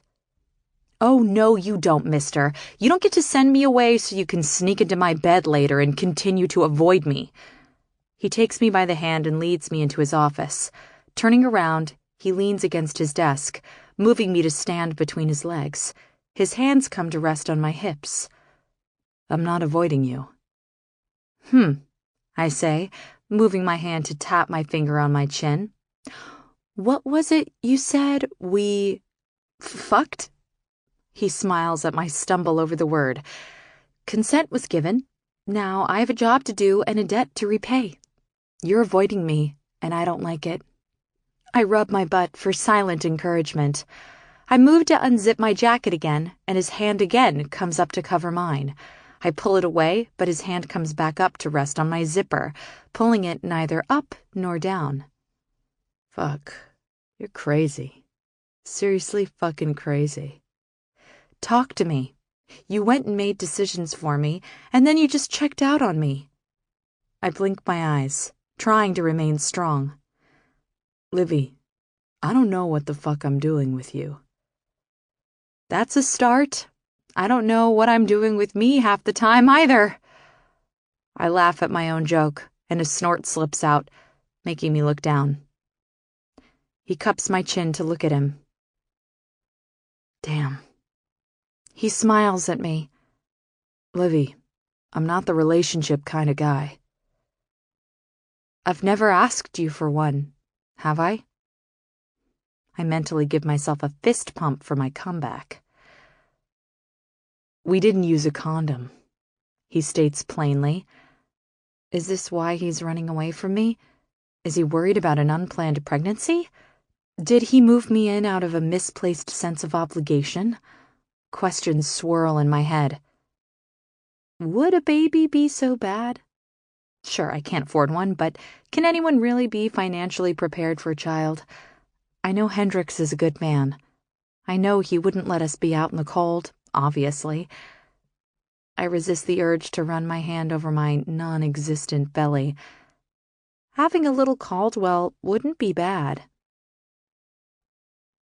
No, we didn't. We are 2 grown adults, though. When the time comes to know something one way or another, we can talk about it. Well, that is, if you don't avoid me forever. My words are laced with an attitude I didn't intend, but I am annoyed with his standoffishness toward me since our mishap. Livy, look. I care about you. I watch him without saying anything for a moment. This is the end. Save it. No need to give me the "it's not you, it's me" speech. That is a cop-out, and you and I both know it. His hands come up and cup each side of my face, pulling me to him, kissing me. Our teeth clank as the passion explodes between us. When he pulls away, I am left breathless. Does that feel like a cop-out? Livy, I don't know how to do all this. Give me some patience and understanding. You came into my world and everything has changed. I can't stop thinking about you. I bite my lip, trying not to smile. You make everything feel right, Hendrix. With you, I feel like all is as it should be, like everything will be okay after all. Chapter 17. Hendrix. I want to make her feel exactly how good everything can be with my tongue. I grab her hips, push my thumbs just under her waistband, and wait for consent to be fucking given. She responds by reaching out and stroking my hard-on. It's fucking on. I unbutton her pants and am shimmying them down as I sink to my knees. Honeypot, I say as I rub my nose across her panties and tug them down, ripping them on purpose this time. Her hands go to the back of my head, and she moans as I run my tongue over her swollen, hot, little pink lips. Step out. As soon as she does, I lift her left leg over my shoulder, pushing a finger inside while I circle her clit. I love your tongue, she moans as she pushes her pussy against my face. I respond as I lap it up. Oh, God, she squeaks. Already? Not yet, not... I pull away, and she looks shocked. I want you. You said not... Her hand fists my hair, and she pulls me against her again. I chuckle as I suck on her lips. Yes, wait. She pulls away, and holy shit, I know she is crazy. Livy, come on, babe. I've been having the LTs all week long. I groan. She looks at me like I'm the one who is nuts. Like DTs? What drunks? I know what you said, but... Livy. I grab her hip and push a finger inside her. T. Tremens. In other words, the shakes. She starts grinding against my hand. I thought you meant... She pauses. Oh, dear Lord. Her hand rests on my shoulders, steadying her. Deep throat. Son of a bitch. I finger her harder, faster, as I reach my other hand up and shove my finger in her mouth. Do you have skill? It takes her a moment to figure out what I am saying, and then her eyes widen. As she pulls away, I think how fucking stupid I was to mention that shit. Babe, how about we forget that conversation, and you get your ass back over here and fuck my face? Instead, she goes to her knees, fumbling with my belt. Fuck, she's gonna show me skill, and then I will die one happy son of a bitch. I push up on my knees and help her pull my jeans down. Then she's on my cock like a 21-dayer is on a draft. She is crazy and moaning and stroking and really, really bad at this. Her fucking rhythm is all off, and I am trying like hell to make her feel in control and shit. But what I really want to do is push my face back in that bush and forget this shit ever happened. 'Cause no man hates a blowjob. Fuck, no man would ever complain about one, and I would never stop someone from sucking my cock. But Livy? Well, she's fucking Livy. I close my eyes. I'm gonna try real damn hard to forget she sucks at sucking, 'cause I fucking like this chick. And I really may want to keep her around. However, annoyances are annoyances, and you can never unsee something like this. She is out of control, and I am not losing my erection. Fuck no. I'm not. But I gotta put an end to this right quick. I pull back. Livy, I want your pussy in my mouth so bad right now. And I do. Thank fuck that didn't change. She sits up on her knees, and I try to lay her back. No, you. She stops me. You gonna sit on my face? Oh, hell yes. I think to myself, and lie back. She moves on top of me, reverse cowboy, and I dip my fingers into her hips, dragging her hot box up and down my face as she leans over and starts stroking me. Then she leans in and starts sucking me again. Fuck. I am trying not to falter here and decide to just focus on Livy's sweet pussy instead of my dick getting scraped up by teeth and shit. I start sucking on the clit, then lapping at the lips before slowly tongue-fucking her. I am holding her hips, dragging her slowly up and down my face when she starts slowing down. I kid you not, she is mimicking my speed and pleasure, and now, motherfucker, Livy is giving me the best damn blowjob I have ever had. Her tongue stays flat to my shaft, and she begins sucking with perfect pressure. My balls are instantly on fire, and I am damn close to blowing. I lift her hips to tell her to stop, but she doesn't. Liv, I groan. Unless you want a mouthful of Caldwell cocktail, you need to stop. She doesn't. I won't warn again, I growl. She only takes me deeper. So I pull her back onto my face and go at her hard. As she starts to tremor, my balls are on fire, and I swear to fuck we come at the same time. Then my Livy, my crazy little Livy, fucking keeps it deep and swallows. When I am done, she rolls to her side and then sits up. Wow, she pants. Best blowjob ever. It's only half a lie. The second time was true. Really? She blushes.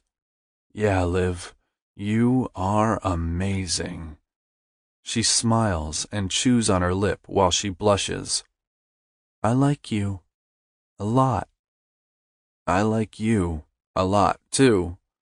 We stare at each other in post-orgasmic lust, and I know damn well, aside from family, I have never in my life liked someone as much as I like Olivia. Please go back to our place and get some rest.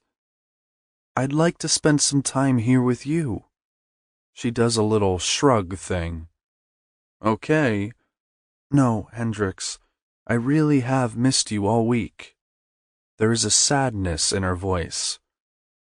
How about I fix us something to eat, and we chill until it gets busy? I laugh. It'll be like a date. Never been on one. Me either. We're sitting at the bar eating burgers when Sadie comes in. She immediately huffs. I thought I was working Thursday nights alone. Livy's not working, Sadie. She and I are eating dinner together. I wink at Livy, and she smiles, her eyes lighting up. I keep telling her to go home, she works too much, but she wants to fight me about it. I joke. Not like you to put up with shit from a... Watch yourself, Sadie. So I tiptoe around the... Listen, Sadie, the stuff you said to me the other night, well, not that it's any of your business, but he's already had it. Sadie laughs like it's a joke, and I laugh at Livy trying to be a badass. As a matter of fact, we live together. Hearing her say this makes it, well, real. Yeah, right. Sadie scoffs with an evil laugh and looks at me. When I don't laugh and don't deny it, her jaw drops. She's joking. No, she's not. I laugh now, because Sadie's mouth is hanging open in shock. Almost a week now. Taking in strays now? I look over at Livy, and now she's not so badass. No, she looks embarrassed. Nope, I moved her in myself. So, like I said when you walked in, watch yourself with this one. She is a damn good friend. I give Livy a wink, then take our plates into the kitchen. When I come out, she is getting her things. Tired? I ask, brushing her cheek with my fingertip. She nods. Good. Get some rest. I'll see you soon. I lean in and kiss the top of her head as Jagger walks in, rolling his eyes. See ya. Shit. I pull her into me and whisper, When do you get your... Should be any day, she responds in a cool tone. As the bar begins filling up, Sadie starts fucking shit up. A female bartender on ladies' night is a dumbass move to begin with, but a bitchy one certainly isn't what I need. Jagger and Morrison are playing the crowd well and end up shirtless before the bar dancing even starts up. I am out back when Jagger joins me and says, She's a bad fucking idea. He's referring to Sadie's bitchiness. Where is Livy? I sent her home. She works too much. Are you kidding me? She loves it here. How'd she take it? Jagger is being a douche, trying to push me, and I am in no mood to explain myself. It's really none of your business how she takes anything. She's mine to worry about. What do you mean, worry about? He asks, raising an eyebrow at me. I didn't use a baby bag the other night. Thought she was on the pill or something. There's a chance that she could... Holy shit, man! Jagger is beaming as he says it. No, dude, this isn't good. I have no business being someone's old man. Come on, H, he chuckles. None of us do, I snap at him. We don't know how to be. Are you joking? Mom was both, so we sure as fuck do. He scowls and then laughs. If you aren't man enough, I know I am. Just say the word and I'll slide. He pauses. Right in that little, you fucking watch yourself, man. I'm not afraid. You, on the other hand, are chicken shit, and it's funny as fuck to watch. None of this is funny. Do you like her? Of course I like her. I shake my head and look down. Pops loved Mom once too, and look how that... You're Caldwell, not Pops. She didn't even give us his last name. We look at each other silently for a minute. Something tells me Mama would love Livy, Hendrix. I nod. I miss her. But a little less in the past few weeks, huh? I ignore him, leaning back against the wall. I guess I am finally hitting the final stage of grief. Acceptance. Final. Like death, it's all so final. Letting go of Mama, letting go of the loss without letting go of her life. It's all so final. It fucking hurts. No need to answer. I think we all feel a hell of a lot better with Livy around. She's good people, Hendrix. Yeah, she is. I smile as I feel contentment wash over me. Acceptance. And she's hot as fuck. Don't screw it up, man, 'cause you won't have a chance to tag out. I'll tap that shit. Fuck you. I push him and laugh. Now get to work. When I get home, Floyd isn't at the door waiting for me. Truth be told, she hasn't been all week.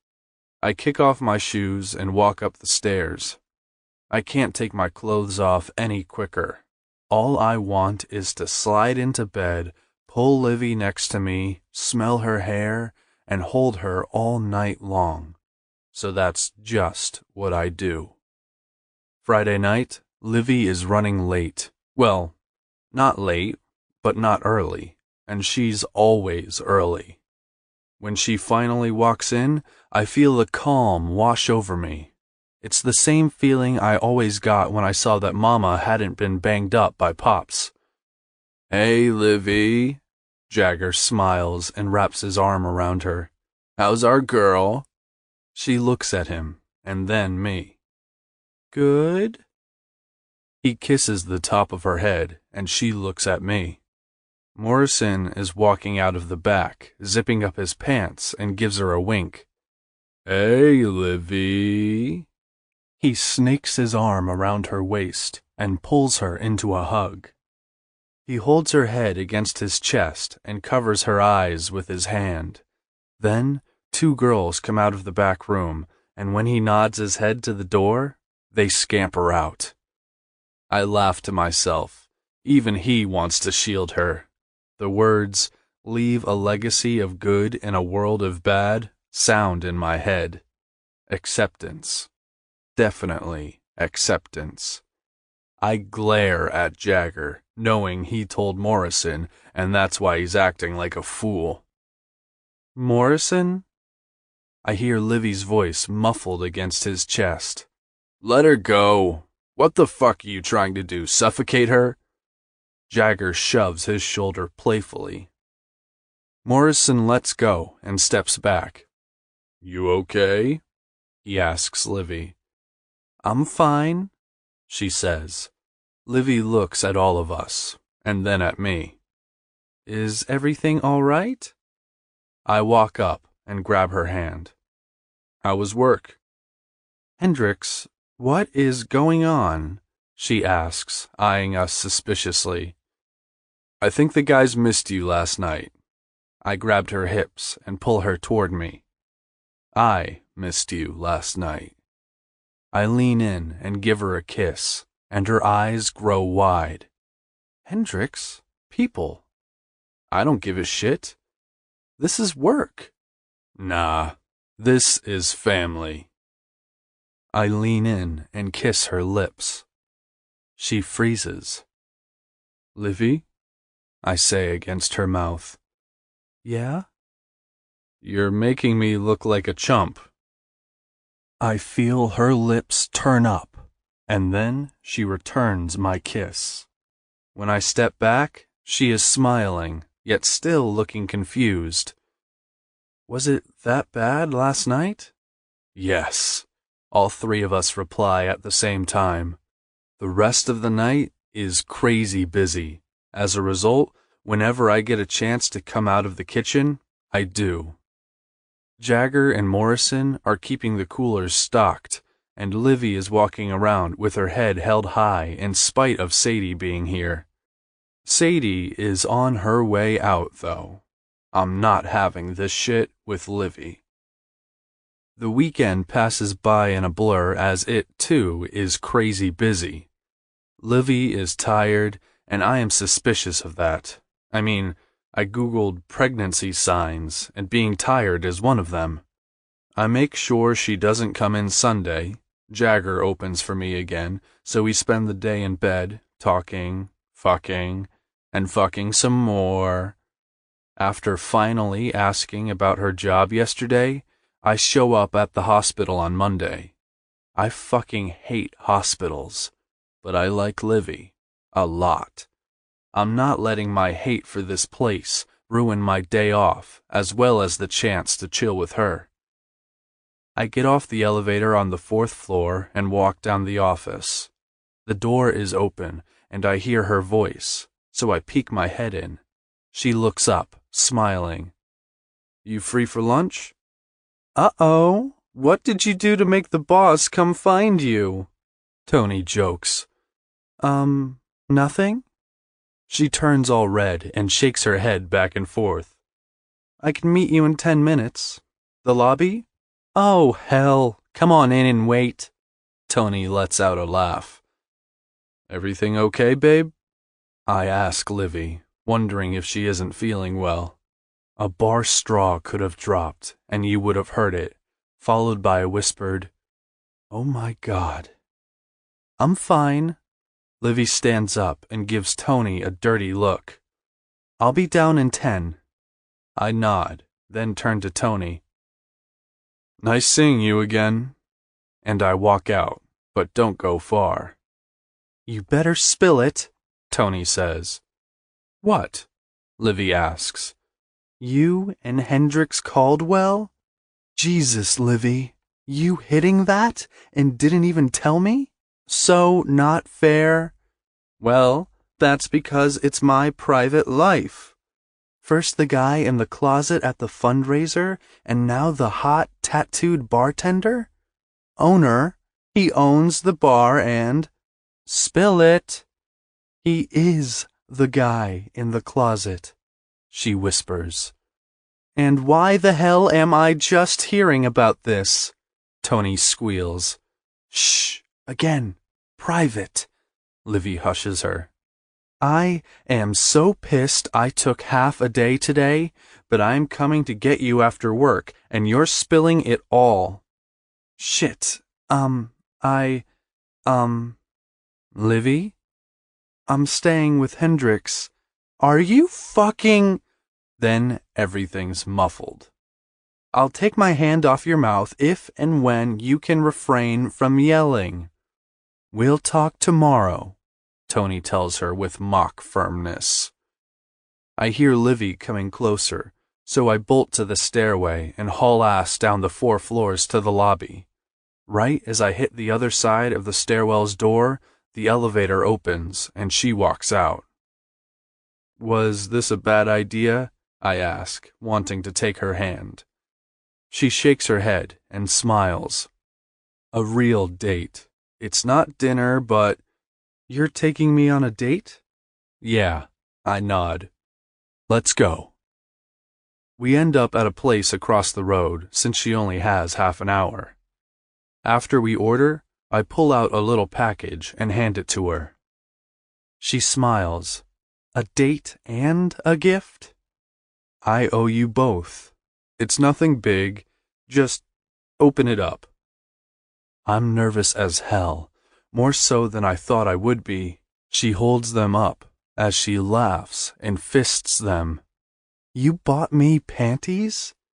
I've ruined a few pairs of yours, so I thought it was only fair. Let me be honest here, though. I hate that you need them to feel strong. I have relied on them for a long time. Livy, you can rely on me. I lock eyes with her. Read 'em. She looks down, then shakes her head. Hendrix, I took a test this morning at work. I have no clue what she is talking about. How'd you do?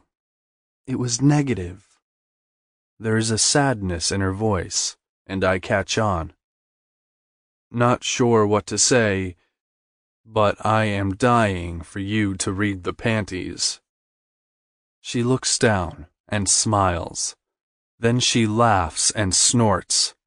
Caldwell's piece? Yeah, what do you say? About? She laughs while continuing to look at the panties. Be my girl. She looks up, surprised. I'm not Doesn't matter, Livy. Like you said the other night, things just feel right with you and me. I like you a lot, and don't like it when you're not around. Don't want to be with anyone else, and when I think about you being with someone else, I feel like breaking shit. So, be my girl. I think I would kind of love that. Good. Good, she agrees. Chapter 18. Olivia. I laugh as I walk into the bar tonight. Walking by Hendrix, I rub my butt, and a snort slips out unintentionally. Drive him wild. Yes, I think I will have fun with these panties tonight. Squeak, what are you smirking about? Hendrix questions as I continue to rub my butt. Nothing at all, broody Caldwell. Nothing at all. I laugh again as I finish putting my stuff up and make my way out to the bar. Broody? Yes, it suits you most of the time. He rolls his eyes, then leans down, planting a kiss on my lips. I don't like it. I didn't think I did at first either, but it's growing on me. Tonight is steady. Not as busy as the weekends, although it certainly keeps me going for a weeknight. The weekdays are tough after being at the hospital all day, but I actually enjoy working here more as each day passes. My period hasn't come, but the lines on the stick said it was negative. I can't help being a little disappointed that I'm not having a baby, even if I shouldn't be. Really, this isn't the best time for me to have a baby, for us to have a baby, when we are still getting used to being an us. I have never been half of an us. Heck, until Hendrix, I had never actually been on a date. Having a baby wouldn't be good for either of us, but would it really have been so bad? I guess we'll never know. I smile, thinking about being with Hendrix. Those panties. His panties. His piece. Sure, it isn't a declaration of love. It certainly isn't hearts, chocolates, roses, or cupcakes, but it means something to me. My panties are my empowerment. Give and take. What's more, Hendrix gives me that balance. I am proud to be his piece. Thinking about his panties, I add a little more sway to my hips as I move around behind the bar. I look up and see Jared walking in. I am ready for him. I set his beer on the bar. What did Jay-Z call his girlfriend before he married her? He looks at me, smirks, and then shakes his head. Fiancé. I laugh, and he cracks up. He takes a drink, then leans in. Do you want to hear a joke about my dick? Oh, no, she doesn't. Hendrix appears beside me. Fine, it's too long anyway. He chuckles and Hendrix starts laughing. I don't get why they're laughing, or why Hendrix is laughing, when just a minute ago he was being, well, broody. He looks at me and smiles. I don't have to kill one of my favorite customers, Livy, and that was funny. I don't understand. And I don't. Livy, his dick was too long? I shake my head. Still don't get... Oh. I laugh and then snort as I put Jared's shot in front of him. That is funny. An hour later, my phone vibrates in my back pocket. As I pull it out, I recognize the number displayed on the screen. Chills run through me, and I drop the bottle of bourbon in my hand. It crashes to the ground, shattering loudly as my body begins to shake. Immediately, Hendrix is by my side. His arms surround me before he literally scoops me up and carries me away from the mess. Once the phone stops vibrating, I can finally breathe again. Hendrix sets me down on a counter in the back of the kitchen, but the phone starts vibrating again before I can get a word out. With trembling hands, I swipe the screen to answer my phone. I have to be strong. Hello? Olivia, your father is in the hospital. He's asking for you. My stepmonster's voice comes through the phone. Okay, I can't make it out right now. I panic. My dad has never wronged me. He doesn't know what happened. No one does. When it comes to his wife, though, she does no wrong, nor do her children. Therefore, I could never tell him the truth. We know you don't have money, Olivia. The disdain she has for me is laced in her voice every time she says my name. I'll email your plane ticket. I have to get Bryce one as well. At the mention of his name, the phone slips from my hand and clatters to the floor. Hendrix picks it up. This is Olivia's boss, Hendrix Caldwell. What is going on that has her so upset? He questions into my phone. Unable to hear what she is saying, I merely sit helplessly on the stainless steel counter in the back of the kitchen. I try to summon courage from songs. I try to recount every piece of motivational lingerie in my arsenal. Nothing is working, though. The thoughts bouncing around in my head are too deafening for anything else to get through. Bryce needs a plane ticket. Where is he? Why isn't he back in California? Has he been following me?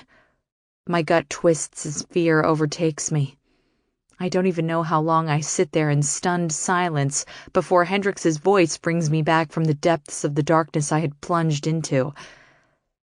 No need to get her a ticket. I'll make sure she gets there for him. Without another word, he swipes the screen to end the call and begins watching me. I can feel it even though I refuse to look up. Needing to focus my attention on something other than my dad and his family, I begin counting the tiles on the floor. 1, 2, 3, 4, 5, 6. Livy, talk to me, Hendrix commands. Nothing to say.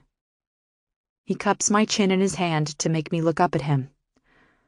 You're not a bullshitter, Livy, so don't start being one now. You ever lose a part of yourself, Hendrix? Really lose something you can never get back? Was it lost or taken? Tears fill my eyes, and I shrug. Maybe both? Talk to me. Stop dancing around everything for once. You may not feel strong, but you are, and you aren't alone. I blow out a breath. Can I share my deepest, darkest secret with him? Can I drop my past on him? I can tell by that phone call you got issues with your dad or your stepmom. But he's sick, Livy. He wants you to come visit. It's obvious this isn't something you're comfortable with, though. I would have to fly to California. I can't afford that. Livy, you're testing my patience here. I roll my shoulders back. Fine, you want the story? You got it. Hope you're ready. I glare at him for pushing me. I was 14. Bryce was 16. I was a late bloomer, but I was developing, and I had more than buds. Bryce noticed. I can see Hendrix grinding his teeth. The anger is building inside him, while the disgust grows inside of me. He would come into my room, and at first he would touch me and be gentle. As the tears roll down my face, Hendrix moves his thumbs to wipe them away. Sometimes it wasn't so bad. I know I'm sick and twisted, and it's all wrong.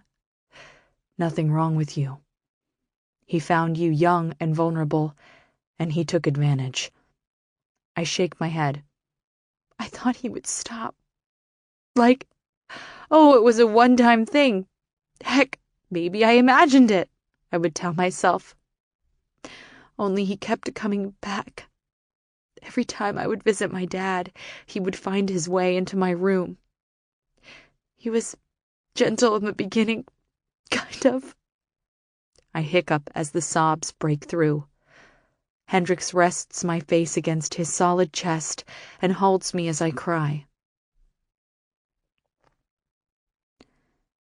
The first time, my shirt ended up over my head because I wouldn't move for him to take it off. After that, my face was always covered.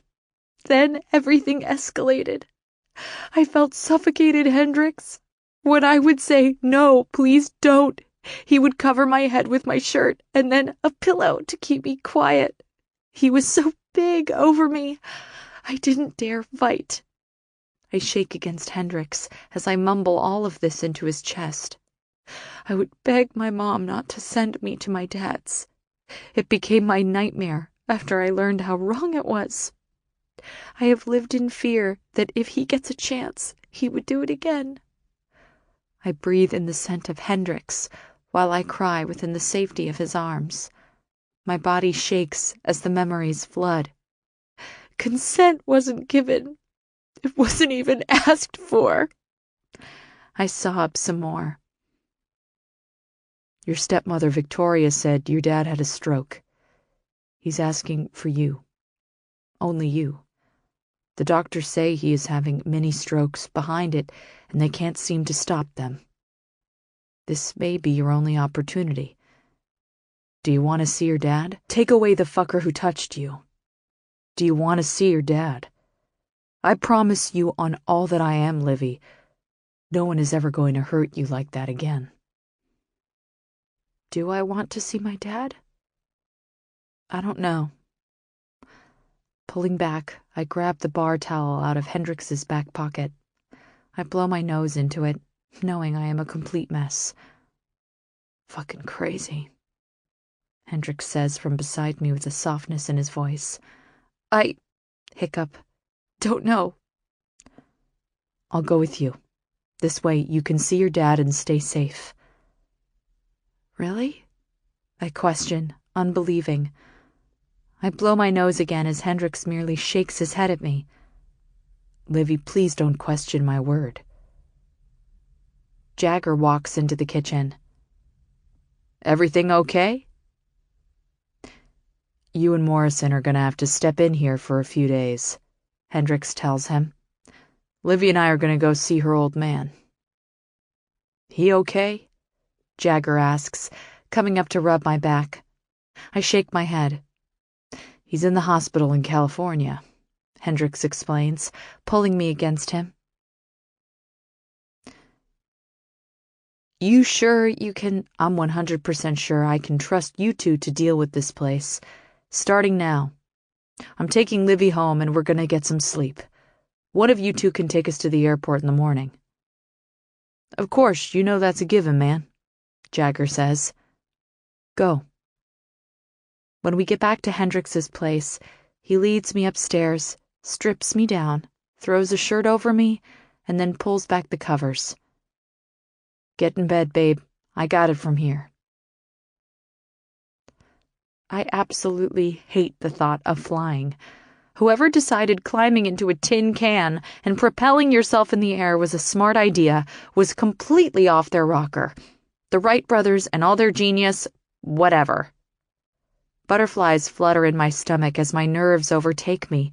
I run to Hendrix's bathroom and empty the contents of last night's dinner.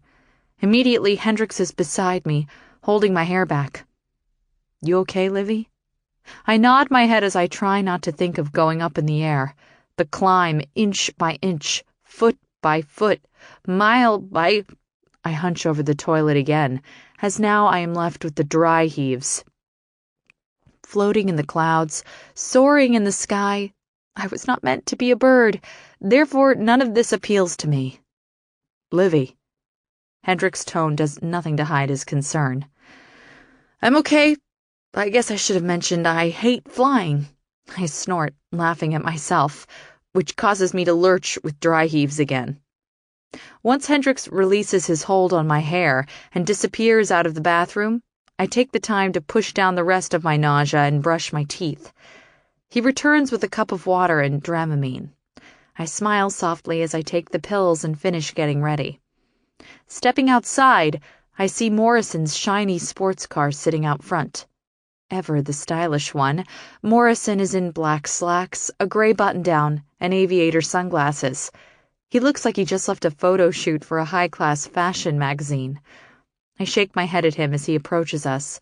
It is way too early in the morning for anyone to look that put together. He nods to Hendrix before wrapping his big arms around me in a hug.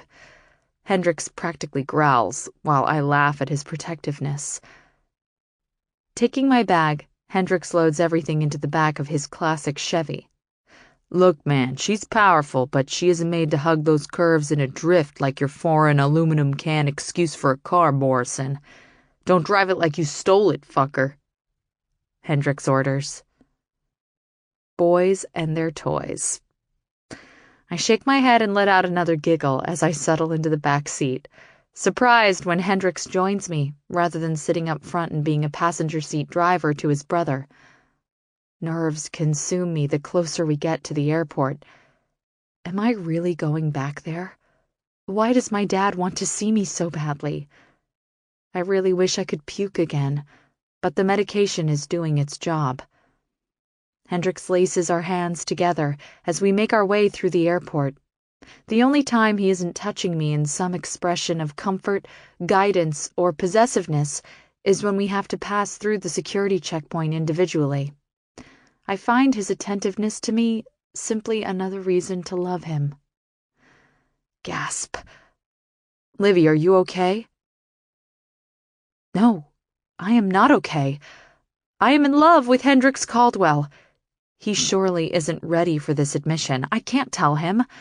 Pushing it down, I swallow hard. I'm good. Nervous about flying, that's all. After about 7 hours, we make it safely to California. Thankfully, Hendrix knew I wouldn't want to inconvenience my stepmother, nor would I want to be indebted to any of them, so he rented a car for us. Pulling up to the hospital, I am full of mixed emotions. I do this for a living. I deal day in and day out with patients in the same situation as my dad, people having medical emergencies and not being prepared for them. Has my stepmonster already signed a DNR? If one of these mini-strokes were to be more, is my dad's paperwork in order? Are his affairs in order?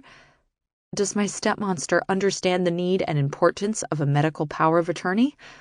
Should he lose his ability to be cognizant of his surroundings and become unable to make sound decisions, someone needs to have a medical power of attorney to handle his health care and well-being. Does he have a living will? How does he truly feel about life support? The more I allow my brain to work through all the questions I don't have answers to, the more I realize I don't know anything about my dad. For the first time in forever, I know that giving up control is exactly what I need. More important, I know Hendrix Caldwell will deliver on his promise. I just hope someday I can be half as important to him as he is to me. Chapter 19. Hendrix. I am a morning person.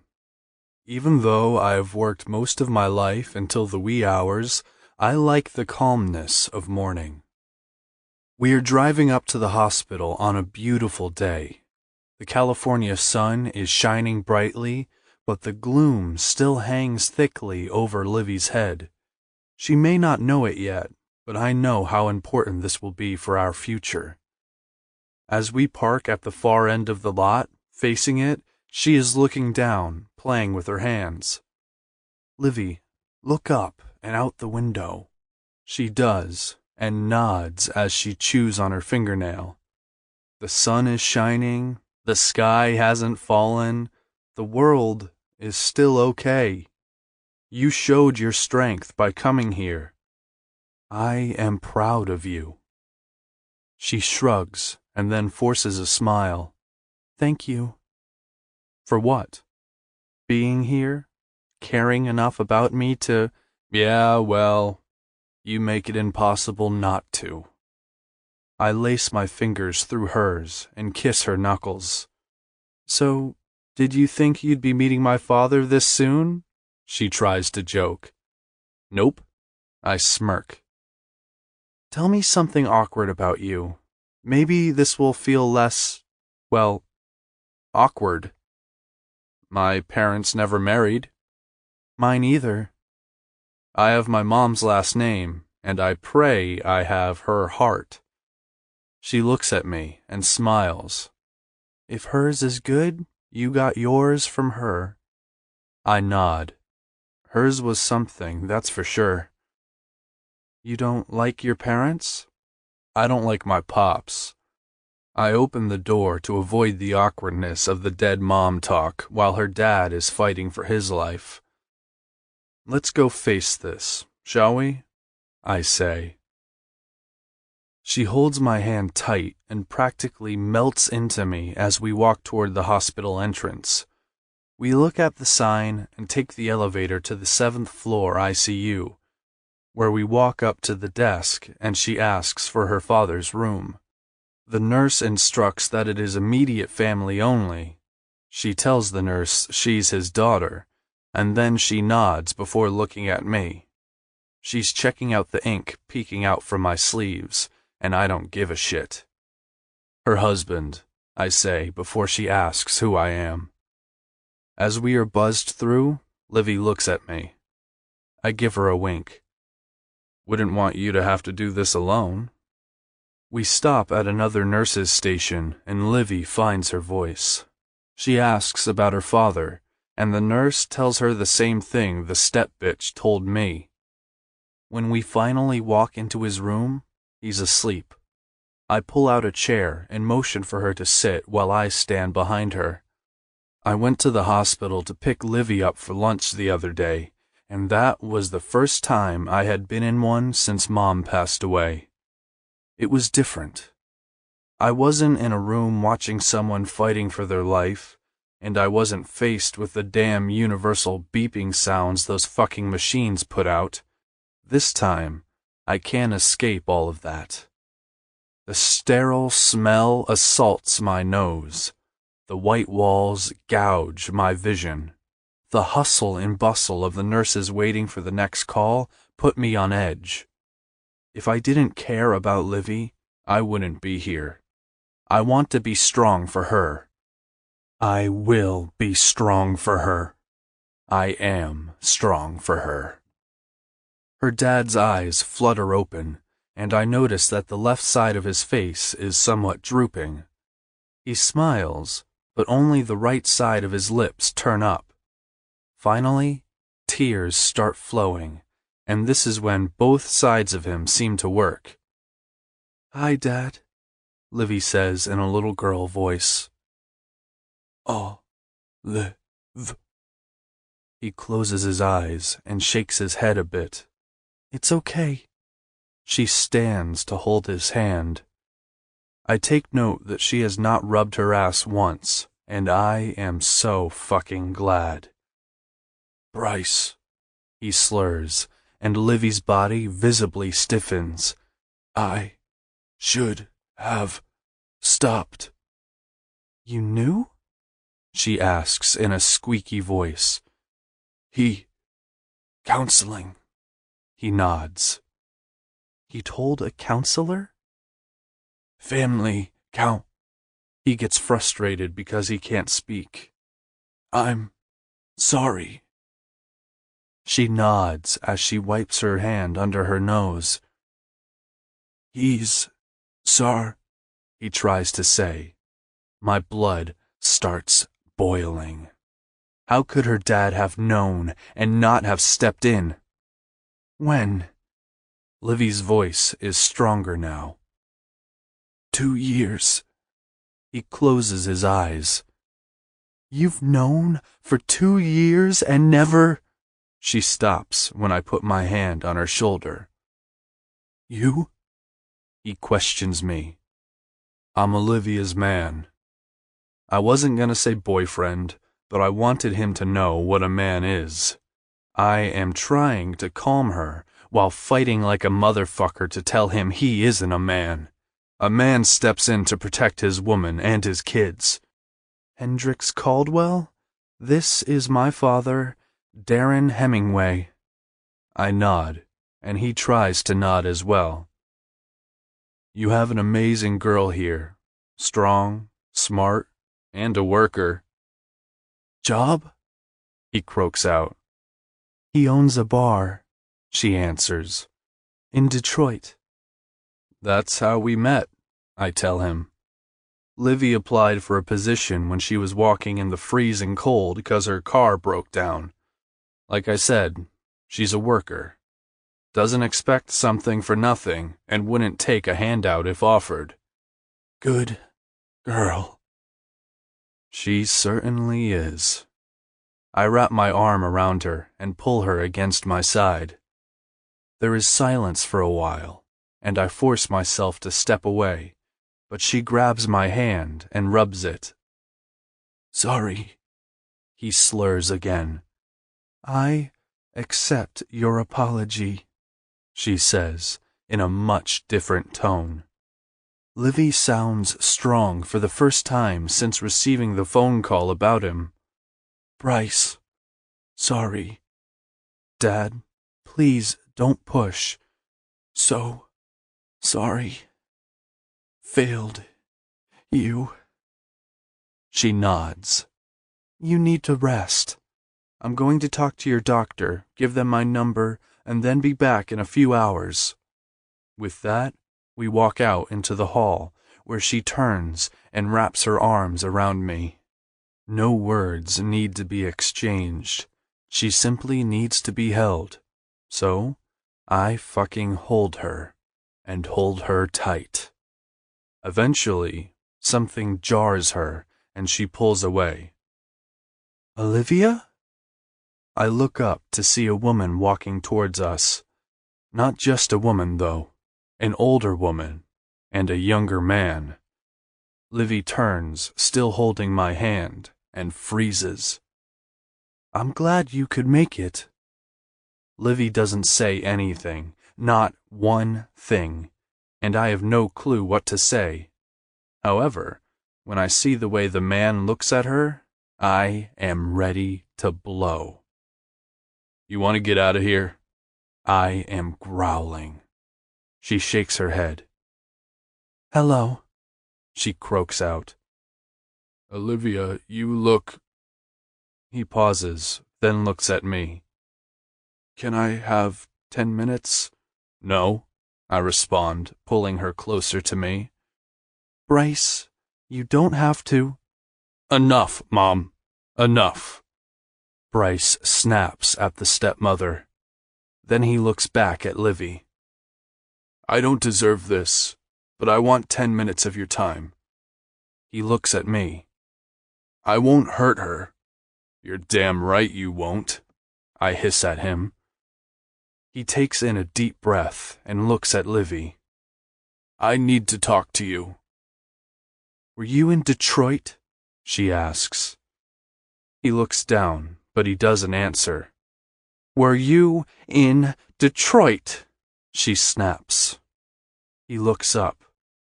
I was there for a business meeting, and your father mentioned you lived there. I wanted to apologize. I wanted to talk to you. When I realized I scared you, I left. I couldn't put you through more. Bryce, let's go. Victoria tries to pull him away. You go, he snaps at her. Now. He looks back at Livy. 5 minutes. He walks toward a small room. You do not have to do this. You do not. I am practically begging her. I promised no one would hurt her. Yes, I do, she says, wiggling out of my grip. You can come. I might kill him. Hendrix, please. I follow her into the room, where Bryce is pacing. He stops when we walk in, closes his eyes, and then takes a deep breath. I'm gonna talk fast, because you agreeing to come in here is a gift, and I know that. I had a stepfather, Victoria's second husband. He wasn't kind. He always told me, Daddy doesn't want a broken boy. He pauses, slamming his eyes shut. When I told her, she didn't listen. I lost something I can never get back. I was 10 when it started. She thought I was lying and still won't face it. Your father believes me, though. He confronted the man. When I met you, I was angry, but you made me smile. You were so good, Olivia. I wanted that.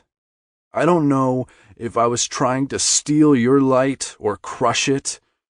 You were a breath of fresh air, sweet and kind always.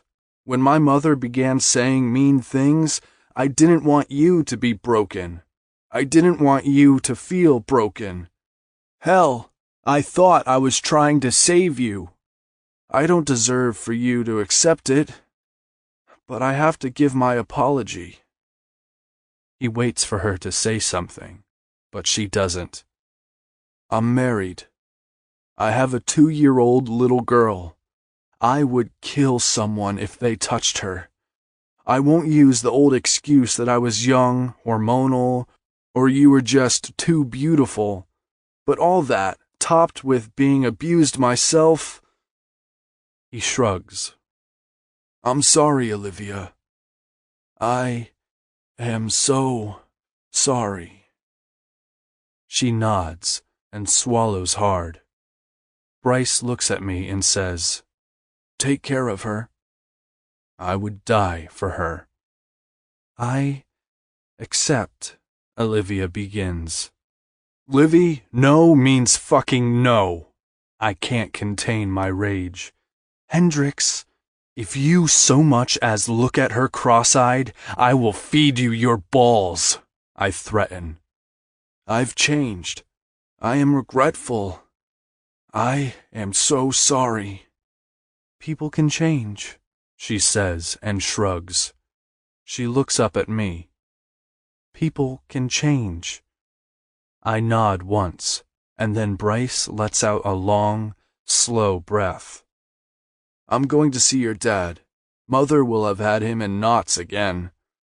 He pauses at the door. Olivia, he left her a couple years ago. Not that he is your responsibility, but he really has no one. They're divorced? He nods. He sees her now for who she is. So do I, but I can't divorce her, you know.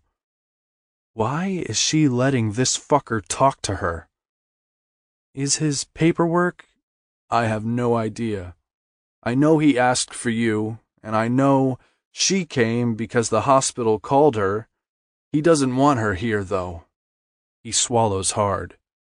Some people can't change, but I swear on Gabby's life, on my life, I have. Your daughter's name is Gabby? He nods and smiles sadly. I see regret in his eyes. I see acceptance in hers, and I still want to snap his neck like a chicken bone. After that encounter, I watched Livy with her father's doctors, filling out paperwork.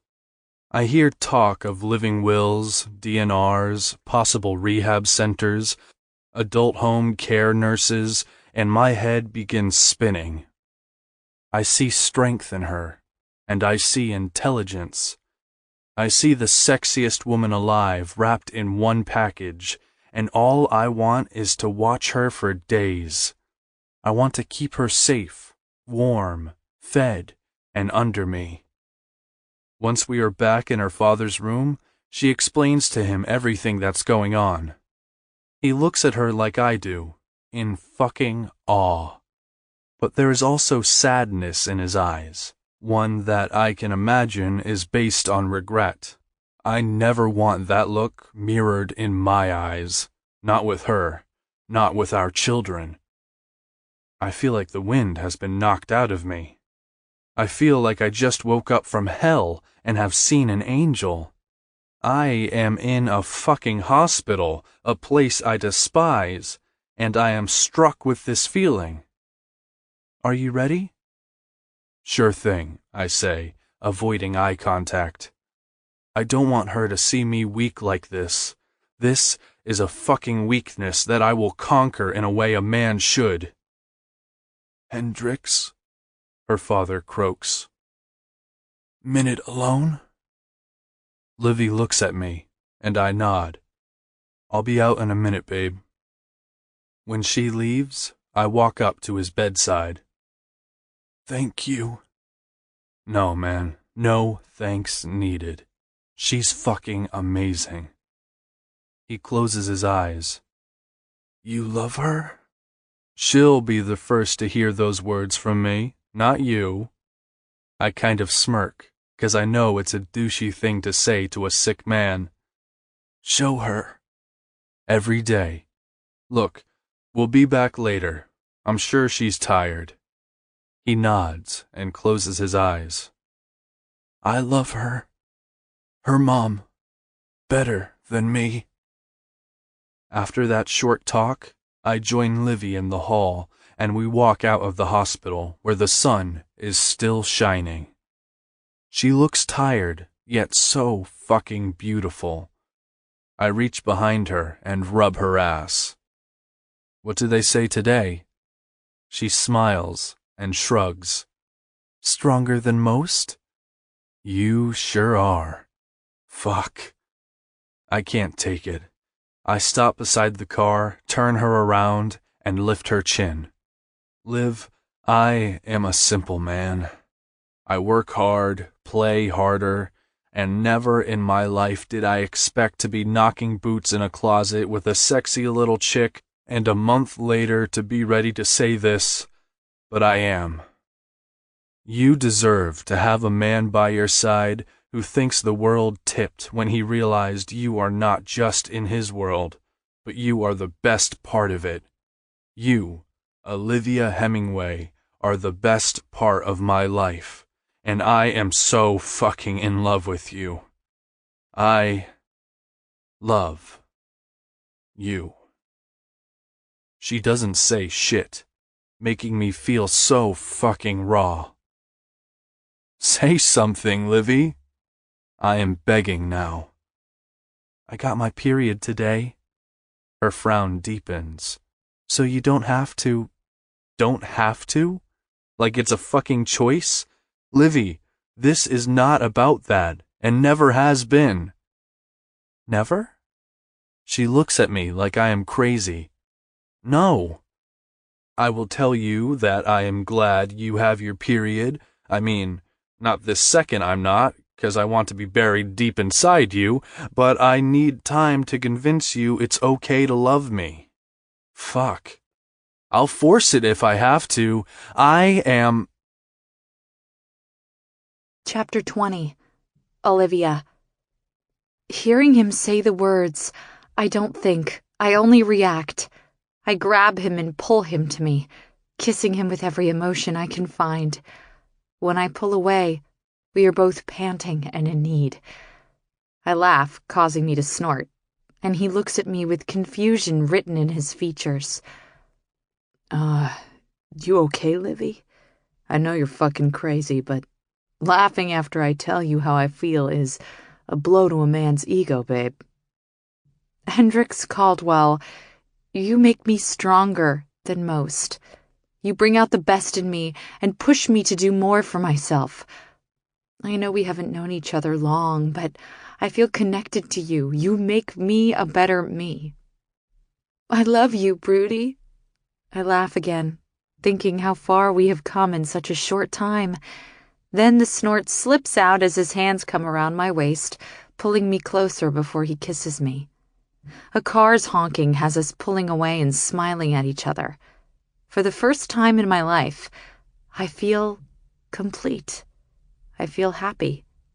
I feel whole and not broken. In one of the worst of times, Hendrix found a way to make it the best. He loves me. I mentally pluck the petals from my invisible flower. He loves me. Heck yes. I imagine my fist pump and booty shake as I smile up at the man I love before I climb into the car so we can go to the hotel. I doze a little as we drive. The stress of everything is exhausting. My dad is divorced. My stepmonster didn't believe Bryce, and Bryce is sorry. Forgiveness isn't forgetting, I once read. Forgiveness is letting go of the emotions holding you back. Bryce's being abused himself doesn't justify his actions. Hendrix is right, though. No means no. In healing, I have to let go. There is always a fear in letting go, a fear of falling. I am not afraid, though. Hendrix will hold me, comfort me, and challenge me. He will be there just like he was today, to let me face anything I need to with him at my back. For the first time in my life, I don't feel alone. I feel like I have a real partner. When we get back to the hotel room, Hendrix is quiet as he leads me inside. I know he has to be tired, with the traveling and time zone change. A nap would definitely be okay in my book as well. Taking off my shoes, I start to move to the bed. Looking over at Hendrix as he does the same, I smile. What's going on in that head of yours, Squeaks? You love me. I smile bigger. Yeah, I do. He smirks. Before he can move, I am in front of him. I drop to my knees and unbutton his pants. I have only given a blowjob once before, and that was to Hendrix. Reading about it is so not the same as giving one, but I am figuring it out. I fumble a little with his zipper before his hands wrap around mine to stop me. He guides us over to the bed, laying me down, kissing me when I start to talk. He climbs in bed over me and then beside me without stopping or kiss. I like kissing. I really like kissing Hendrix. However, I was trying to give him something and he stopped me. Who does that? What man stops a blowjob? I thought men loved that stuff. Like, pull it out, play with it, sucky licky, sucky more, add a little teeth, and boom, they blow. That's what the books say, anyway. I reach between us, putting my hands down his pants. As I begin to stroke his ever-hardening erection through his boxers, Hendrix pulls back, his tongue moving in my mouth as a distraction. I keep my hand in his pants and scoot my butt closer so I can reach in better. With a groan from Hendrix, I laugh as we kiss. When I can't stop the snort, our teeth clank. Livy, you're starting something we aren't finishing. I fully intend to finish the job, Caldwell. I smirk as I quickly move my head over his crotch and free his erection. Wrapping my mouth around him, I engulf him and suck. Dragging my teeth, I pull back all the way to the top before I open and slide back down. I rest my hands on his thighs for balance as I not so gracefully bob up and down. Before I can continue, Hendrix pulls me off him with a pop. Livy, babe, you don't have to. You've had a long day. Let's get some rest before dinner tonight. There is something in his eyes that I can't read, but he doesn't look completely into this.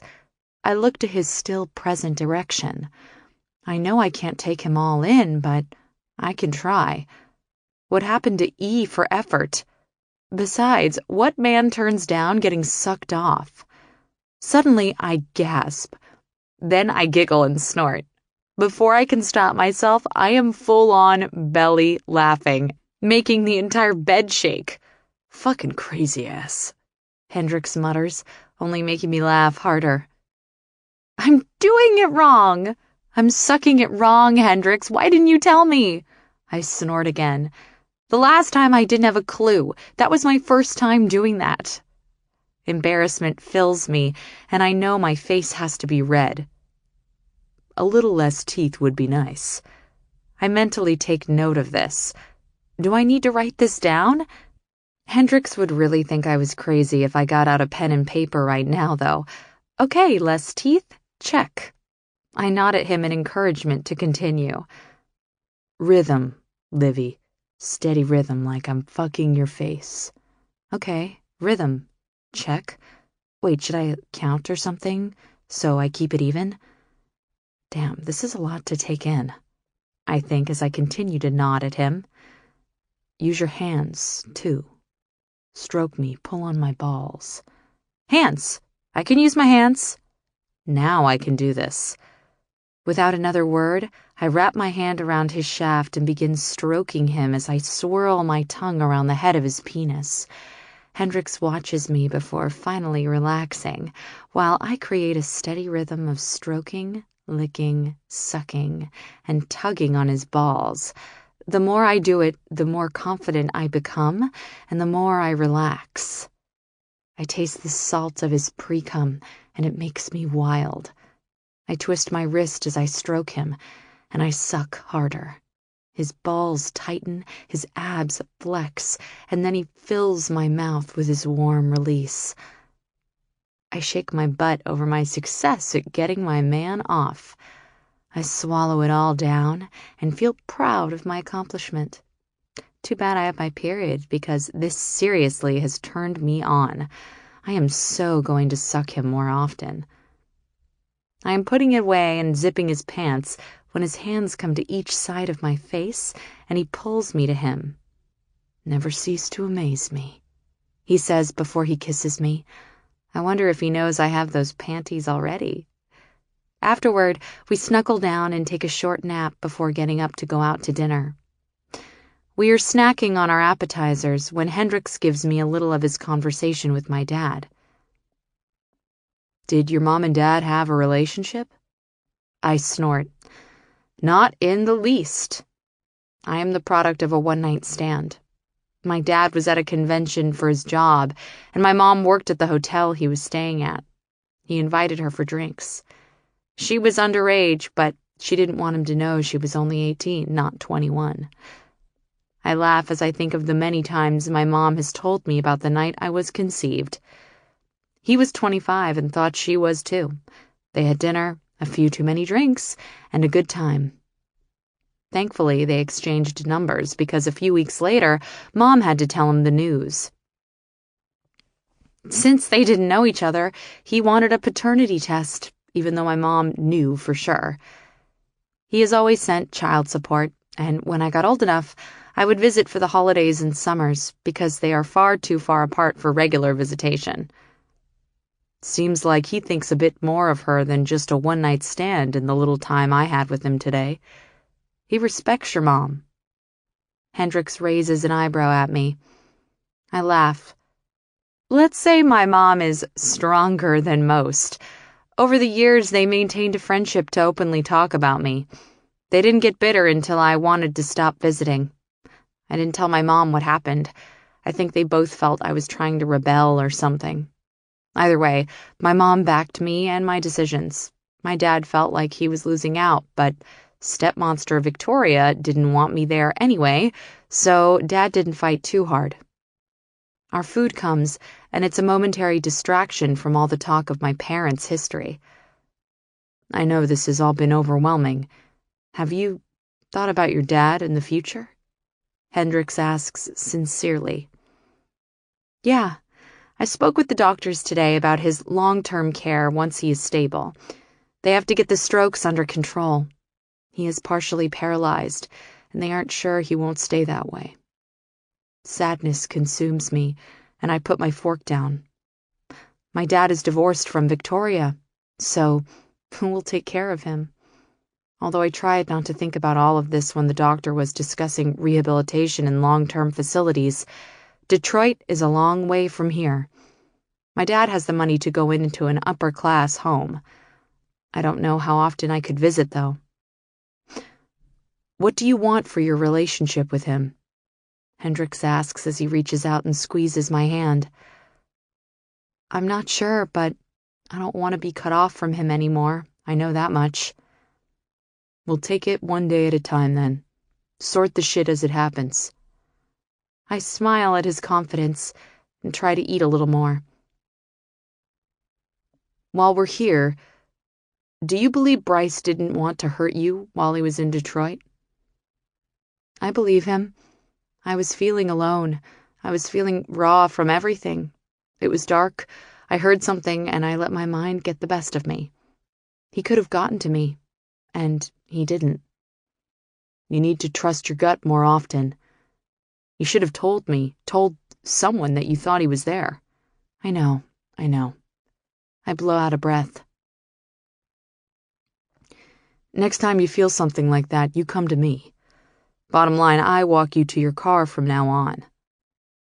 We leave the restaurant and make it to the hospital for the last ICU visitation of the day. After our visit, we head back to the hotel room. We both shower and get into pajamas. Hendrix is in low-slung pants that make me want to lick the tattoos covering his abdomen. I'm in the old t-shirt of his that I have now claimed as my own. Watching him climb into bed beside me, I feel the heat of my desire building. When Hendrix settles me against his side, my boobs feel heavy as the material rubs against them. Damn Mother Nature. Hendrix kisses the top of my head, and I can't help leaning over to kiss him. What begins soft and sweet quickly escalates into a power exchange of passion. The more I give, the more he takes. The more he gives, the more I want. I climb over him, enticing him as he swiftly removes my shirt, exposing my breasts to him. His hands come up to cup each round melon. The rough feel of his hands against my soft breasts has me ready to beg him to suck them. He massages them gently as I pull away from our kiss. I then arch my back, pushing my boobs to his face. The sensations overwhelm me. My body is on fire, and oh my goodness, my lady parts come to life as he licks and sucks and cups and oh, right there. He gets me going. He flips me to my back and lies over me after removing his pants.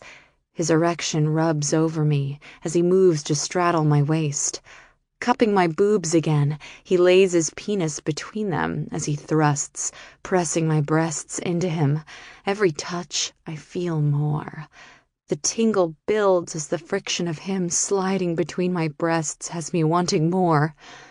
I dropped my chin to my chest and open my mouth for him. My tongue darts out to tease the head of his penis as his pre-cum drips off it.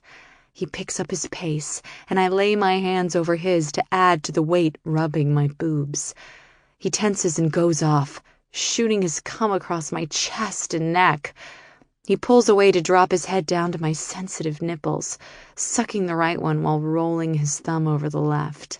I am so turned on having his cum run down my neck and from everything that is simply Hendrix Caldwell. He pulls his mouth away, then blows against my nipple, and I tremble under him as an orgasm shoots through me. I immediately start laughing, which means snorting, causing Hendrix to lift his head up to look at me. "You're not supposed to be laughing, Livy." "Hendrix," I giggle. I just, we didn't even, and, I start laughing again. Hendrix simply smiles at me. "Let's clean you up, Livy." Fucking crazy. He gets up and leads me to the bathroom for me to shower again. When I come out, Hendrix has moved us to the other clean bed in our hotel room and is waiting for me to join him. I climb in without hesitation. Thoroughly satisfied yet unable to sleep, I decide to ask Hendrix about his parents. "Your mom. You say she has a good heart. So, you're close with her? I know you're close with your brothers, but I've never seen her around." Chapter 21. Hendrix. We can talk about that later. Get some sleep so we can get to the hospital early. I'm not tired, and all I've done is talk about me. I want to know you better. She lays her head on my chest and starts tracing ink. She passed away over a year ago. What? She springs up in the bed and takes my hand. When? January 24th, but I really don't want to talk about it.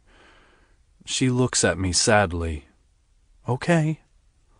Her hand drops from mine, and then she grabs my face. I'm here for you, just like you are for me. She straddles me again and buries her face in my neck as her fingernails massage my scalp.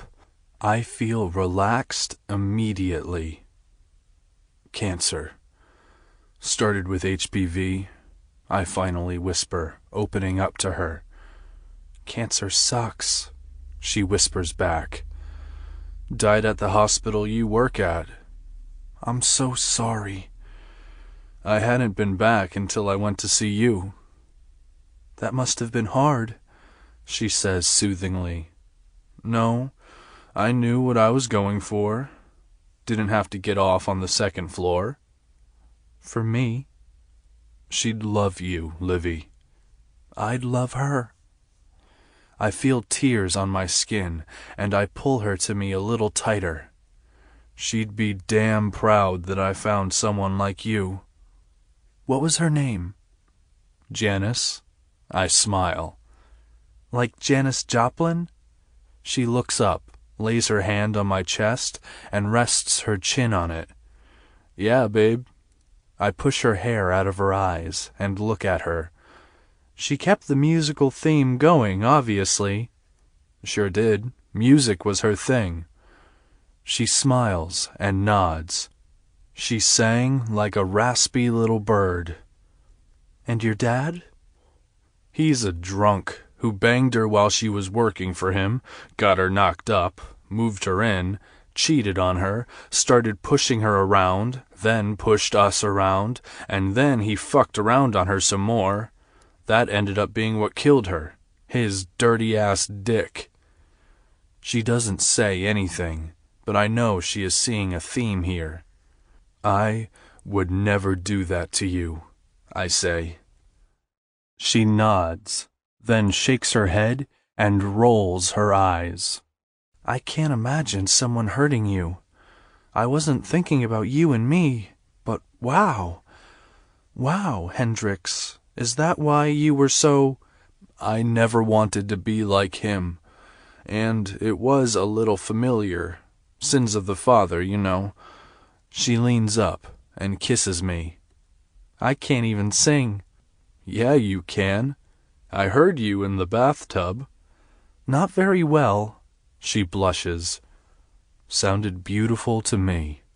I run my hand up her back, then fist her hair, pulling her into a kiss. Mom used to sing that song all the time. If she wasn't singing it, she was humming it. Her way of telling us she would always be here for us. I swear to God, she sent you to me. Her eyes pool immediately, and I can feel mine threatening to do the same. I hold her tight against me as we fall asleep, wrapped up in each other. I wake up with her on me and morning wood. I know that period shit flows lighter in water. I also know this'll be the last time I'll be bareback until she is on the pill or some shit. I sit up, holding her, and she wakes. Hendrix? I'm fucking you in the shower. Is that so? She laughs and hangs on tight as I stalk to the bathroom. You have a problem with that? I don't suppose it would stop you if I did. She laughs again, and I stop immediately. Babe, I'm not him. You don't want... I wasn't thinking that. I know who you are. You're the man who has completely changed my life. The man who loves me. The man I love. And you can consider this the last time we have this conversation. I don't ask for your thingy. You don't ask for mine. Communal property? She bites her bottom lip, smiles, and then nods. Thank fuck. I pull her shirt off and start stripping. I see her going for the toilet, so I give her some privacy while she takes care of whatever it is she needs to take care of. You want it hot, right? I ask after I hear the toilet flush and turn around to see her butt-ass naked, staring at my cock. She nods. I grab my cock, giving it a few strokes. Not this, babe. The water. You are so dang... Get my pussy over here, Livy. It's been too damn long. After she walks up to me with a little sway in her hips and wraps her hands around my neck, I grab her ass and lift her up. I reach under her, grab my rod, and line it up as I walk into the shower. Hang on, I say as I slam into her. Her back hits the wall, and she cries out. Fuck, I'm sorry. I kiss her neck. Hendrix, she cries as I slam into her again. Too much? I ask. Harder. Do me oh, God. She screams as I slam into her again. Her teeth clamp onto my shoulder, her nails run down my back, and I fuck her harder. Yes, she pants. Oh, yes. Fuck, Livy, hang on. I can't go soft with her. I have to go hard. I give her everything I can physically, 'cause she knows everything I try to hide. She takes it, 'cause she has given me everything and has nothing to hide. I stop and thrust hard upward, hitting her sweet spot. Love. I pull out and ram in again. You. Her body tenses as she holds her breath. Whose pussy is this? Ours, she cries as I thrust into her again. Mine. I correct her. Yes, oh yes, she whimpers as I slam into her again. All fucking mine. Always. She wraps her arms around me and trembles as she comes.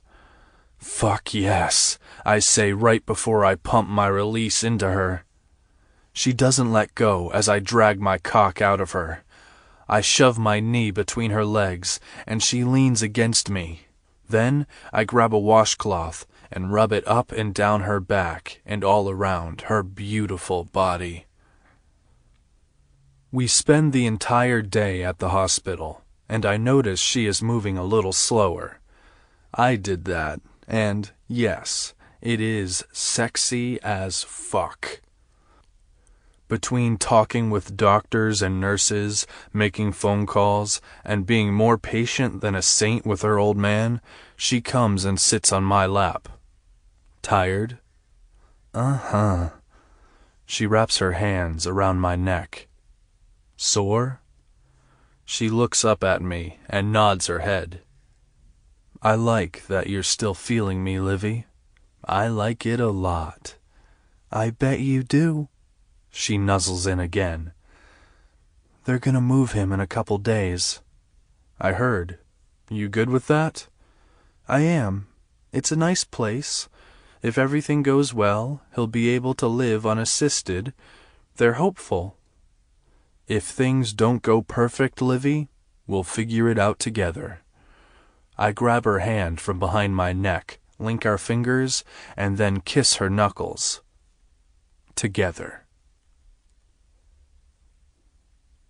By the end of the week, we are back in Detroit, and as grateful as I am that my brothers stepped up, they left a fucking mess.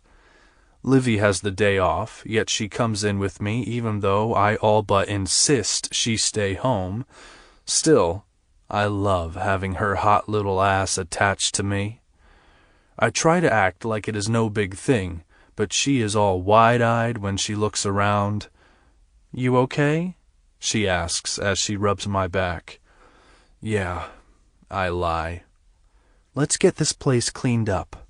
I know it's gotta be bugging you, since it's bugging me. Go rest. You're bleeding and shit. Gotta be tired. I can't believe you just said that. She giggles with a snort. I can't believe you won't let me touch it, I say as I reach down and rub between her legs. I think you'll make it. She steps back, shaking her head.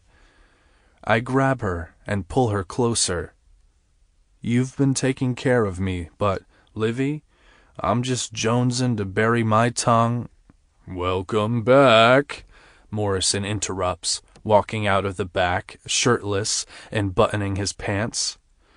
How's your old man? He walks up to Livy and pulls her into a big bear hug, hiding his face against his chest, and nods his head.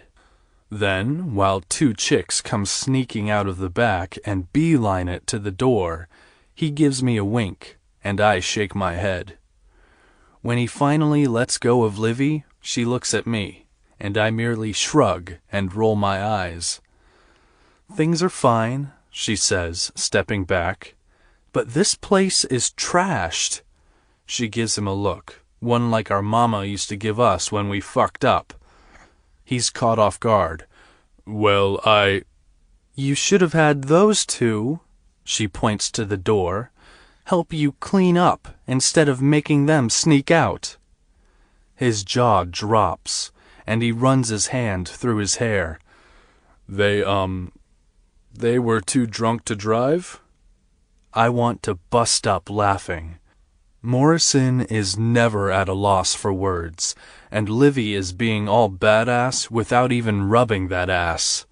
I am fucking starving for her now. As he clears his throat and looks at her, I see his eyes. I know shit is about to get funky. Babe, they couldn't even walk straight, so how do you expect them to clean up? They look to be walking just fine. She laughs as she bends over to pick up a bottle. She hands it to him.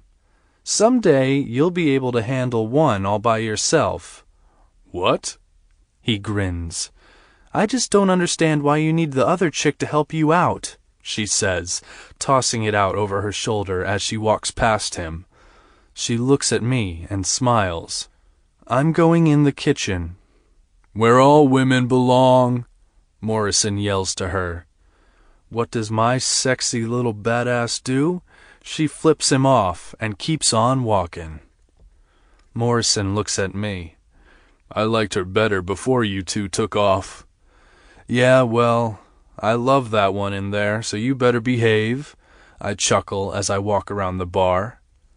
What the fuck did you just say? Morrison gasps. You heard me. Now grab a broom and a bag and let's get this place cleaned up before I flip my shit. So is she... He gestures a big belly. Nah, I shake my head. And you still... He cringes. L-word her? Shut the fuck up and clean. By noon, the place is presentable. Livy is yawning, so I send her fine little ass home. For the rest of the day and night, it isn't busy, but it is steady. Some of the locals even ask where she is. It's a mind fuck. They like her too, and they better, 'cause if I have it my way, she'll be a permanent fixture soon. At midnight, the place is a ghost town. Normally I would hang out and listen to tunes, but the only tune I want to hear right now is the little sleepy sounds Livy makes when she sleeps. I'm getting ready to turn out the beer lights when I see Jagger hobbling out of a cab. He stumbles to the door as I swing it open. What the fuck happened to you? His eyes are swollen shut, his face gashed, and I know he needs stitches. Same shit, different day, man. You fucking his bitch again? Nope, I won't fuck that again. I did let her suck my dick, though. No choice this time, Jag. We're going to the ER. Jag is getting sewn up as I text Morrison to meet me. I ask the ER doc how long it's going to be, and he tells me an hour at least.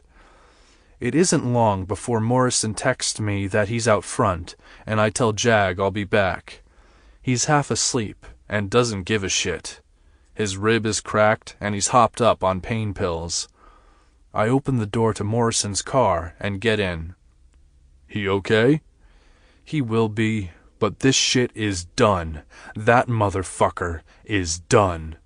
I punch his dash. Dude, not the dash.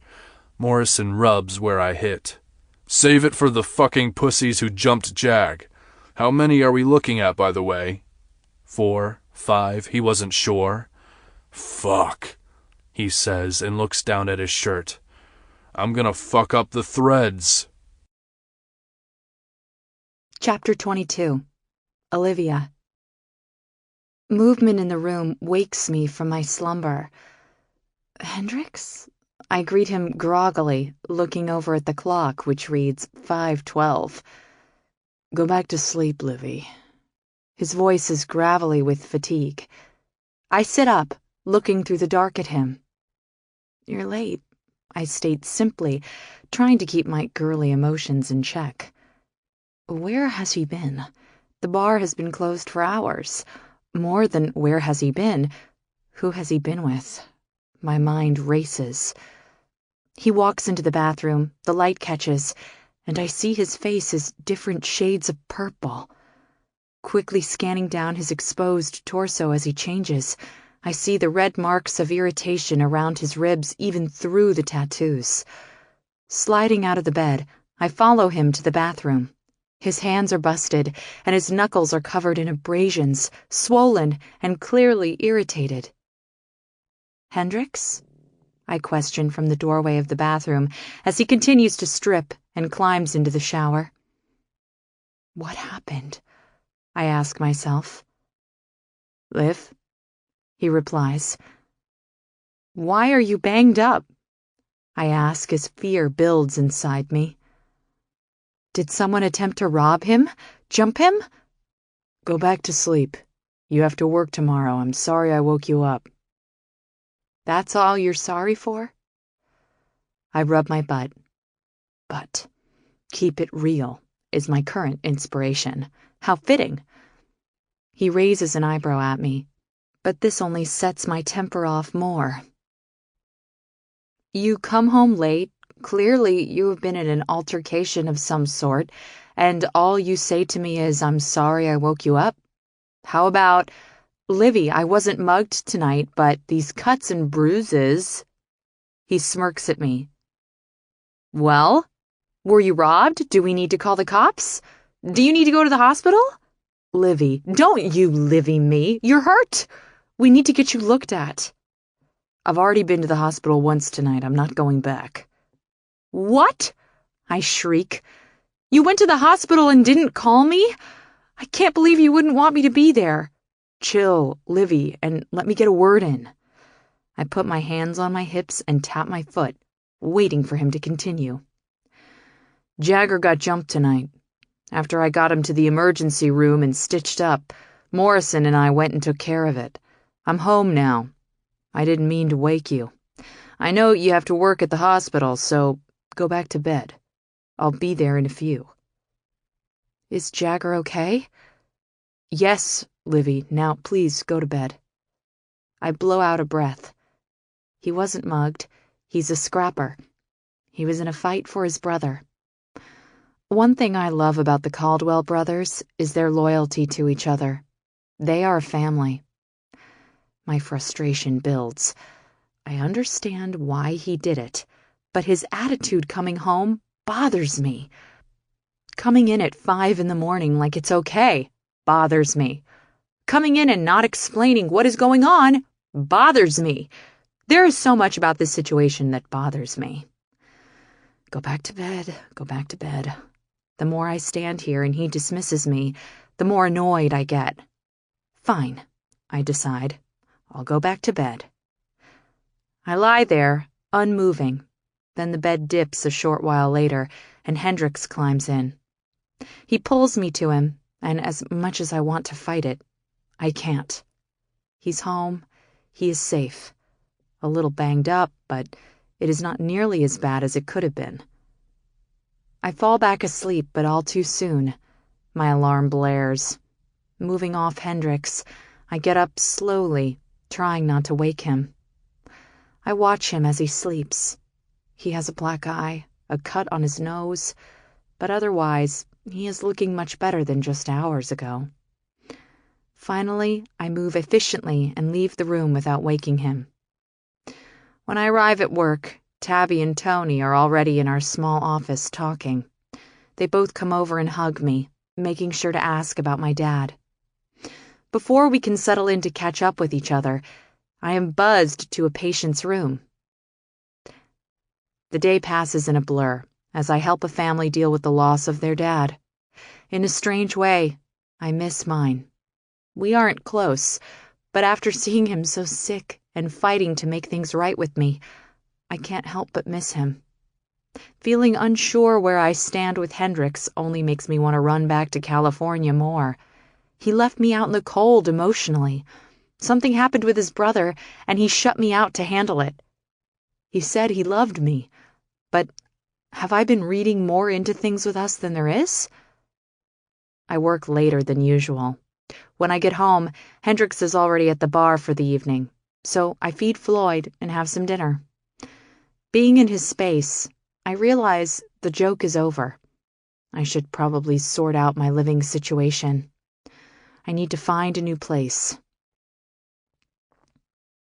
How much do I owe Hendrix for the work on my car and for staying here? All the questions playing in my head make me even more emotional and, quite frankly, dizzy. Exhaustion sweeps over me, and I fall asleep on his couch. Sometime in the night, Hendrix comes in and carries me to bed. I wake up to my alarm, all tangled in him and unable to remember being moved. "Livy," Hendrix begins. "I have to get ready for work," I whisper, then move away from him and out of bed, sadness swelling inside me at the distance between us. Silently, I ready for my day. He watches me, but says nothing. Broody is back. What is he so pissed off about? Tension builds between us as I leave for my workday. The hospital day passes all too soon. As I leave, I am a little depressed, knowing I am going home to an empty house that I'm not sure I am even wanted at anymore. Surprise slaps me in the face when I come home to find Hendrix sitting on the couch waiting for me. "You're late," he says in greeting. "Well, I see how this is going to go." That sometimes happens with my job. Cut the shit, Livy. "You cut the crap, Hendrix." I try for sass, only I miss the mark. "What is wrong with you?" I tap my fingers on my chin. The man I'm in love with comes home hours late, beat up. He cuts me off. "I was not beat up, Liv. I promise. The 5 shitheads who touched my brother were worse off than Morrison or myself." Tears fill my eyes. When I looked at the clock and saw the time, I panicked. Do you know the thoughts that ran through my head? I told you they jumped Jagger. I had to take him to the hospital, and then Morrison and I needed to handle it. Yes, you did tell me all of this. After the fact. It's okay, I get it now. You guys are family. I'm the outsider. I'm just the piece. I know it's a low blow throwing the panties in his face, but he hurt me by pushing me out. Before I can react, he is up and in front of me. "What did you just call yourself?" Nerves hit me, but I stand my ground. "I'm just the piece. You're—" I can't finish as his lips crash down on mine. His lips are like a drug I can't refuse. He intoxicates me with his taste. Once he has me off balance physically and emotionally, he pulls away. "You're more than just a piece, Livy. Don't play games with me. You shut me out. I know they're your brothers, but it made me feel like you didn't want me to be a part of that, like you didn't want me to be part of your family. I was worried about you, about Jagger and Morrison. Yet I was left in the dark and dismissed like I was a regular booty call, not something more. Fucking crazy," he starts, but I cut him off. "Crazy about you, crazy about Caldwell's. I want to know you're safe. I want to know your brothers are safe. I want something real, Hendrix. It doesn't get any more real than this, Livy. He steps back and holds my hand. You and I live together, sleep together, and we even work together. He lifts my knuckles to his mouth and rubs his lips across them. I love you. Nothing's changed. But you can't ask me to ignore shit like that. Jagger's busted up and you should have called me. Noted. He nods his head and pulls me closer. You should call when you'll be late too, then. I melt into his embrace because I have missed it. Talk to me, he whispers. I've had a couple of rough days, that's all. Not what I'm here for, he says, and in those 5 words, I am completely confused. I know, I say, just wanting a reprieve from being upset. I need his touch. I need his embrace. I need his comfort. You want to come to the bar? I have Morrison covering for me. Needed to make sure we were okay. We're okay. I'm gonna stay in. Okay. He steps back, then leans in and kisses me. I miss you, Livy. I force myself to smile and nod. See you in a few hours. Jagger and Morrison have been holed up in a hotel. You don't mind if they come hang out? Why are they at a hotel? He shrugs. Told them we needed space, but with our schedules we haven't had much time or opportunity to utilize that space now, have we? I shake my head. He leans in and gives me another kiss, then smiles and shakes his head. That communal property, that's a you and me thing still, right? I nod and swallow hard. You still bleeding? I shake my head. Good. I need a taste, Livy. He smirks. I'm gonna have to wake you up tonight, so why don't you get some sleep now? With that, he winks, turns, and then walks out the door. I look around and think about what he said. Not what I'm here for. Confusion sets in, but I am once again exhausted. I get into bed and fall asleep faster than I expected. I wake later to the bed dipping and his arms pulling me close. Livy. I don't answer. Babe? I can't do this tonight. Not when I'm trying to prepare myself for what I know is coming. I feel his lips press against the back of my head. Then he breathes in deep, moans, and whispers. I love you, Livy. Chapter 23.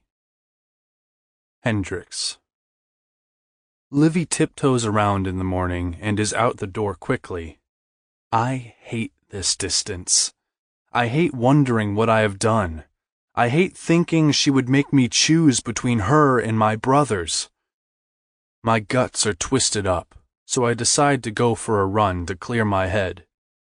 Come on, Floyd. It's cold out, but the sun is shining. I end up running to a place I have yet to enter.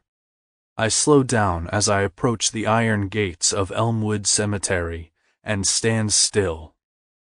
Floyd plops her ass down on the cold concrete and looks up at me. I swear to Christ she shakes her head. I'm going in today. Now I swear she's rolling her eyes. Fuck you, Fleabag. I pat her head. Bitches first. I point to the gate, and her ears perk up. Jesus, what has she done to you, Floyd? She doesn't move. Fine, ladies first. Her ass rises slowly. She appears to raise her nose in the air, and then, I shit you not, she is shaking her ass as she walks ahead of me.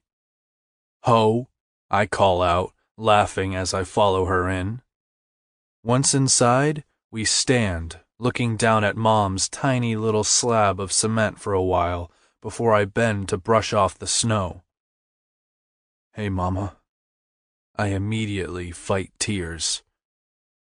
Fuck, I miss you. Tears build up and start to trickle. I met a girl, Mom, but I think you know that. She's amazing and crazy as hell. I'm pretty sure I am in love with her. Nah, I know I am. But I think I'm screwing things up. I sit and wait for something, a sign, a voice, God himself to come down and tell me what to do. All I get is the wind burning my face and angry that this is all I have given her. A fucking rock. But hell, she picked it out. She didn't want anything fancy. She wanted one thing, and that was for us boys to open up to love and be happy. Floyd's wet nose nudges my hand, and I pat her head. I'm sorry I didn't bring flowers, Mama. I'm sorry I haven't stopped by. I don't feel close to you here. It's too damn cold, and just not you. You're at the bar and in my thoughts every day. I'm gonna get going now. Love you, Mom. I bend down and brush the snow off the rest of the cold slab of stone and see beloved mother and the words, I have left a legacy of good in a world of bad. The words hit me hard. They have never carried as much weight as they do now. It was one of the last things she asked us to do. We are what she has left in the world, and I will be damned if I won't make her proud of what she gave this world. Let's go, Floyd. I kiss my hand and rub it across her name. Your legacy is strong and good, Mama. What that crazy chick needs to know is just how strong I am. The harder she pulls back, the harder I'm gonna reel her in. Nice chat, Mama. At home, I leave a note that I need her to help at the bar tonight. I know Livy, she'll come. I smirk and think, more than once. Livy's being standoffish should have made me question my feelings, but it didn't. Not after this morning's chat. It fucking hurts in a different way, one that I haven't felt before. A way much deeper than you feel when you disappoint a teacher, a boss, a sibling, or even a parent. I never want to disappoint her, not ever fucking again. I love her fucking crazy and strong and even pissed off. As a man, I really love the way she looks at me like I could and did solve the troubles in her life. Her eyes shining as she looks at me makes my smile spread wider, my heart swell with pride, and my dick twitch all at the same time. I want that back. I won't begin to understand why she felt like she wasn't important after the other night, but that shit will be rectified tonight. I look behind me to see she is walking into the kitchen of the bar. This is the last of the fruit. She sets down the plastic containers, then walks over to wash her hands. If you don't need anything, I certainly fucking do. I slam my fist on the stainless steel counter and then turn around. She stands taller, sets her little fists on her hips, and scowls. When are you gonna stop acting all pissed off at me, Livy? What do I need to do to make you understand I was taking care of shit for my family? What about me? She yells. What would have happened if something happened to you? You know what? It doesn't matter. I let down the mask and I never... Don't even finish that fucking sentence. Don't you do that to us. She covers her face and starts to cry. No, not just cry. She is sobbing, and I fucking did that to her. I fucking did that to her. I don't need fucking consent anymore, so it takes me 3 steps to cross the room and scoop her up in my arms. Then, it takes 3 seconds before she is wrapped around me. Livy, like it or not, you're my family. I'll fight just as hard for you as I will for them. Fuck, harder if I have to. I set her ass on the stainless steel island and pull her hands away from her face. Talk to me. I don't know what to say. She wipes her eyes and takes in several quick breaths. This isn't just about the other night, is it?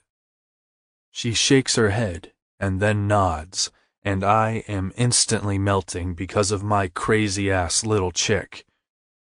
You know I love your ass, right? She nods. And the rest of you too. Talk to me. I've had a bad few days, and when I said that, you said that's not what you're here for. I don't know. Hold up, Livy. I meant it's not my intention to give you bad days. She looks up at me and closes her eyes slowly. Wait, you thought... Holy shit, Livy, babe, come on, talk to me. Tell me that one little no call while handling my brother's shit didn't make you doubt everything I have said to you. She shakes her head, but I know it did. I went to the cemetery today and saw my mom for the first time. I told her about you. I want to be closer to my father, Hendrix. I want to see him, I know. So we look into places around here. Hell, move him into my place. Not that close. She laughs, and I smile. So we do it. After work tomorrow, we sit down and check out some places. It's ladies' night. She looks down. I hired a new guy. I smirk. My ass will be shaking for one set of eyes only. That makes her smile. Your mom? I didn't mean to interrupt. It just made me realize you never know how long you have to right wrongs. I grab the hem of her shirt and pull it up, and despite having been told I don't need consent, I look at her, making sure. She lifts her arms so I can pull her shirt up. Then, her little feet start to kick slightly like a happy little kid's, and I laugh to myself. She's low maintenance, a worker, beautiful, greedy for my touch, like I am to her taste, and mine. My fucking crazy Livy. She said she left a legacy of good in a world of bad. I reach behind her and unsnap her bra, kissing it off her shoulders one strap at a time. My mouth takes a tit while I use my hand to undo her jeans and pull them down, taking her shoes off before completing the job. You're real good, she moans as her hands rub up the back of my head. This is gonna be quick, and I swear I will make it up to you, I say as I unbutton and shove my jeans down enough to free my cock from the denim cage. I need you bad, she says as I lift her. I line us up, hiss when my head hits her hot, wet pussy, and she whimpers. I lean back against the wall. I have every intention of making you walk funny for a week. Bring it. I slam into her, and she cries out, On! Brought, I proclaim as I pound into her over and over. How does my cock feel, Livy? So good, she cries into my shoulder. I'm raw inside you, Livy. Feels so... She springs up and looks at me, shocked. I'm gonna knock you up and love you forever. Can you handle that?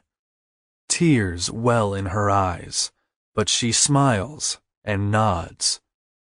Forever? Fuck yes. You and me and a shitload of Caldwells. I see her look up like she's trying to figure it out, and then she looks at me. 4. 4's a start. I smile back. We'll start by fucking one into you now. Consent given. She smiles, laughing until I thrust inside her again. Babe, don't laugh when my dick is in that pretty little pussy of yours. Makes me want to bruise it. I slam in again. I think I'd like that, she says in a husky voice.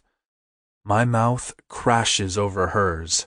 Our tongues dance, our bodies' rhythms are in sync, and my balls are on fire. I'm not about to stop fucking her against the kitchen wall. She told me to bring it, and bring it I will. She comes 3 times and is limp in my arms when I finally fill her with my cum. Then I slide down the wall with her on my lap, and we both try to catch our breath. I love you, Olivia. I love you, Hendrix, she moans sweetly. I hear the door and groan, allowing my head to fall back and hit the wall. She laughs. I'd take care of it, but I don't know if I can walk yet. That just made me hard again. I smile, but I'm not joking. I love her feeling me still. Stay put. I'll come back and bang you up some more. Chapter 24. Olivia. Things are moving so fast, yet at a crawl at the same time. Hendrix is everything I could ever want, and so much more. He says I'm crazy, and maybe I am. I have fallen head over heels in love with him in such a short time. More than that, I want to have his baby. Yes, I am completely nuts. I put my forearm against my forehead. Nope, no fever. I'm not delirious, unless it is deliriously in love. Are we repeating our parents' mistakes? My parents never married, nor did his. I allow my mind to envision us 5 years from now with 2 kids. I don't see myself without him. Hendrix completes me in so many ways. When I have problems, I can go to him, and he is there to hold my hand as I sort it all out. He is my partner. Heck, if I am real about it, he is my protector and my provider. He is everything my mother never had with my father. Could she have had more with my dad? After the brief conversation my dad had with Hendrix, where he said my mother was better, I can't help but wonder, what if? My mom is happily remarried now, but could my childhood have been different? If they had been different, if circumstances had been different, Bryce would never have been in my life. Bryce. Even after all this time, it comes back to him. I haven't told my mother. Things have been so chaotic lately, I have only made quick calls to update her on my dad's progress. If I'm going to have my dad come here, I need to have a serious conversation with my mother, though. It's only fair since my dad knows. I blow out a breath. No time like the present. Hey, Livy, she says as she answers on the first ring. Mom, how's your day been? I ask nonchalantly. We aren't close like some mothers and daughters, yet we are in our own way. My mom has supported me to the best of her ability. She has always worked. And although she made time for me, after things began with Bryce, I pulled away from her, from everyone. As a single mom for those first years, she struggled. Then she married my stepdad, and we were better, although still only a middle-class family. Long day at work. Charlie still isn't home. He's been doing overtime since we learned Jason needs braces. Any updates on Darren? This is my mom's world, where she's always working and trying to provide for my half-brothers. He's stable. He will need to have a private nurse or a long-term care facility. With the divorce from Victoria, he lives alone. Mom, I sigh. What is it, Livy? Something is bothering you. Would it bother you if Dad were to relocate to a facility here in Detroit? Would you feel left behind? The balancing act of being a child with 2 homes. I don't want her to feel like I'm giving my dad more than her. Honey, You moving to Detroit was scary. You went so far from home, so far from me, from your dad. I know the teen years are hard. I know Victoria put a strain on your relationship with Darren for all those years. In some ways, I think I would feel better if Darren were closer. At least you would have someone. Not saying your friends aren't enough, but family is everything, Livy. I giggle and snort. I have a family here, Mom. The words fly out of my mouth before I can take them back. Livy, honey, this boy, I'm sure he's nice. I'm sure he tells you how beautiful you are and fills your head with so much. But, Livy, first love is rarely what you think it is. Anger hits me like a ton of bricks. Mom, don't tell me what love is or isn't. You know what? Hendrix isn't a boy, he's a man. All man. He doesn't tell me how beautiful I am. He shows me. Every single day, he shows me with his actions how much I mean to him. He and his brothers have been with me, backing me up, supporting me, and helping me with everything that seems to be crashing around me. I am shaking from my need to defend Hendrix and what we share. He gave me back what Bryce took from me all those years ago. The words just tumble out in a mess of emotions. That was not how I wanted this to come out. I was honestly hoping to get her to plan a visit, and then I would tell her in person. But the cat is out of the proverbial bag now. What did Bryce take from you, Livy? My mother asks with fear lacing every word. I breathe in and out, heavily. Livy, tell me, please. She begs as tears fill my eyes. I reach my hand underneath me on the couch to rub my butt. Own it, overcome it, covers me today. How fitting my panties are as I battle to overcome my past. It's in the past, Mom. Livy. He feels bad about it, I mumble. I hear her sob. Livy, my Livy. She cries harder, and I feel worse for telling her. I should have known. When you came home after the summer you turned 14, you were different. I should have known. I should have been closer to you, pushed harder for you to talk to me. My God, Livy, I'm so sorry. As we both cry without me having to get into the details, Floyd comes over to me, licking my tears away. Finally, my mom sniffles, fighting to compose herself. Did... She is stuttering. Your dad, did he know? I wipe my face on the t-shirt of Hendrix's I am wearing. Not back then. How long, Livy? 2 years. I whisper, fighting to keep the tears at bay. She cries out into the phone, and then I hear the sound of her falling to the ground and banging her hand or something on the floor. No, no, no. I'm so sorry, Livy, my precious Olivia. I sent you there. I trusted Darren. I trusted Victoria, as rude as she always was. I still trusted her with you, my firstborn, my baby. She sobs as she rambles to herself. Mom, please, Mom, it's okay. I'm okay. You didn't know. It's not your fault. I saw Bryce when I went out there, and he apologized. I say, trying to calm her. He apologized. My goodness, Livy, he should do more than apologized. You faced him alone? You didn't tell me about this when you went to the hospital? Darren was okay with having that scumbag in his hospital room. You... She trails off, mumbling incoherently. I wasn't alone. Hendrix was there. He's good to me. He held me. Bryce feels guilty. He's been in counseling and he'd been abused. Victoria doesn't believe him, but Dad does. What's more, I believe him. I believe he is truly sorry. I'm moving past this, thanks to Hendrix. He's freed me from my past, Mom. Don't be mad. Just be understanding. Okay? I don't know how to do that, Livy. I failed as a mother. You didn't fail at anything as much as I didn't do anything wrong, nor did Bryce when he was violated. It's not easy, but we all have to move forward. I don't want to lose more time with my dad over this. I also don't want secrets between us anymore, Mom. I love you. I'm sorry I didn't tell you. She sobs.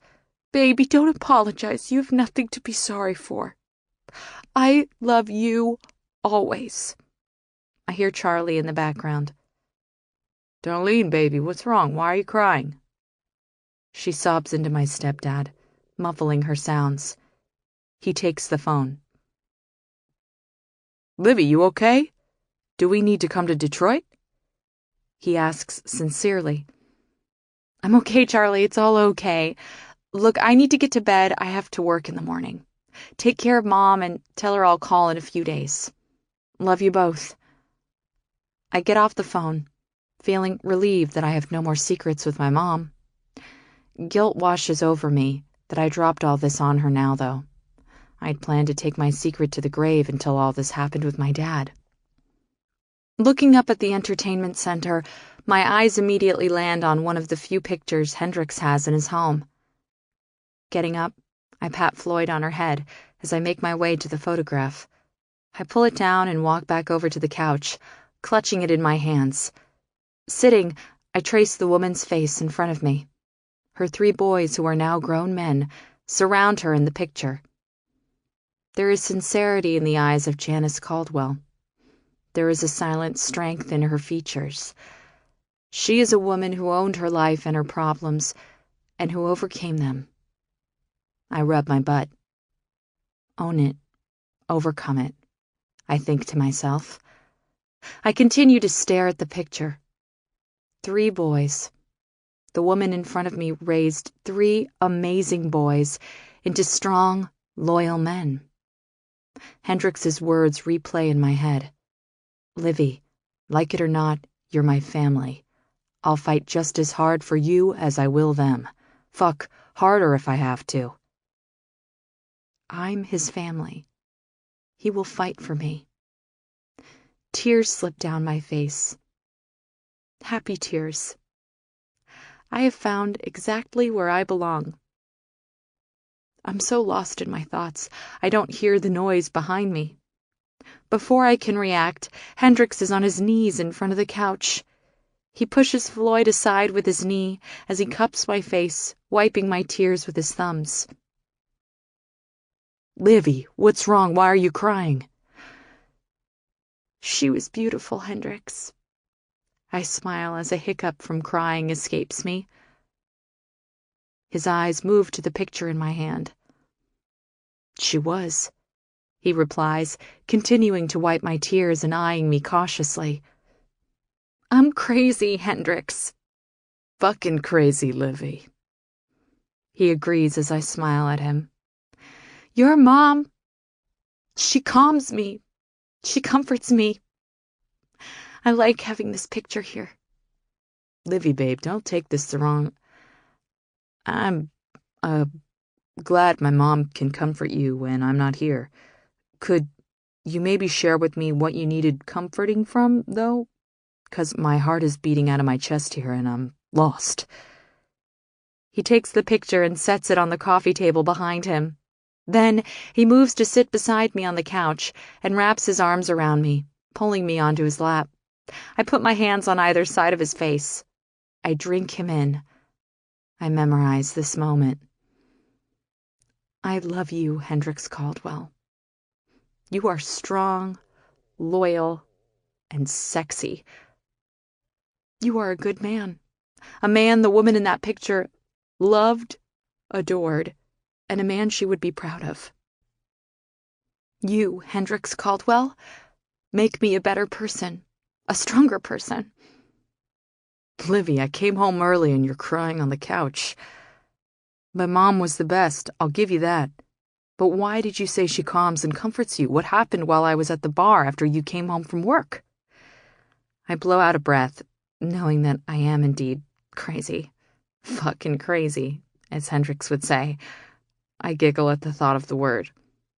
Babe, seriously, it's not good for my ego to have you crying or laughing when you're in my arms. You make me smile. You make me happy. I look at the love shining in his eyes for me. Good to know. What made you cry, Livy? I told my mom about, Bryce. Good. Now that the secret is out, it's a weight lifted off you. I don't want anything weighing my girl down.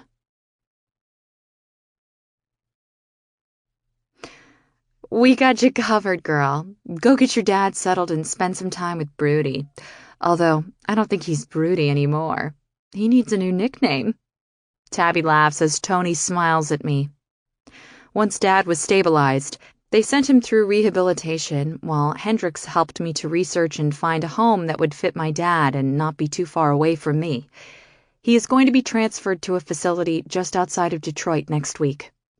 Hendrix and I have settled into our new routine. It's been almost 2 months, and I'm finally feeling like everything is solid. Jagger and Morrison have stepped up at the bar, and, as promised, Hendrix doesn't work Thursdays anymore. He doesn't want to shake it for anyone but me, and I'm A-OK with that. He alternates Sundays so we can have a day together, and I am still at the bar on Tuesday, Friday, and Saturday nights because it is a way to help Hendrix earn tips and spend time with him. I take off early since the girls have my shift covered. Hendrix and I have a lot to get done, and I am due a vacation. My mom will be here next week, the day Dad is moved, to visit and help me settle him in. She's still having a hard time with what happened to me, but I am hoping that by the time she visits, she has come to terms with it. I want to make sure that the guest room is ready for her. Therefore, I go straight home to make a list of what I may need to make it perfect. Floyd greets me as soon as I enter the garage, and the first thing I do is squat down and rub my face against her fur. Doggy nuzzles are one of the best parts of my day. I scratch behind her ear, then stand up and make my way inside, as she follows closely like always. What are we going to make for dinner, Floyd? Chicken and rice? I know that sounds good to you. I talk to the dog, laughing to myself. Nope. Frozen pot pie will have to do. I move around the kitchen, heating up the frozen dinner. Spring is here. Spring is here. Floyd, that means longer days. I look to the pooch, and I swear she turns her head to the side like she understands every word that comes out of my mouth. Longer days mean going to the dog park to play. Her paw comes up over her nose to cover her eyes like she disagrees with my playdate idea. Too bad, baby girl, too bad. I laugh to myself again. Morrison emerges from his room in basketball shorts and no shirt with his blonde hair a mess on top of his head. I giggle and look to the clock to see it is 4 in the afternoon. He moves through the kitchen silently, getting an orange juice from the fridge. Long day, Slick? I laugh more. Livy, my days are your nights, and you should know, when a Caldwell is involved, it's definitely a long one. Anyway, how long are you in town this time? Morrison is gone more than he's here. Hendrix has stressed over the last 2 months that this is my home. The one day I even considered the idea of finding my own apartment again, I was quickly shut down. Livy, do you not live here now? Do I not have panties in my sock drawer? Have I moved one thing that you purposely came in here and put with my stuff? I opened my mouth in shock that he knew I did that to mess with him. No, I haven't. Have I complained about having you here? Have you had any complaints about being here? Why would you move out? Did I not tell you I want to put a Caldwell in your belly? If we're going to do all that, then why the fuck would you move out? A smile builds as I think back to Hendrix's reminding me he wants me here and that I belong. Stop thinking about my brother when I'm trying to have a conversation here, Livy. Morrison smirks at me. Sorry, I kind of think about him all the time. I smile bigger. Fucking crazy broad. Swooning and shit over the wrong damn Caldwell. I punch Morrison in the arm. He's the right Caldwell for me. One day a woman is going to come along and lay you flat out, Slick. Oh, women lay me out all the time, Livy, right before they climb on my cock. Morrison replies arrogantly. Make sure you wrap it up, Morrison. Some things you can't smooth talk your way out of, you know. I remind him, laughing yet wanting to protect him at the same time. I could smooth talk my way out of anything, Livy.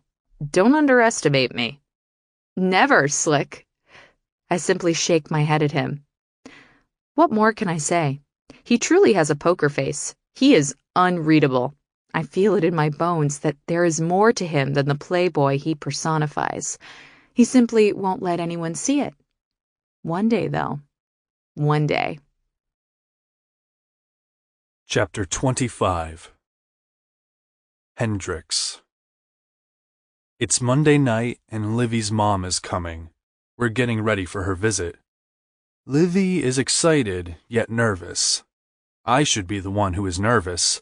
My pad is a flophouse for my brothers, I own a bar, and I'm banging her little girl, trying to knock her up. Like, trying all the fucking time.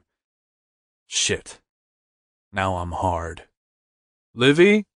I yell to her. She's in the bar, and I'm in the kitchen. Yeah? She asks as she walks in.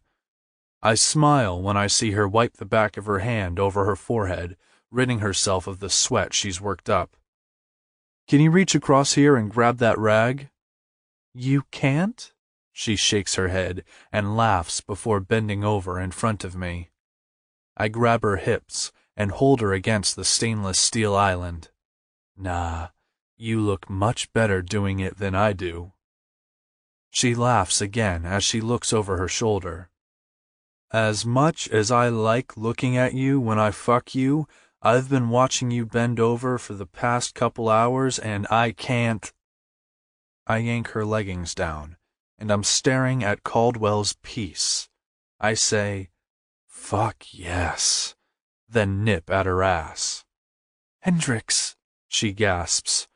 Sorry, babe, but it says it's mine, and it looks fucking delicious. I nip her again, and she giggles. No laughing, I chastise as I rip her panties down and then unzip myself. I line us up, hissing at the heat she's producing. Oh my, she says, arching her back and lifting her ass in the air. Sexy, I say before ramming into her. I don't stay still, though. I grab her ass and watch it bounce with each thrust. Fucking beautiful. Yes, she says as her arms stretch out and her fingers curl around the edge of the island. I love you, babe, I say through my teeth. I reach around, pushing my hand up her shirt and grabbing a titty. Fucking love these too. I love you. What else do you love? I thrust into her again. You're... I love your pussy, Livy. My pussy. What do you love? I want her to say something nasty just once. Your... thingy, she cries out. My cock, babe. I thrust it in hard. Does it feel like a thingy? No, she whimpers. So good. What do you love, babe? You inside me. She pushes into me. More, please. More what? I grip her hips harder. You, she cries. I give up. Livy isn't gonna dirty talk, and I don't need her to. She is sexy and sweet and mine. I love her how she is. I stop and turn her around before lifting her up onto the counter. Standing between her legs, I push back into her. Can't say cock, can you? She wraps her legs around me and pulls me into her until I am balls deep.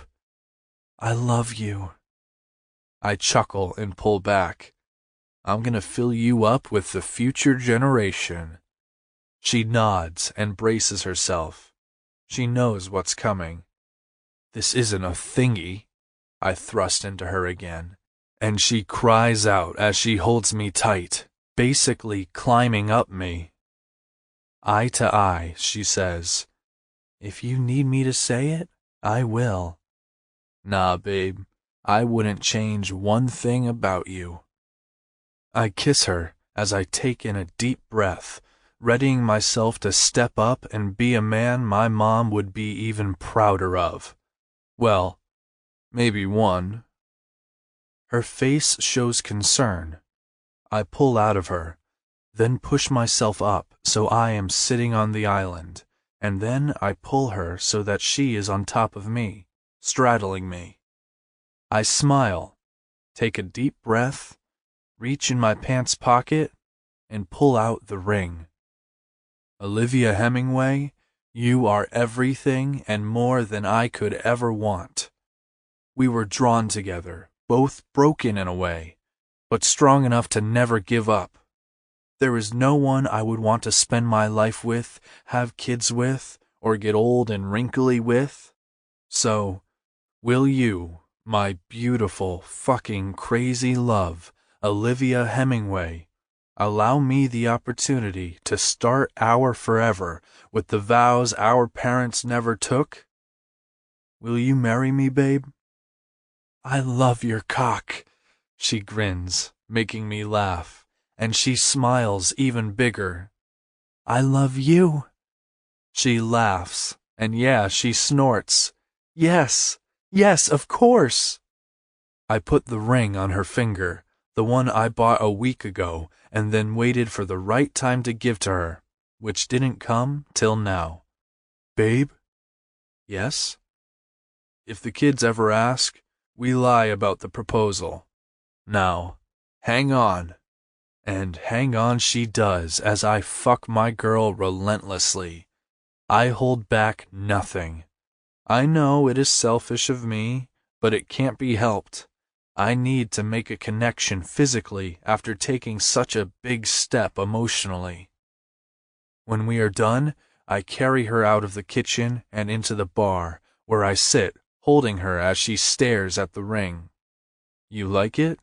I ask as I kiss the top of her head. Stunning, she says, looking at me and smiling. Just like you. She looks up then, and I follow her eyes. What's up there? Used to be an apartment. It was where I grew up, so I destroyed it after I kicked my old man out. I wanted it to be more, but I don't know if I have it in me. Right now, I feel like I have everything I need. The room? She nods at the door toward the back of the balcony. Yes. Well, that was left because it was the room Mom used to read to us in. Best childhood memories, and the place we went when Mom told us to. You couldn't hear the beatings as bad from back there.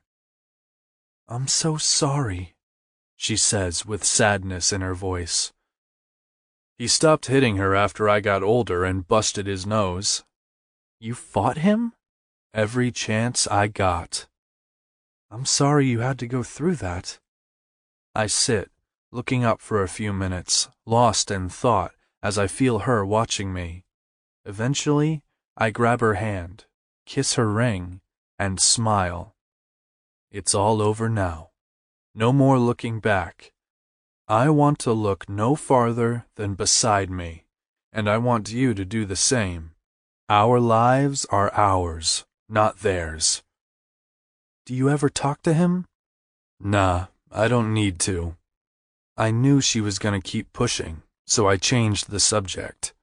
Livy, you and I are getting hitched. A smile spreads across her face. When? Tomorrow? She laughs. I would, you know. Okay, let's do it. My parents. Dad is just getting settled. Mom will be here soon. They'll be in Thursday night. They will. I can't wait for my mom to meet you. We're getting hitched on Saturday. What? I'm serious. Your family will be here. There's no time to plan. I want you to have my last name before we have a family, Livy. We're getting married this weekend." "Where?" She starts grinning again, not seeming like she's gonna argue with me. "Here. Right fucking here. Already have live music." I smile and look up. "You can hide out up there in that room and walk down those stairs to me? Say I do." "I do?" "I meant on Saturday, but I like how enthusiastic you are." Her mouth crashes against mine, and our tongues dance until she starts laughing. "Livy, no laughing." "I'm happy." She laughs again. "So very happy." "I'll make sure you are for the rest of your fucking life." "I know you will." "You want to stop pacing?" Morrison says as he reaches up to fix my tie. I am wearing a monkey suit, but I'm not fighting it. I wore one on the night I found my girl. "No. Her mom and stepdad are here. They don't seem to like me." "Hendrix, you told them if they made her cry again, they'd be asked to leave." Jagger laughs. "She's dealt with it, so her mom needs to get her shit together and move the fuck on. Livy has." I snap at him and bat his hand away. "Is Livy's old man here?" I ask as I walk toward the door. "Yes."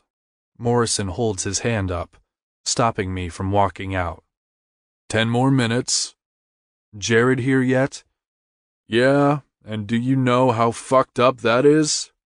"He offered. Livy likes him, and he's family," I say and start pacing again. There is a knock on the door, and then Tony peeks in. "She's ready."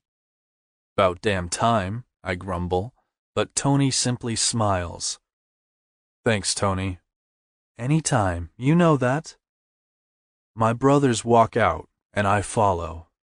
Livy said we should get married on the stage, and I told her the kitchen represented our union more honestly.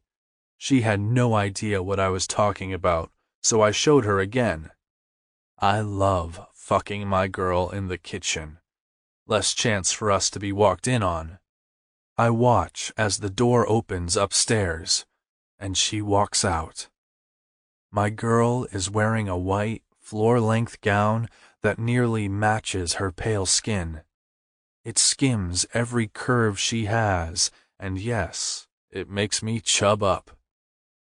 Her hair is down and lying over her shoulder. She wears no veil since I asked her not to.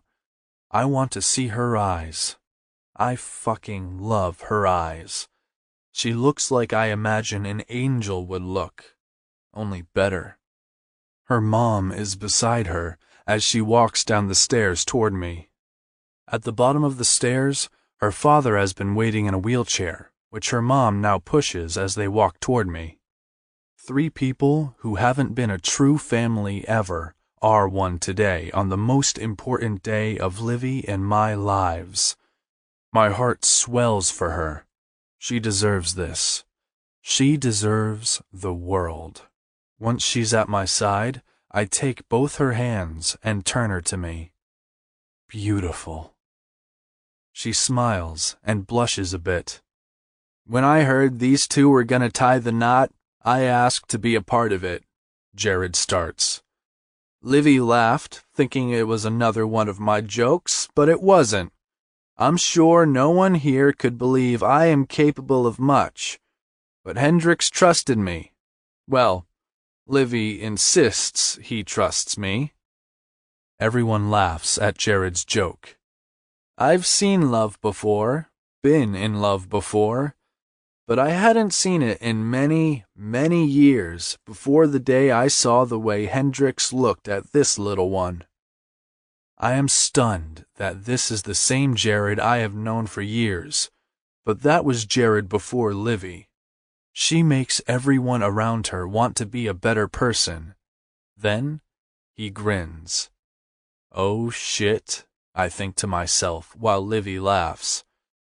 "Don't encourage him, babe," I warn. I once heard a married man in this very bar say he was happy for 20 years. I told him I hadn't heard many men say that, and he told me it was the 20 years before he got married. Everyone laughs, including Livy, of course. Fucking crazy-ass woman, I think with a smile. I heard a married couple just the other day arguing. The wife said she was a fool when she married him. He looked at her and said, "I know you were, but I was in love and hadn't noticed." As the crowd laughs again, I look at Livy, who is smiling, beaming actually. I, myself, was married once. Do you know what I did before that? He looks at Livy, who shakes her head. Any damn thing I wanted. My wife dressed to kill and cooked the same damn way. The laughter keeps him going. We were married by a judge, but it should have been a jury. Our motto was, never go to bed mad. So we stayed up many nights and fought. More laughter until he continues. Don't get me wrong, I married Mrs. Wright. I just didn't know her first name was Always. I'm not alone in my struggles. I passed a church on the way here. The 10 o'clock service tomorrow is titled Preparing for Marriage, and the 6 o'clock one is A Look into Hell. Coincidence? I think not. Livy laughs along with everyone else. I am sure these two will endure similar struggles, but as you know, I have known Hendrix for years, and I am 100% certain that if he is standing here in his bar in that damn getup, he's made up his mind. I don't doubt his love for Livy. Hell, it's not like he's doing it to get laid. The man has had so much Jared, can we move on to the vows? I shift uncomfortably, avoiding eye contact with Livy's parents. I spent 3 hours online and a few bucks to become ordained, so you're just gonna have to deal. Jared turns to Livy. Livy, you know he isn't the last man on earth, right? To me, he is. She smiles sweetly at me. In unison, the whole place says, "Aw," and I lean in to kiss my girl. Not yet, Jared interrupts. Hendrix, you know we're going to consider Livy family the minute you say I'd... We already do, Jared, Jagger chimes in. All right then, Jared chuckles. You want to marry him, Livy? I do. You sure? He jokes. I am. Hendrix, you know how lucky you are? I do. You sure? Hell yes, I'm sure, Jared. Do you? I now pronounce you man and wife. Kiss that girl before I do. And hell yes, I do. I kiss her, lift her up, and nod to the band, which is already set up. When they start playing our song, her tears start falling as soon as the words begin. I would never let her down. I would never let her walk behind me, always next to me. This song okay? She nods her head up and down, unable to speak. I wipe her tears away. I can't believe I get to have you forever. I love you, Mrs. Caldwell. I love you too, Hendrix. While we make our way down the makeshift aisle to the bar area, Livy smiles up at me. Then she looks to my brothers, who both nod. She takes my hand and leads me out front, where she points up as soon as we exit the door. Where the old sign to my dad's place once hung is a new sign. Caldwell's. Established May 5th, 2014. No two stories are the same, but the power of healing and forgiveness is universal. This is my story of becoming. This is our story of overcoming. I found good in a world of bad. A letter to my former self. Dear Olivia, I write to you today to tell you that everything is all right. The confusion about your body experiencing pleasure from touch wasn't because you were dirty, it wasn't because you were broken. A person's body naturally reacts to stimulation. You didn't ask for it, you didn't invite it. Hell, you didn't even know what it was. The age of consent isn't a number, it's a birthright. We find our voices to practice that right when we are stronger and more knowledgeable about the world and our bodies. It is now time that you allow yourself to accept. It is now time to forgive yourself for something that was beyond your control. You survived. It is time to stop hiding in the darkness of your mind, wondering why you allowed this to happen, and to realize you didn't allow it. It was taken. Step into the light now. Celebrate that instead of falling farther down into the rabbit's hole. You are stronger than most. To the outside world, you are intelligent and strong. Classy and fabulous. You have learned to allow some people into your darkness to shine a light for your way through. Friends who understood because they too have been violated. They helped you. Own it, overcome it. Gone are the days you lay in bed crying and wondering what was wrong with you. There is nothing wrong with you. You've got this, now rock this. It's time to help others heal and realize the same. But never forget, consent is fucking required. Love, Livy Caldwell, and her panties. This concludes Hendrix by M.J. Fields and Chelsea Cameron. Narrated by Guy Locke and Lydia Dornay. Copyright 2015 by M.J. Fields and Chelsea Cameron. This unabridged audiobook is recorded by arrangement with Love Swept, an imprint of Random House, a division of Penguin Random House LLC, and was produced in the year 2016 by Tantor Media Incorporated, a division of Recorded Books, which holds the copyright thereto. Please visit Tantor.com for more information on our growing library of unabridged audiobooks and to take advantage of special offers. Audible hopes you have enjoyed this program.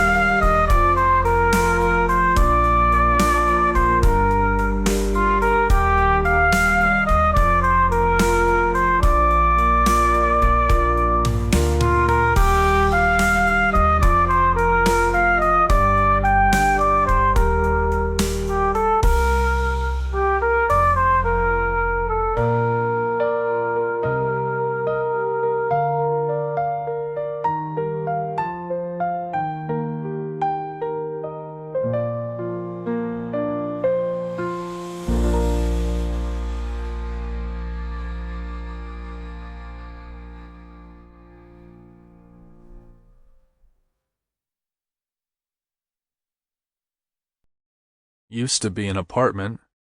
It was where I grew up, so I destroyed it after I kicked my old man out. I wanted it to be more, but I don't know if I have it in me. Right now, I feel like I have everything I need. The room? She nods at the door toward the back of the balcony. Yes. Well, that was left because it was the room Mom used to read to us in. Best childhood memories, and the place we went when Mom told us to. You couldn't hear the beatings as bad from back there. I'm so sorry, she says with sadness in her voice. He stopped hitting her after I got older and busted his nose. You fought him? Every chance I got. I'm sorry you had to go through that. I sit, looking up for a few minutes, lost in thought as I feel her watching me. Eventually, I grab her hand, kiss her ring, and smile. It's all over now. No more looking back.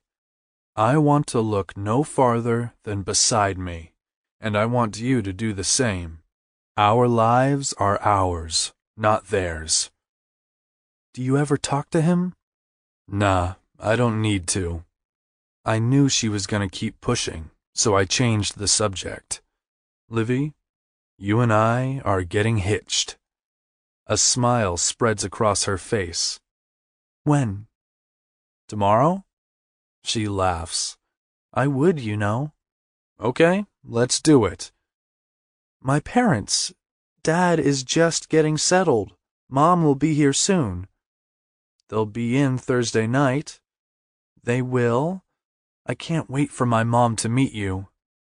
We're getting hitched on Saturday. What? I'm serious. Your family will be here. There's no time to plan. I want you to have my last name before we have a family, Livy. We're getting married this weekend. Where? She starts grinning again, not seeming like she's gonna argue with me. Here. Right fucking here. Already have live music. I smile and look up. You can hide out up there in that room and walk down those stairs to me. Say I do. I do? I meant on Saturday, but I like how enthusiastic you are. Her mouth crashes against mine, and our tongues dance until she starts laughing. Livy, no laughing. I'm happy. She laughs again. So very happy. I'll make sure you are for the rest of your fucking life. I know you will. You want to stop pacing? Morrison says as he reaches up to fix my tie. I am wearing a monkey suit, but I'm not fighting it. I wore one on the night I found my girl. No. Her mom and stepdad are here. They don't seem to like me. Hendrix, you told them if they made her cry again, they'd be asked to leave. Jagger laughs. She's dealt with it, so her mom needs to get her shit together and move the fuck on. Livy has. I snap at him and bat his hand away. Is Livy's old man here? I ask as I walk toward the door. Yes. Morrison holds his hand up, stopping me from walking out. 10 more minutes. Jared here yet? Yeah, and do you know how fucked up that is? He offered. Livy likes him, and he's family, I say and start pacing again. There is a knock on the door, and then Tony peeks in. She's ready. About damn time, I grumble, but Tony simply smiles. Thanks, Tony. Anytime, you know that. My brothers walk out, and I follow. Livy said we should get married on the stage, and I told her the kitchen represented our union more honestly. She had no idea what I was talking about, so I showed her again. I love fucking my girl in the kitchen. Less chance for us to be walked in on. I watch as the door opens upstairs, and she walks out. My girl is wearing a white, floor-length gown that nearly matches her pale skin. It skims every curve she has, and yes, it makes me chub up. Her hair is down and lying over her shoulder. She wears no veil since I asked her not to. I want to see her eyes. I fucking love her eyes. She looks like I imagine an angel would look, only better. Her mom is beside her as she walks down the stairs toward me. At the bottom of the stairs, her father has been waiting in a wheelchair, which her mom now pushes as they walk toward me. 3 people who haven't been a true family ever are one today on the most important day of Livy and my lives. My heart swells for her. She deserves this. She deserves the world. Once she's at my side, I take both her hands and turn her to me. Beautiful. She smiles and blushes a bit. When I heard these 2 were gonna tie the knot, I asked to be a part of it, Jared starts. Livy laughed, thinking it was another one of my jokes, but it wasn't. I'm sure no one here could believe I am capable of much, but Hendrix trusted me. Well, Livy insists he trusts me. Everyone laughs at Jared's joke. I've seen love before, been in love before, but I hadn't seen it in many, many years before the day I saw the way Hendrix looked at this little one. I am stunned that this is the same Jared I have known for years, but that was Jared before Livy. She makes everyone around her want to be a better person. Then he grins. Oh shit, I think to myself while Livy laughs. Don't encourage him, babe, I warn. I once heard a married man in this very bar say he was happy for 20 years. I told him I hadn't heard many men say that, and he told me it was the 20 years before he got married. Everyone laughs, including Livy, of course. Fucking crazy-ass woman, I think with a smile. I heard a married couple just the other day arguing. The wife said she was a fool when she married him. He looked at her and said, I know you were, but I was in love and hadn't noticed. As the crowd laughs again, I look at Livy, who is smiling, beaming actually. I, myself, was married once. Do you know what I did before that? He looks at Livy, who shakes her head. Any damn thing I wanted. My wife dressed to kill and cooked the same damn way. The laughter keeps him going. We were married by a judge, but it should have been a jury. Our motto was, never go to bed mad. So we stayed up many nights and fought. More laughter until he continues. Don't get me wrong, I married Mrs. Wright. I just didn't know her first name was Always. I'm not alone in my struggles. I passed a church on the way here. The 10 o'clock service tomorrow is titled Preparing for Marriage, and the 6 o'clock one is A Look into Hell. Coincidence? I think not. Livy laughs along with everyone else. I am sure these 2 will endure similar struggles, but as you know, I have known Hendrix for years, and I am 100% certain that if he is standing here in his bar in that damn getup, he's made up his mind. I don't doubt his love for Livy. Hell, it's not like he's doing it to get laid. The man has had so much poop. Jared, can we move on to the vows? I shift uncomfortably, avoiding eye contact with Livy's parents. I spent 3 hours online and a few bucks to become ordained, so you're just gonna have to deal. Jared turns to Livy. Livy, you know he isn't the last man on earth, right? To me, he is. She smiles sweetly at me. In unison, the whole place says, "Aw," and I lean in to kiss my girl. Not yet, Jared interrupts. Hendrix, you know we're going to consider Livy family the minute you say I'd... We already do, Jared, Jagger chimes in. All right then, Jared chuckles. You want to marry him, Livy? I do. You sure? He jokes. I am. Hendrix, you know how lucky you are?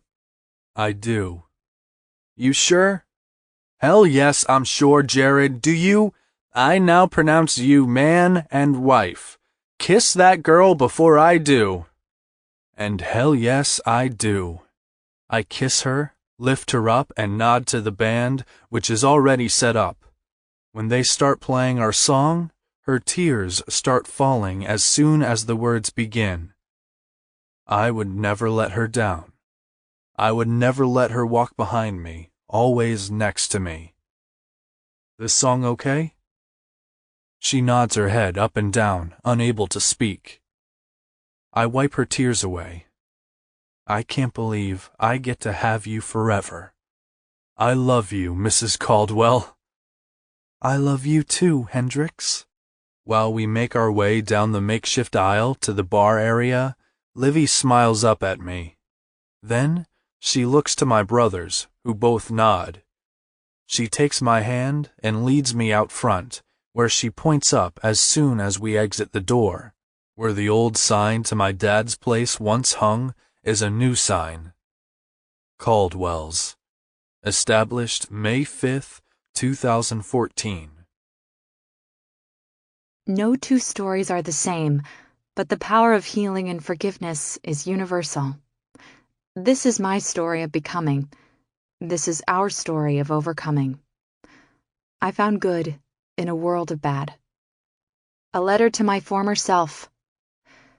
Dear Olivia, I write to you today to tell you that everything is all right. The confusion about your body experiencing pleasure from touch wasn't because you were dirty. It wasn't because you were broken. A person's body naturally reacts to stimulation. You didn't ask for it. You didn't invite it. Hell, you didn't even know what it was. The age of consent isn't a number, it's a birthright. We find our voices to practice that right when we are stronger and more knowledgeable about the world and our bodies. It is now time that you allow yourself to accept. It is now time to forgive yourself for something that was beyond your control. You survived. It is time to stop hiding in the darkness of your mind, wondering why you allowed this to happen, and to realize you didn't allow it. It was taken. Step into the light now. Celebrate that instead of falling farther down into the rabbit's hole. You are stronger than most. To the outside world, you are intelligent and strong. Classy and fabulous. You have learned to allow some people into your darkness to shine a light for your way through. Friends who understood because they too have been violated. They helped you. Own it. Overcome it. Gone are the days you lay in bed crying and wondering what was wrong with you. There is nothing wrong with you. You've got this, now rock this. It's time to help others heal and realize the same. But never forget, consent is fucking required. Love, Livy Caldwell, and her panties. This concludes Hendrix by M.J. Fields and Chelsea Cameron. Narrated by Guy Locke and Lydia Dornay. Copyright 2015 by M.J. Fields and Chelsea Cameron. This unabridged audiobook is recorded by arrangement with Love Swept, an imprint of Random House, a division of Penguin Random House LLC, and was produced in the year 2016 by Tantor Media Incorporated, a division of Recorded Books, which holds the copyright thereto. Please visit Tantor.com for more information on our growing library of unabridged audiobooks and to take advantage of special offers. Audible hopes you have enjoyed this program.